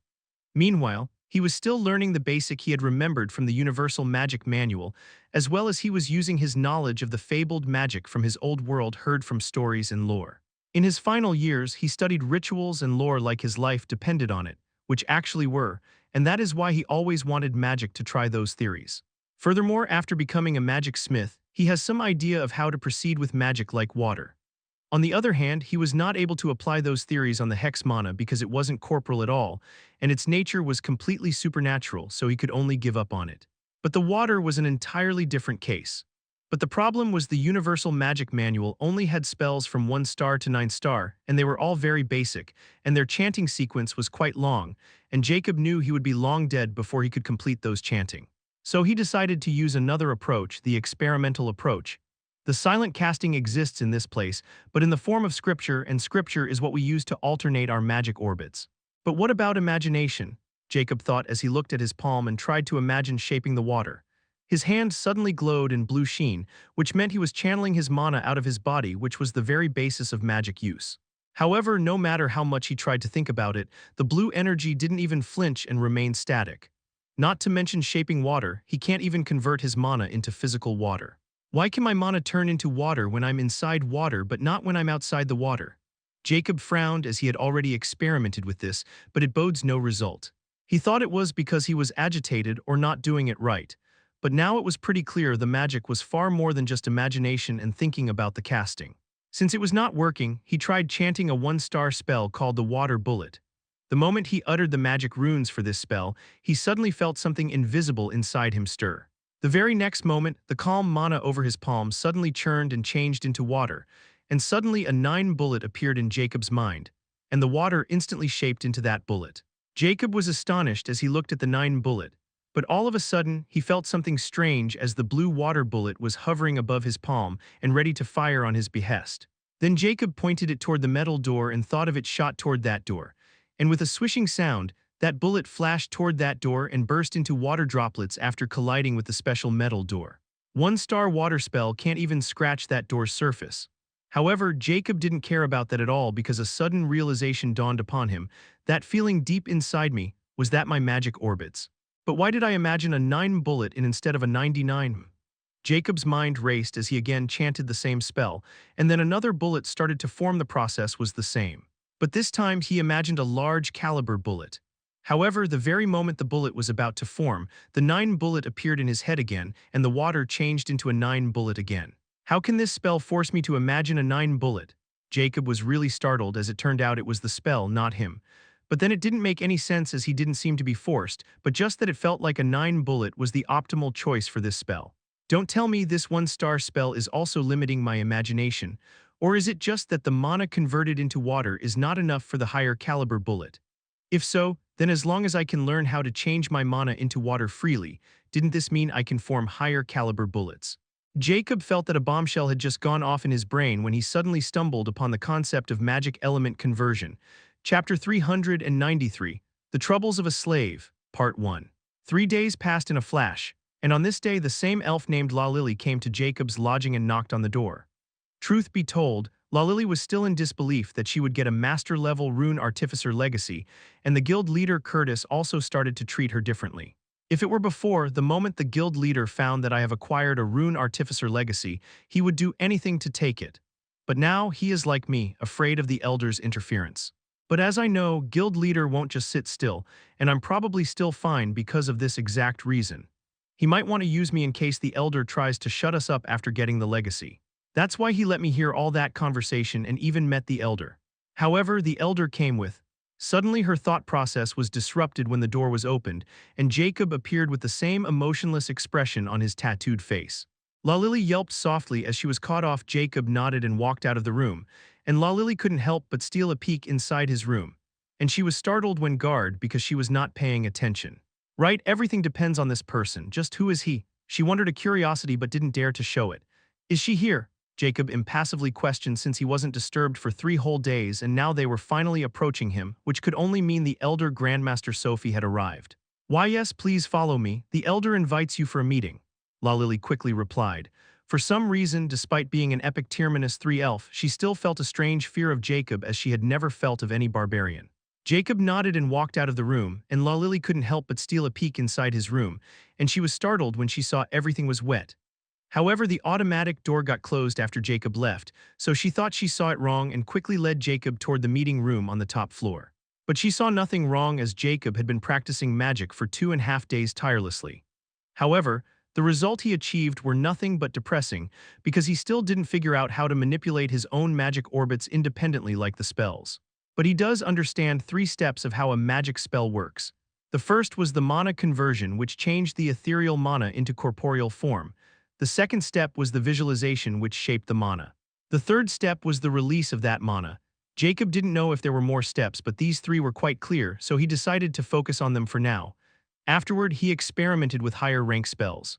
But he didn't go past 3-star spells because any higher and he would have alerted the authorities. Nevertheless, just those spells were enough to give him tremendous insights, and he finally discovered the problem, or the wall which was blocking him and limiting him. It was the first step of the mana conversion. No matter what he tried, he couldn't freely convert his mana into water form, and it was all related to the magic orbits. In the end, Jacob mused that he needed an epic rank magic scripture to further research this topic and then solve this problem. There was nothing inside the Universal Magic Manual. Jacob also made another massive discovery, which was related to the magic rune. They seemed to contain a strange commanding power on the magic and could instantly manipulate the magic orbits if spoken in a certain sequence. This was another approach that he might take if he didn't succeed with the first one. This was the path of creating his own spells, but he knew it was a pipe dream to achieve it in the little time he had, and he needed deeply research the magic runes. Nevertheless, the rune artificer was the study of magic runes and their practical uses, so he was hopeful of finding something when he started practicing them. All in all, Jacob needed Sophie to achieve all of this and also made sure that Captain Free Sword won't interfere with his preparation. La Lily led Jacob to the highest floor, which was a luxurious hall, and the walls were made with transparent glass, and one could see all the city by standing there, which was quite a view. In the center of this floor was a large rectangular table, and at this moment on the head chair, Sophie in a white dress was sitting there, and Curtis was on the first chair on the right while on her left was another woman with the same racial traits as Sophie. She wore a yellow flowery dress and had a senior grandmaster badge on her ample chest, and she looked at Jacob with a grouchy expression for some reason. However, Jacob ignored the other woman like she didn't exist and directly walked toward the only seat at the other end of the table and sat down right in front of Sophie like he owned the place. This made Curtis frown slightly while the other woman was shocked by the barbarian's insolence, and La Lily was sweating profusely as she felt the atmosphere was extremely grave. Sophie looked at the unafraid barbarian with curiosity since it was her first time seeing him in person, and she had to admit he didn't seem afraid or anxious about her at all. Did I judge wrong? She thought grimly. But outwardly, a smile formed on her enthralling face as she said, "Mr. Nobody, I hope you enjoy our hospitality. It was okay, I guess. Now that you are here, can we finally get on with our deal? I'm in a hurry, and I'm sure you also can't leave your position for much longer," Jacob coolly stated without beating around the bush. Sophie nodded as she fully agreed with Jacob's statement. She has come here by leaving her own private lab alone, and for an alchemist of her caliber, it was extremely uncomfortable. If not for that legacy, she wouldn't have come here. Very well, to make things faster, I brought my disciple with me, she. At this moment, Jacob coldly cut her short. I made myself clear before, I need only your skills alone. Or there is no need for hiring you if I can just hire a few senior grandmasters for a far cheaper price. Chapter 394, The Troubles of a Slave, Part 2. Sophie's eyes narrowed coldly after hearing Jacob's rude remark, but she didn't refute it as Jacob was just stating the fact. He had hired her for her skills, and this could only be applied when she did everything herself. If a new pair of hands meddle, then it will be lost its meaning. Who do you think you are? The grouchy disciple of Sophie's named Daisy finally couldn't take the barbarian's aloof attitude. Everyone revered her master, and she also received everyone's respect wherever she went, yet today a barbarian was talking to them like he owned them. Jacob finally glanced at Daisy, who was fiercely showing her sharp fangs and her pupils turned into narrow slits. Since I'm hiring you, I naturally have the right to speak up when I find something dissatisfying. Sigh, it seems you guys didn't know what it means to do business at all and only think with the status quo. Very well, I'll take my business somewhere else. Jacob shook his head in disappointment, and his words left everyone flabbergasted. Just as he stated, these guys were too used to other people's respect and had forgotten how to treat the common people.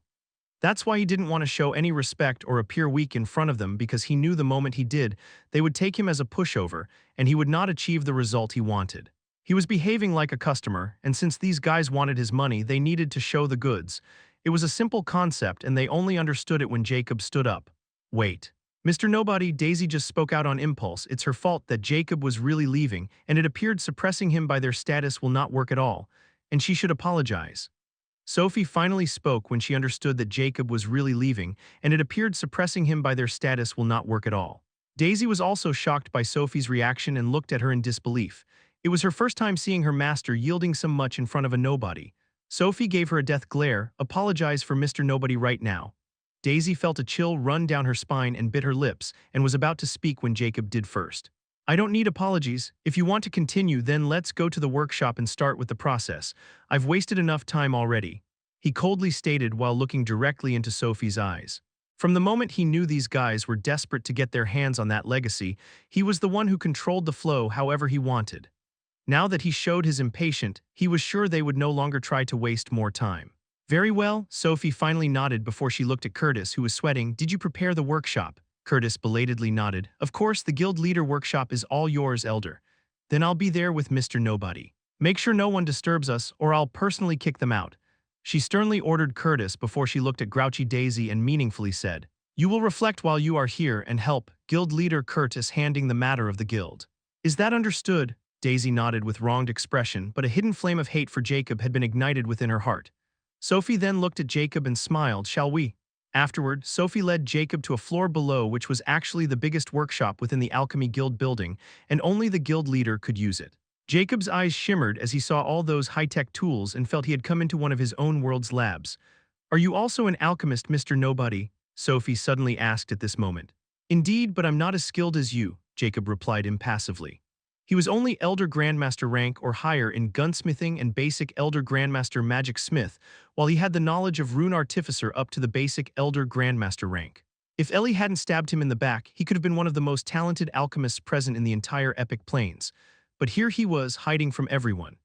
I'm curious, really, if you are a member of our guild, then why you appeared in the region of Vile Witch Valley when you could go to a region with large alive city and hired an advanced Elder Grandmaster.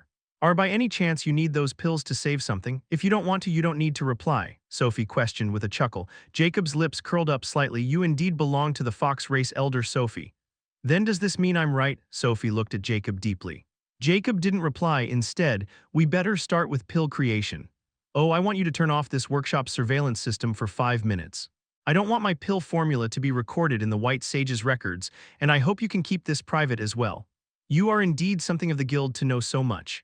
Sophie wasn't surprised by Jacob's demand, as anyone who knows how the guild words would put this demand. White Sage, please turn off the surveillance footage and sound recording for 5 minutes on this floor. Sophie then ordered while her wrist shimmered in a white glow. "It's done," she stated while looking at Jacob in a cool manner, but her eyes suddenly dilated when she saw a red sheen in Jacob's eyes. Slumber Hex. Jacob instantly activated the Hex spell the moment Sophie turned off the entire floor's surveillance system.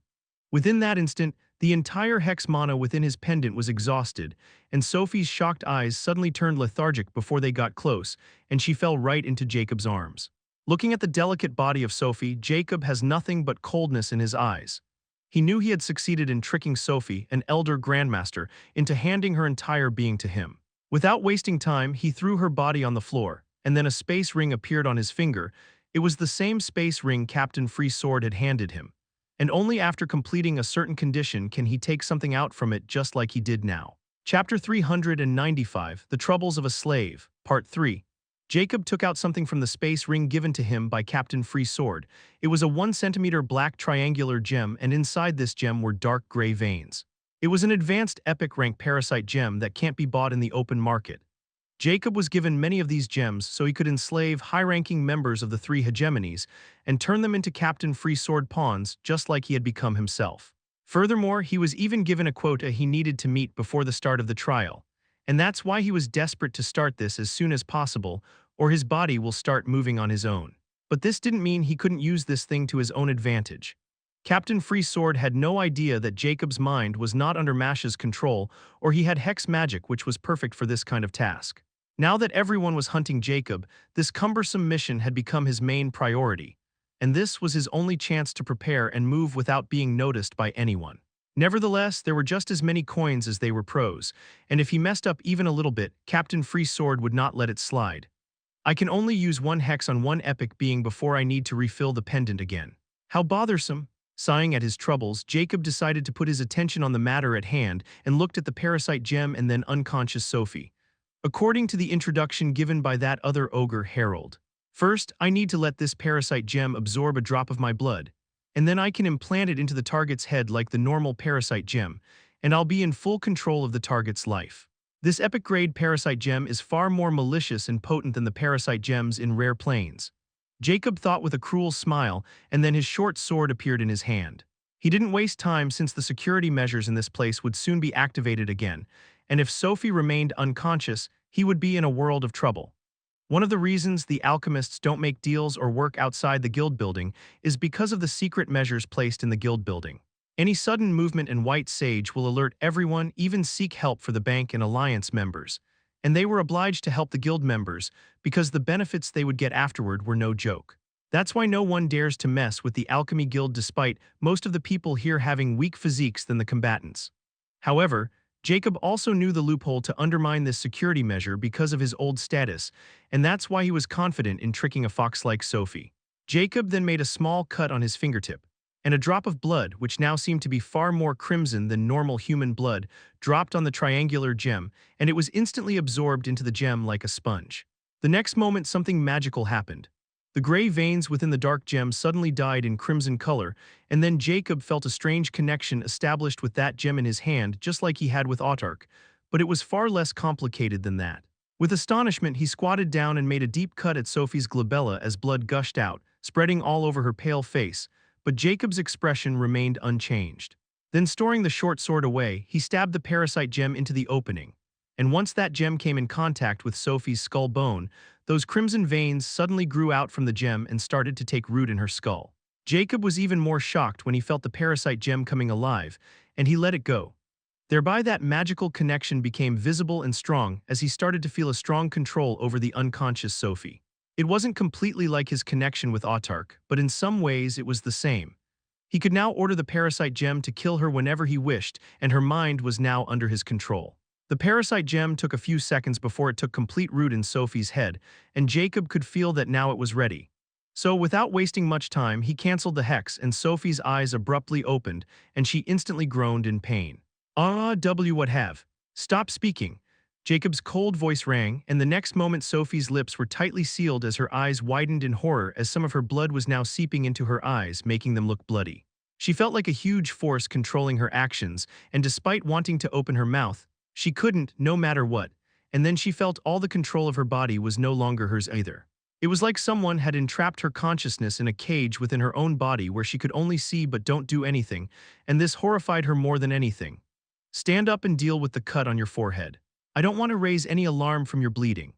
Jacob ordered again, and like a robot, Sophie sprang into action with plain expression.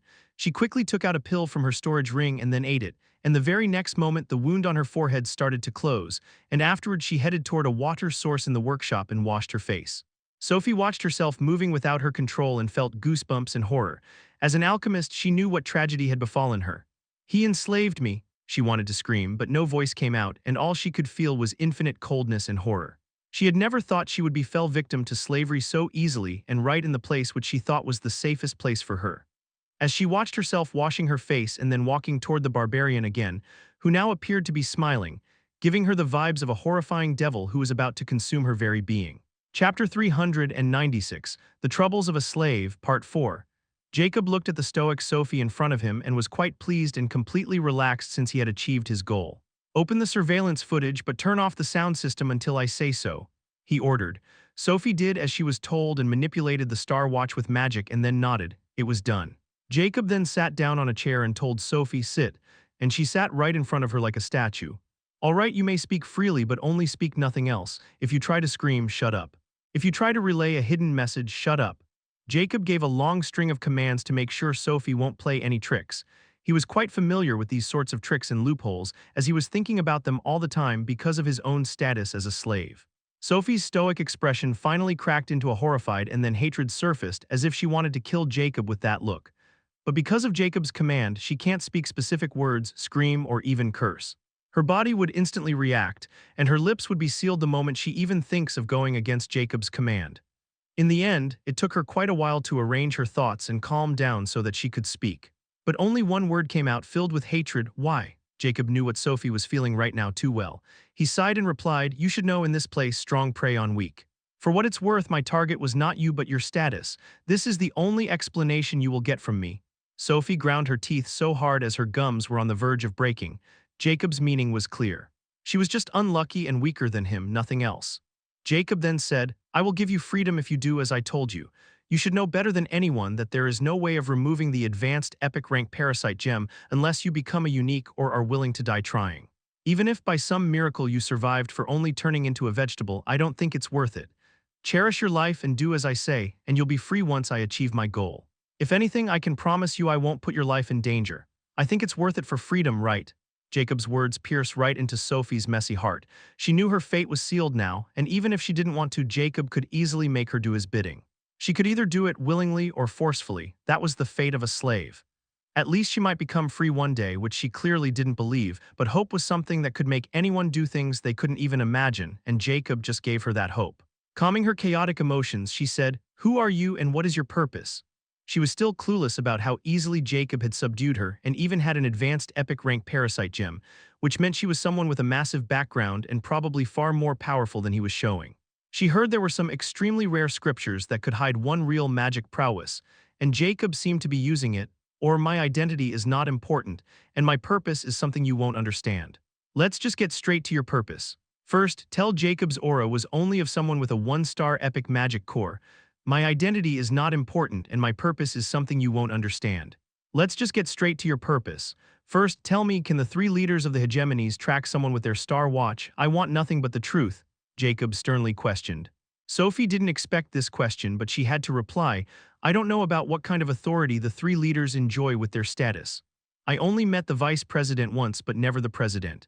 In fact, those 3 rarely made public appearances or met someone. However, as far as the matter of Star Watch goes, the Star Network would never disclose this sort of information like live locations. Or do you think all those criminals like the Killer Skull Society or enemies of the 3 hegemonies leaders would boldly condemn them on the Star Network? All they can do is place bounties or keep an eye out for their star ids. The Star Network is completely safe. Even if there exists such a method, it should be related to star privilege, and even that in case the target's own star privilege is far lower than the privileged user. I think so as well. Or those guys would be searching for me now in this place after I posted that star news. Jacob thought, as he was quite sure his star privilege might be equivalent to or slightly below the 3 leaders' own privileges, so how could the Star Network be biased towards them? Then how did that wily bitch know I was in the Epic Plains the moment I appeared? This was the only thing he didn't understand. But he also had a suspicion related to this as well, and now that it was confirmed the Star Network was not giving away his location, he asked about it. What is a bronze invitation that the Vice Guild president could use? Jacob's voice contained killing intent when he asked this. Sophie replied with uncertainty, I don't know much since only the Vice Guild president or guild president had the authority to use them, but I do hear gossip once, and there were also some rumors about them on the Star Network as well. According to them, a bronze invitation can help someone directly join any 3 hegemony without any test or skill. But the bronze invitation inviter would also become eligible for something called a bronze invitation benefits, BIB. Once the bronze invitation acceptor would step into epic level ranks of any hegemonies. One of the bronze invitation benefits is inviter would receive 40 to 50% of the acceptor's earnings, future achievement, and some other benefits from the guild as well. The inviter might also have other rights, like they might be able to kick someone with epic ranking in their organization, which is impossible unless you have committed an unforgivable crime against the organization and someone can prove it. But they are just unprovable rumors, and only the 3 leaders or the 3 vices would truly know what other functions these invitations had.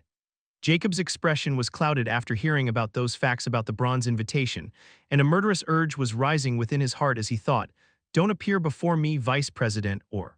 Chapter 397, Everything Set, on the 10th floor of the Alchemy Guild.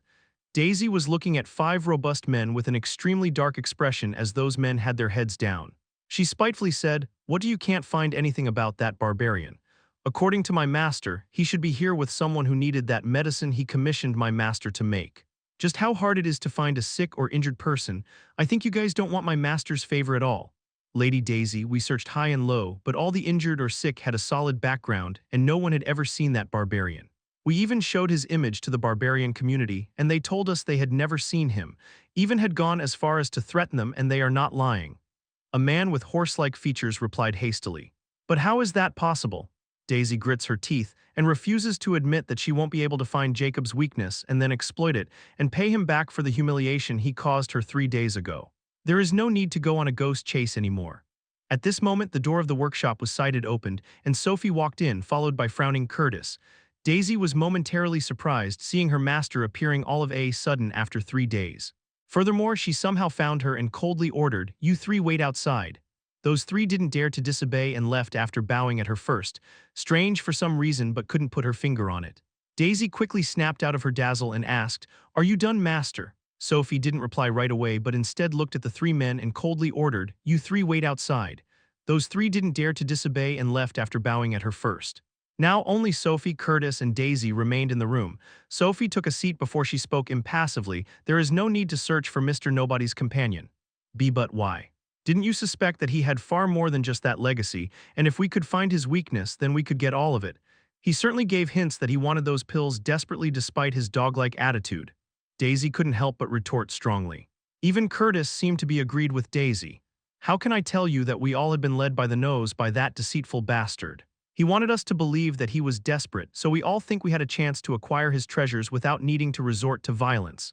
Sophie wanted to scream this, but she couldn't as her face remained stoic, and she replied, Mr. Nobody and I have reached an agreement, and he agreed to give me all the inheritance and his treasures. There is indeed someone he wants to save, but I need to stay in this place for at least 10 months, and we need tons of materials. And trust me, what I've seen, 10 months are nothing in front of it. Not to mention that fellow is extremely cunning, and he had hidden all those treasures before coming here.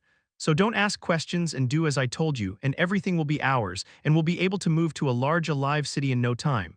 Curtis and Daisy were in disbelief when they heard Sophie's words. Elder, do you agree to a new deal? Curtis asked with a frown. Although he also wanted a bigger part of the pie, this entire situation seemed to be fishy, because Sophie was the one who added him to her scheme to rob Jacob of his treasures by grabbing his weakness. But now she was telling them to stand down. Even Daisy felt something was wrong, but her master was hiding her expression too well, and she didn't think anything would have happened in the Alchemy Guild. Sophie didn't wait or care about their reaction as she handed them a list. Gather these materials as much as you could from the entire Vile Witch Valley region. Use my authority and don't hold back, or you'll be answering to me. Oh, Daisy, give me your star watch. Daisy was flabbergasted by this sudden order, especially the last one, and couldn't help but question in a stupor, where's yours? Jacob, in the guild leader's workshop, was playing with his new star watch as it shimmered around his wrist like his very skin was glowing. This was the Star Watch that he had pocketed from Sophie, and after connecting with it, he found just why it was so expensive. Not only this Star Watch was connected with his brain waves, he could use mana to operate it, and other people won't even know it. Although this Star Watch was only an intermediate epic rank, it was far more useful than the advanced rare rank 1. As for the advanced rank variant, according to Sophie, only the top figures of the three hegemonies can buy them. Even this intermediate one was only available for elder grandmasters like Sophie and can't be found in the open market. Nevertheless, after getting the hang of this Star Watch, he saw thousands of messages in his inbox, and all of them were there because of his Star News post. Furthermore, only 2-star privilege holders could message him now or his friends. So, these senders were at least someone with 2-star privilege holders and probably the peak figures of the Epic Plains. Upon closer inspection, he saw those thousands of messages were sent by 29 different start IDs, including the IDs from the three hegemonies leaders and apocalyptics. Jacob's lips curled up in an icy smile. At least 29 more people who had 2-star privilege other than me. They are far more than what I've been expecting. Well, at least all of them seem to be interested in my business. This means it was a massive success, and now I have also acquired a base of operation. Let's start with the chaos. Now that he was sure that the Star Network hadn't sold him out, he could be at ease and stick to his plan. Jacob then opened his bank application to see how much Zodiac credit he had collected from that absurd entry fee he had put on his server, and he was really surprised when he saw the number. Current balance: 14,719,163 ZC, Chapter 398, Stirring the Masses. Over 1 million members joined my server in little over 5 days. Jacob was astonished as he gazed at those ZC and then quickly opened his Star server. Star server name: Ancient Artifact Industry. Star server category: Business. Star server visibly. Private server. Star link needed to join this server. Star server owner: Faceless Ancient. Star server members: 1,271,916. Epic Plains. Star privilege / star server level: 2-star, equivalent to 2-star privilege of Faceless Ancient. Note: 2-star server has 3 unique privileges. 1. 2-star server privilege entry fee. You have set the entry fee to maximum 10 ZC for your Star server. Change. 2. 2-star server privilege post type. You have selected auction post type for your Star server. Change post restriction. Server owner only win-win post privilege apply. 3.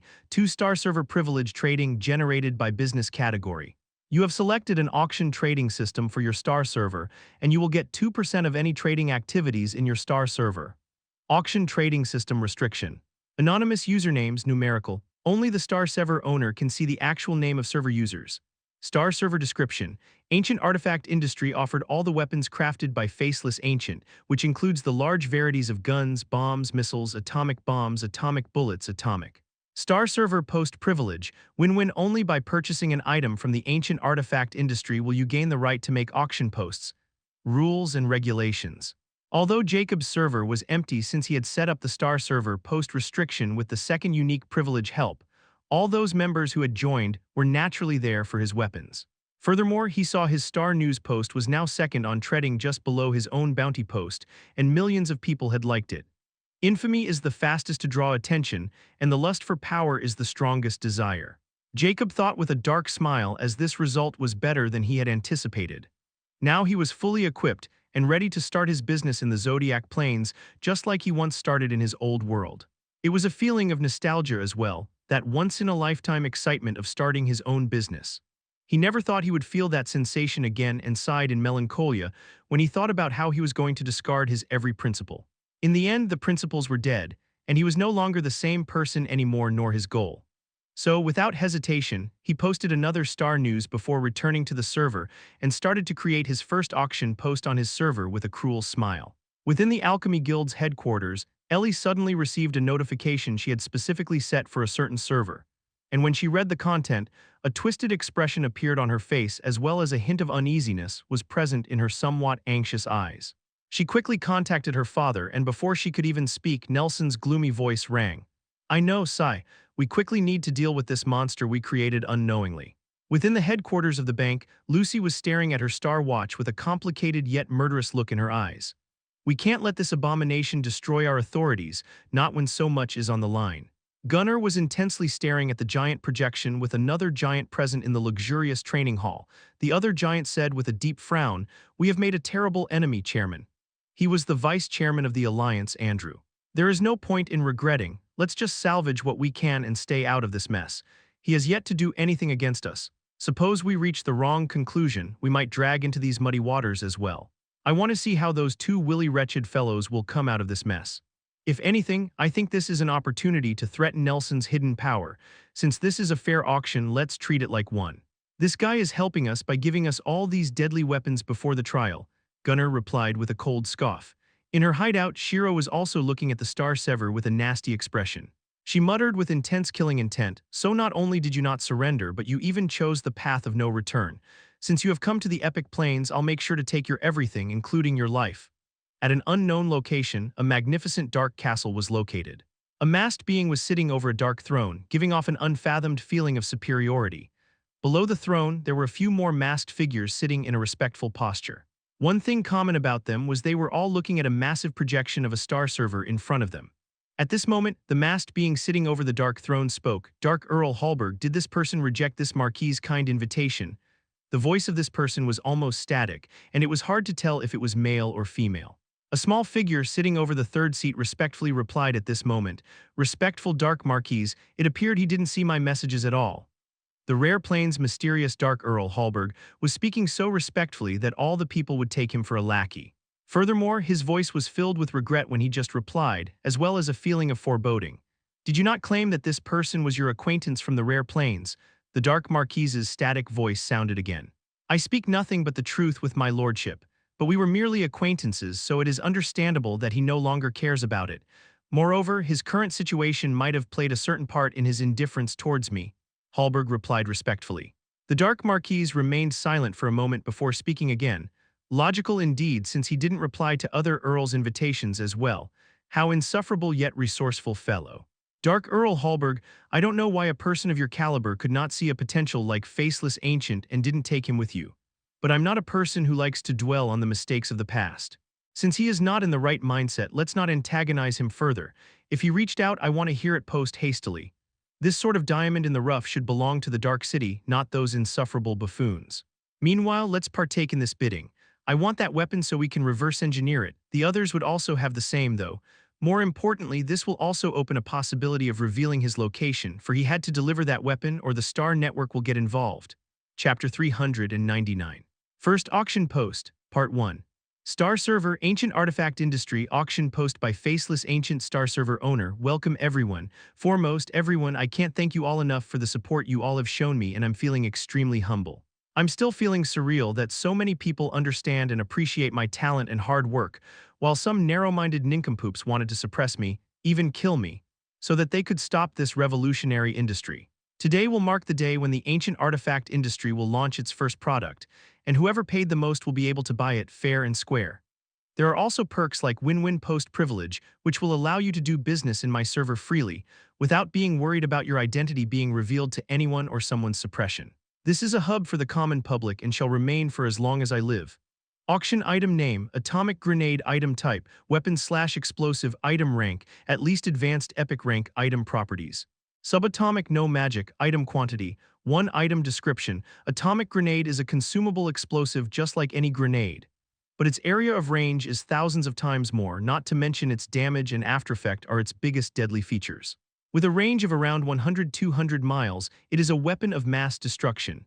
However, its true terror lies in its aftereffects. I'm sure all of you must have known about the poisonous mist surrounding the epic star ocean. But for those who didn't know, let me summarize it for you all so you can understand what I meant by aftereffects. First, the area where this atomic grenade explodes will be filled with powerful radiation and turn into heaven for dark beings, meaning the lands would become completely infertile for centuries to come. Second, absolutely no common, rare, or weak extraordinary rank living thing could survive the radiation. And even if they did, they would never be the same, at least not their descendants, because this is also a biochemical weapon. Last but not least, never try to reverse engineer it because I have installed an anti-theft component in my cocktail. And the moment anyone even remotely tries to open the grenade or analyze it with any sort of technology, please prepare your own coffin beforehand as well as the people surrounding you. Don't complain that I never warned you. Starting opening bid price 1 million ZC reaming time before the auction end 5H49,038S current highest bidder Anonymous 84,322 star ID Great Hallberg Bid from Anonymous 8432221 500,000 ZC. Jacob looked at the auction post he had posted just 10 minutes ago and the real ID of the anonymous bidder, and his expression were frosty. He didn't have any good feelings toward Hallberg since that guy clearly sold him out, and then he shamelessly sent him messages to recruit him. In the end, Jacob completely ghosted him because there wasn't any need to say anything when his action could speak louder. He no longer had any goodwill toward any of these massive organizations of the Zodiac Plains, not even the mysterious Dark City. Since he had opened his own industry again, he naturally has plans to exploit it fully, and these people will be his stepping stones. Nevertheless, the bid for just one atomic grenade has reached his wildest imagination. But when he thought about how novel and alluring the atomic grenade was, and people had already seen its destructive might, it didn't seem surprising that people were desperately fighting for it. Furthermore, the animosity Jacob's star server provided gave everyone even more courage to bid freely. But this animosity was only for others, for Jacob could see their star IDs freely. Lastly, Jacob's server suddenly surged with even more members because before posting this bid, he had posted a Star News post to draw more attention, and he achieved that quite easily. However, despite the bid reaching 21.5 million ZC, it hasn't stopped at all, and few people were still bidding. And a few of them were like Hallberg, the people Jacob hates. New bid from Anonymous 19,393 star ID. Apocalypticus, 21,550,000 ZC. New bid from Anonymous 145,839 star ID. New Star of Dawn, 21,600,000 ZC. New bid from Anonymous 2218 star ID. Amiable Monkfish, 22 million ZC. New bid from Anonymous 132 star ID. Might of Destruction, 25 million ZC. New bid from Anonymous 500 star ID. Rich Winter Lady, 25,500,000 ZC. New bid from Anonymous 12 star ID. Giant Disdain, 25,550,000 ZC. New bid from Anonymous 1,029,732 star ID. Poor Pot, 25,600,000 ZC. New bid from Anonymous for star ID. Amiable Wizened Monk, 30 million ZC. Jacob looked at the bigwigs who were actively partaking in the bidding, and those numbers represented the ranks they all had joined the Star Server in. The three leaders had all joined his star server before it could even reach 1,000 members. Especially, Nelson was the fourth one to join the star server. Nevertheless, Jacob was paying more attention to those other guys who were bidding against those bigwigs, and all of them were someone with 2-star privilege IDs. He knew because these people had sent him messages before, and now they were all rivaling the three leaders. Just his was enough proof that there were many hidden snakes coiling in the darkness, waiting for a moment to cause upheaval, and Jacob had provided the platform. Maybe he wasn't the only one who held a grudge against the leaders of the three hegemonies, or who they had wronged in their time of rule. But the one who turned this hate into profit was Jacob, and this also freed him from the trouble of collecting enough ZC before entering a plain trial. Because last time he was as poor as dirt and missed out on many things from the champion shop. Now that he was going there again and he had no choice but to win, he would naturally go poor at least, and if he ended up winning, he didn't need the three hegemonies to seek adequate knowledge, skills, and scriptures. He can get them all. Jacob then looked at the bidding post again, and it abruptly stopped at the 30 million bid Nelson had suddenly placed. It was already a staggering amount, and just one grenade wasn't worth that much. But Jacob heard that this guy was also a famous explosive expert, and he knew why he didn't want this weapon to fall into someone else's hand. Nelson was even sending him messages to stop this and calls, but Jacob ignored them all and Nelson wasn't alone. Nevertheless, now no one could send him a forced call or message anymore, which made it pretty clear that no one had the 3-star privilege, which was nothing but a relief for him. At this moment, a new bid was placed, which greatly surprised Jacob. New bid from Anonymous on Star ID, the Society Killer 40 million ZC Chapter 400, First Auction Post, Part 2. Jacob looked at the bidder's ID with scrutiny because he felt like he had seen this star ID somewhere, and with his excellent memory, it won't take long for him to remember where he had seen it. In fact, he still had a document saved in his personal data which he had bought from the Star Network, and the owner wrote that document had that exact star ID. Now, this is out of my expectation. I had bought the information on the Killer Skull Society's brain chips from this guy's article in the Common Plane. But I never expected him to be from the Epic Plains, and he was even the first person to join my star server. Furthermore, he hadn't sent me any messages yet. He appeared to be quite rich. This could only mean he's not a 2-star privilege holder or not after me like the others. Jacob thought as the Society Killer greatly interested him since he seemed to have quite a deep enmity with the Killer Skull Society to have that kind of name. Nevertheless, He won't be going to seek him out to quench his curiosity because if the society killer wins the bid, then he can chat with Jacob using the Star server inbox. Once the bid is concluded, Jacob will receive the final bidding price, which will be automatically deducted from the bidder's account. The Star network didn't just allow anyone to bid, as one could only bid the amount present in their Zodiac accounts, no more, no less, and the moment the auction is concluded, that amount will be directly transferred to the item owner. However, this didn't mean the owner could then run away with that money, not by a long shot. Because just like the bidder, the post owner's account was connected with the Star network as well. Once the auction post owner receives the money, the Star network will give a grace period after calculating the distance between the bid winner and the item owner. Thereafter, the owner has to deliver the item to the bidder within that period. Fail to do so and the item owner would be in massive trouble. Because despite receiving the amount, the post owner can't use it or transfer it to another account before delivering the item. If the item failed to reach the bidder within the grace period, then that amount would be automatically returned to the bidder with an extra 10% penalty equivalent to the final bid. If the owner can't pay that penalty, then the Star network will make that person a class -1 criminal, which will make that person's life very difficult. Because a class -1 criminal can no longer purchase, send, or receive any kind of call or message until that person pays the penalty with an extra 40% on top of the actual penalty.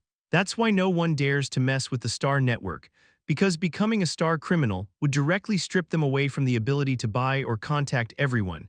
Not to mention it was just the punishment for a class -1 criminal. Like if a person is found to be affiliated with a Star hacker in any way, they will directly be claimed to be a class -4 criminal, which will make life a living hell because the Star network will do anything to hunt that Star criminal down, and the only way to get rid of that status is a guarantee from a very high Star privilege owner and a hefty penalty. That's why the moment Jacob put that post, he needed to be able to deliver the atomic grenade to the winner, or he would be losing a large amount of ZC. Nevertheless, the Star network also had a measure placed just in case the bidder deliberately tried to cheat the system by claiming it hadn't received the item, and that's why Jacob started this auction. If anything, Jacob was quite impressed by the Star network's strict rules and regulations, and countermeasures when it came to the business-type Star server, and was no longer worried about getting found out. Although it was still dangerous, at least not as much as he had to leave the Vile Witch Valley, and now that he was hiding in plain sight, he would be fine even if someone found clues of his whereabouts. After the 40 million ZC bid from the society killer, no one followed suit, and stated some of the bigwigs were flooding his inbox. Since there were still a few hours before this post would be over, Jacob decided to close the server and check once there were only a few minutes left. All in all, his online industry was a massive success, and he wasn't going to just stop with one atomic grenade.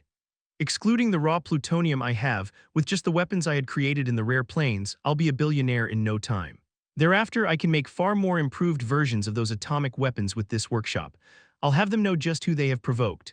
But first, I should be focusing on assimilating the Rune Artificer knowledge until my stash from the rare plains runs out. Also, now that I'm in the epic plains, I need to figure out how to open those 9 locked space rings I got from the Clown Society's dog. Maybe that guy might know how. Well, I'll only decide after this bidding is over. Jacob decided as he quickly started to revise the knowledge of the magic runes in his possession, while Sophie was collecting the tools and materials he needed. Over 5 hours passed in a flash as Jacob stopped his revision, and then opened his Star server as there were only 2 minutes left before the bidding would be over. He had received a ton of notifications at this time, but he had ignored them all. Looking at the top bid, he was surprised. Reaming time before the auction end, 0H1,012S current highest bidder. Anonymous 500 Star ID. Rich Winter Lady, bid from Anonymous 5046 980,001 ZC. Jacob couldn't help but sigh ruefully. I guess I had underestimated these guys' wealth, especially this bitch from the bank. Nevertheless, let's see if you can buy all of my weapons, he snickered darkly. However, just when a few seconds remained, a new bid appeared. New bid from Anonymous. Chapter 401, First Auction Post, Part 3. Anonymous outbid you. New bid on Star Sever. Ancient Artifact Industry Auction Post No 150, 0ZC. Lucy's expression contorted with darkness as she spat with killing intent when she saw her bid overwritten by this Anonymous. This hateful fellow, just how is it? The old pervert. That muscle brain didn't have so much capital to spare on a single explosive nor the brains to analyze it. But the old pervert might already have this weapon and spending 50 million on it just for the slight chance of not letting others have the same knowledge as him. No, I can't miss this chance. I need to find that damnable fellow before anyone else does. Her eyes almost spit fire in anger as she placed a new bid. She had been searching for Jacob from the day she had lost that bet and hated him to the core because of this exact reason. Furthermore, Jacob completely turned the entire situation against them by creating this star server. Now he had reappeared as the biggest threat to their absolute power, and they all could easily see by just how many people had joined his server in just a few days after it was created. Furthermore, just one of Jacob's weapons has reached 50 million ZC, and it made Lucy even more uneasy. Because if that atomic grenade fell into the hands of her enemy and they detonated it right outside her headquarters, it would be a disaster.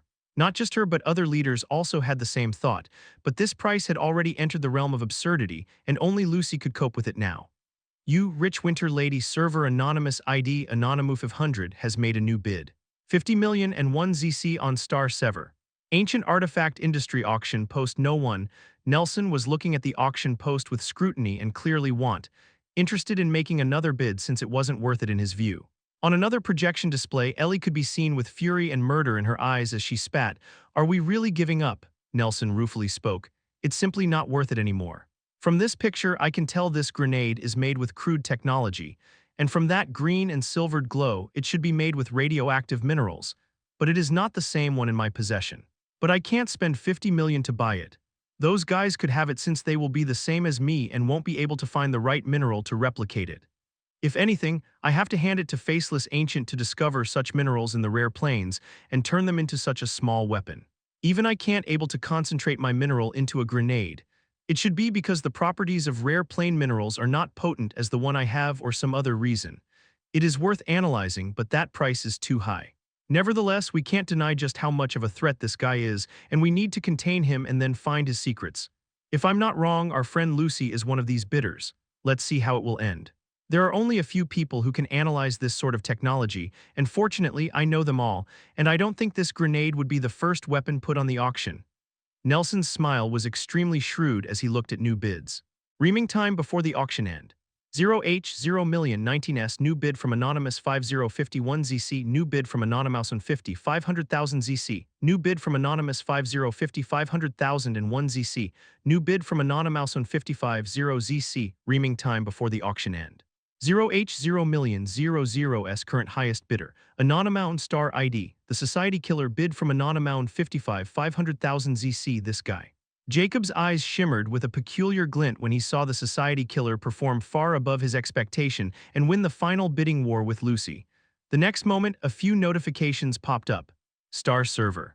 Ancient Artifact Industry Auction Post No. 1 has been concluded and won by Anonymous on Star ID, the Society Killer. Final bid amount, 55,500,000 ZC has been successfully transferred to your Zodiac bank account.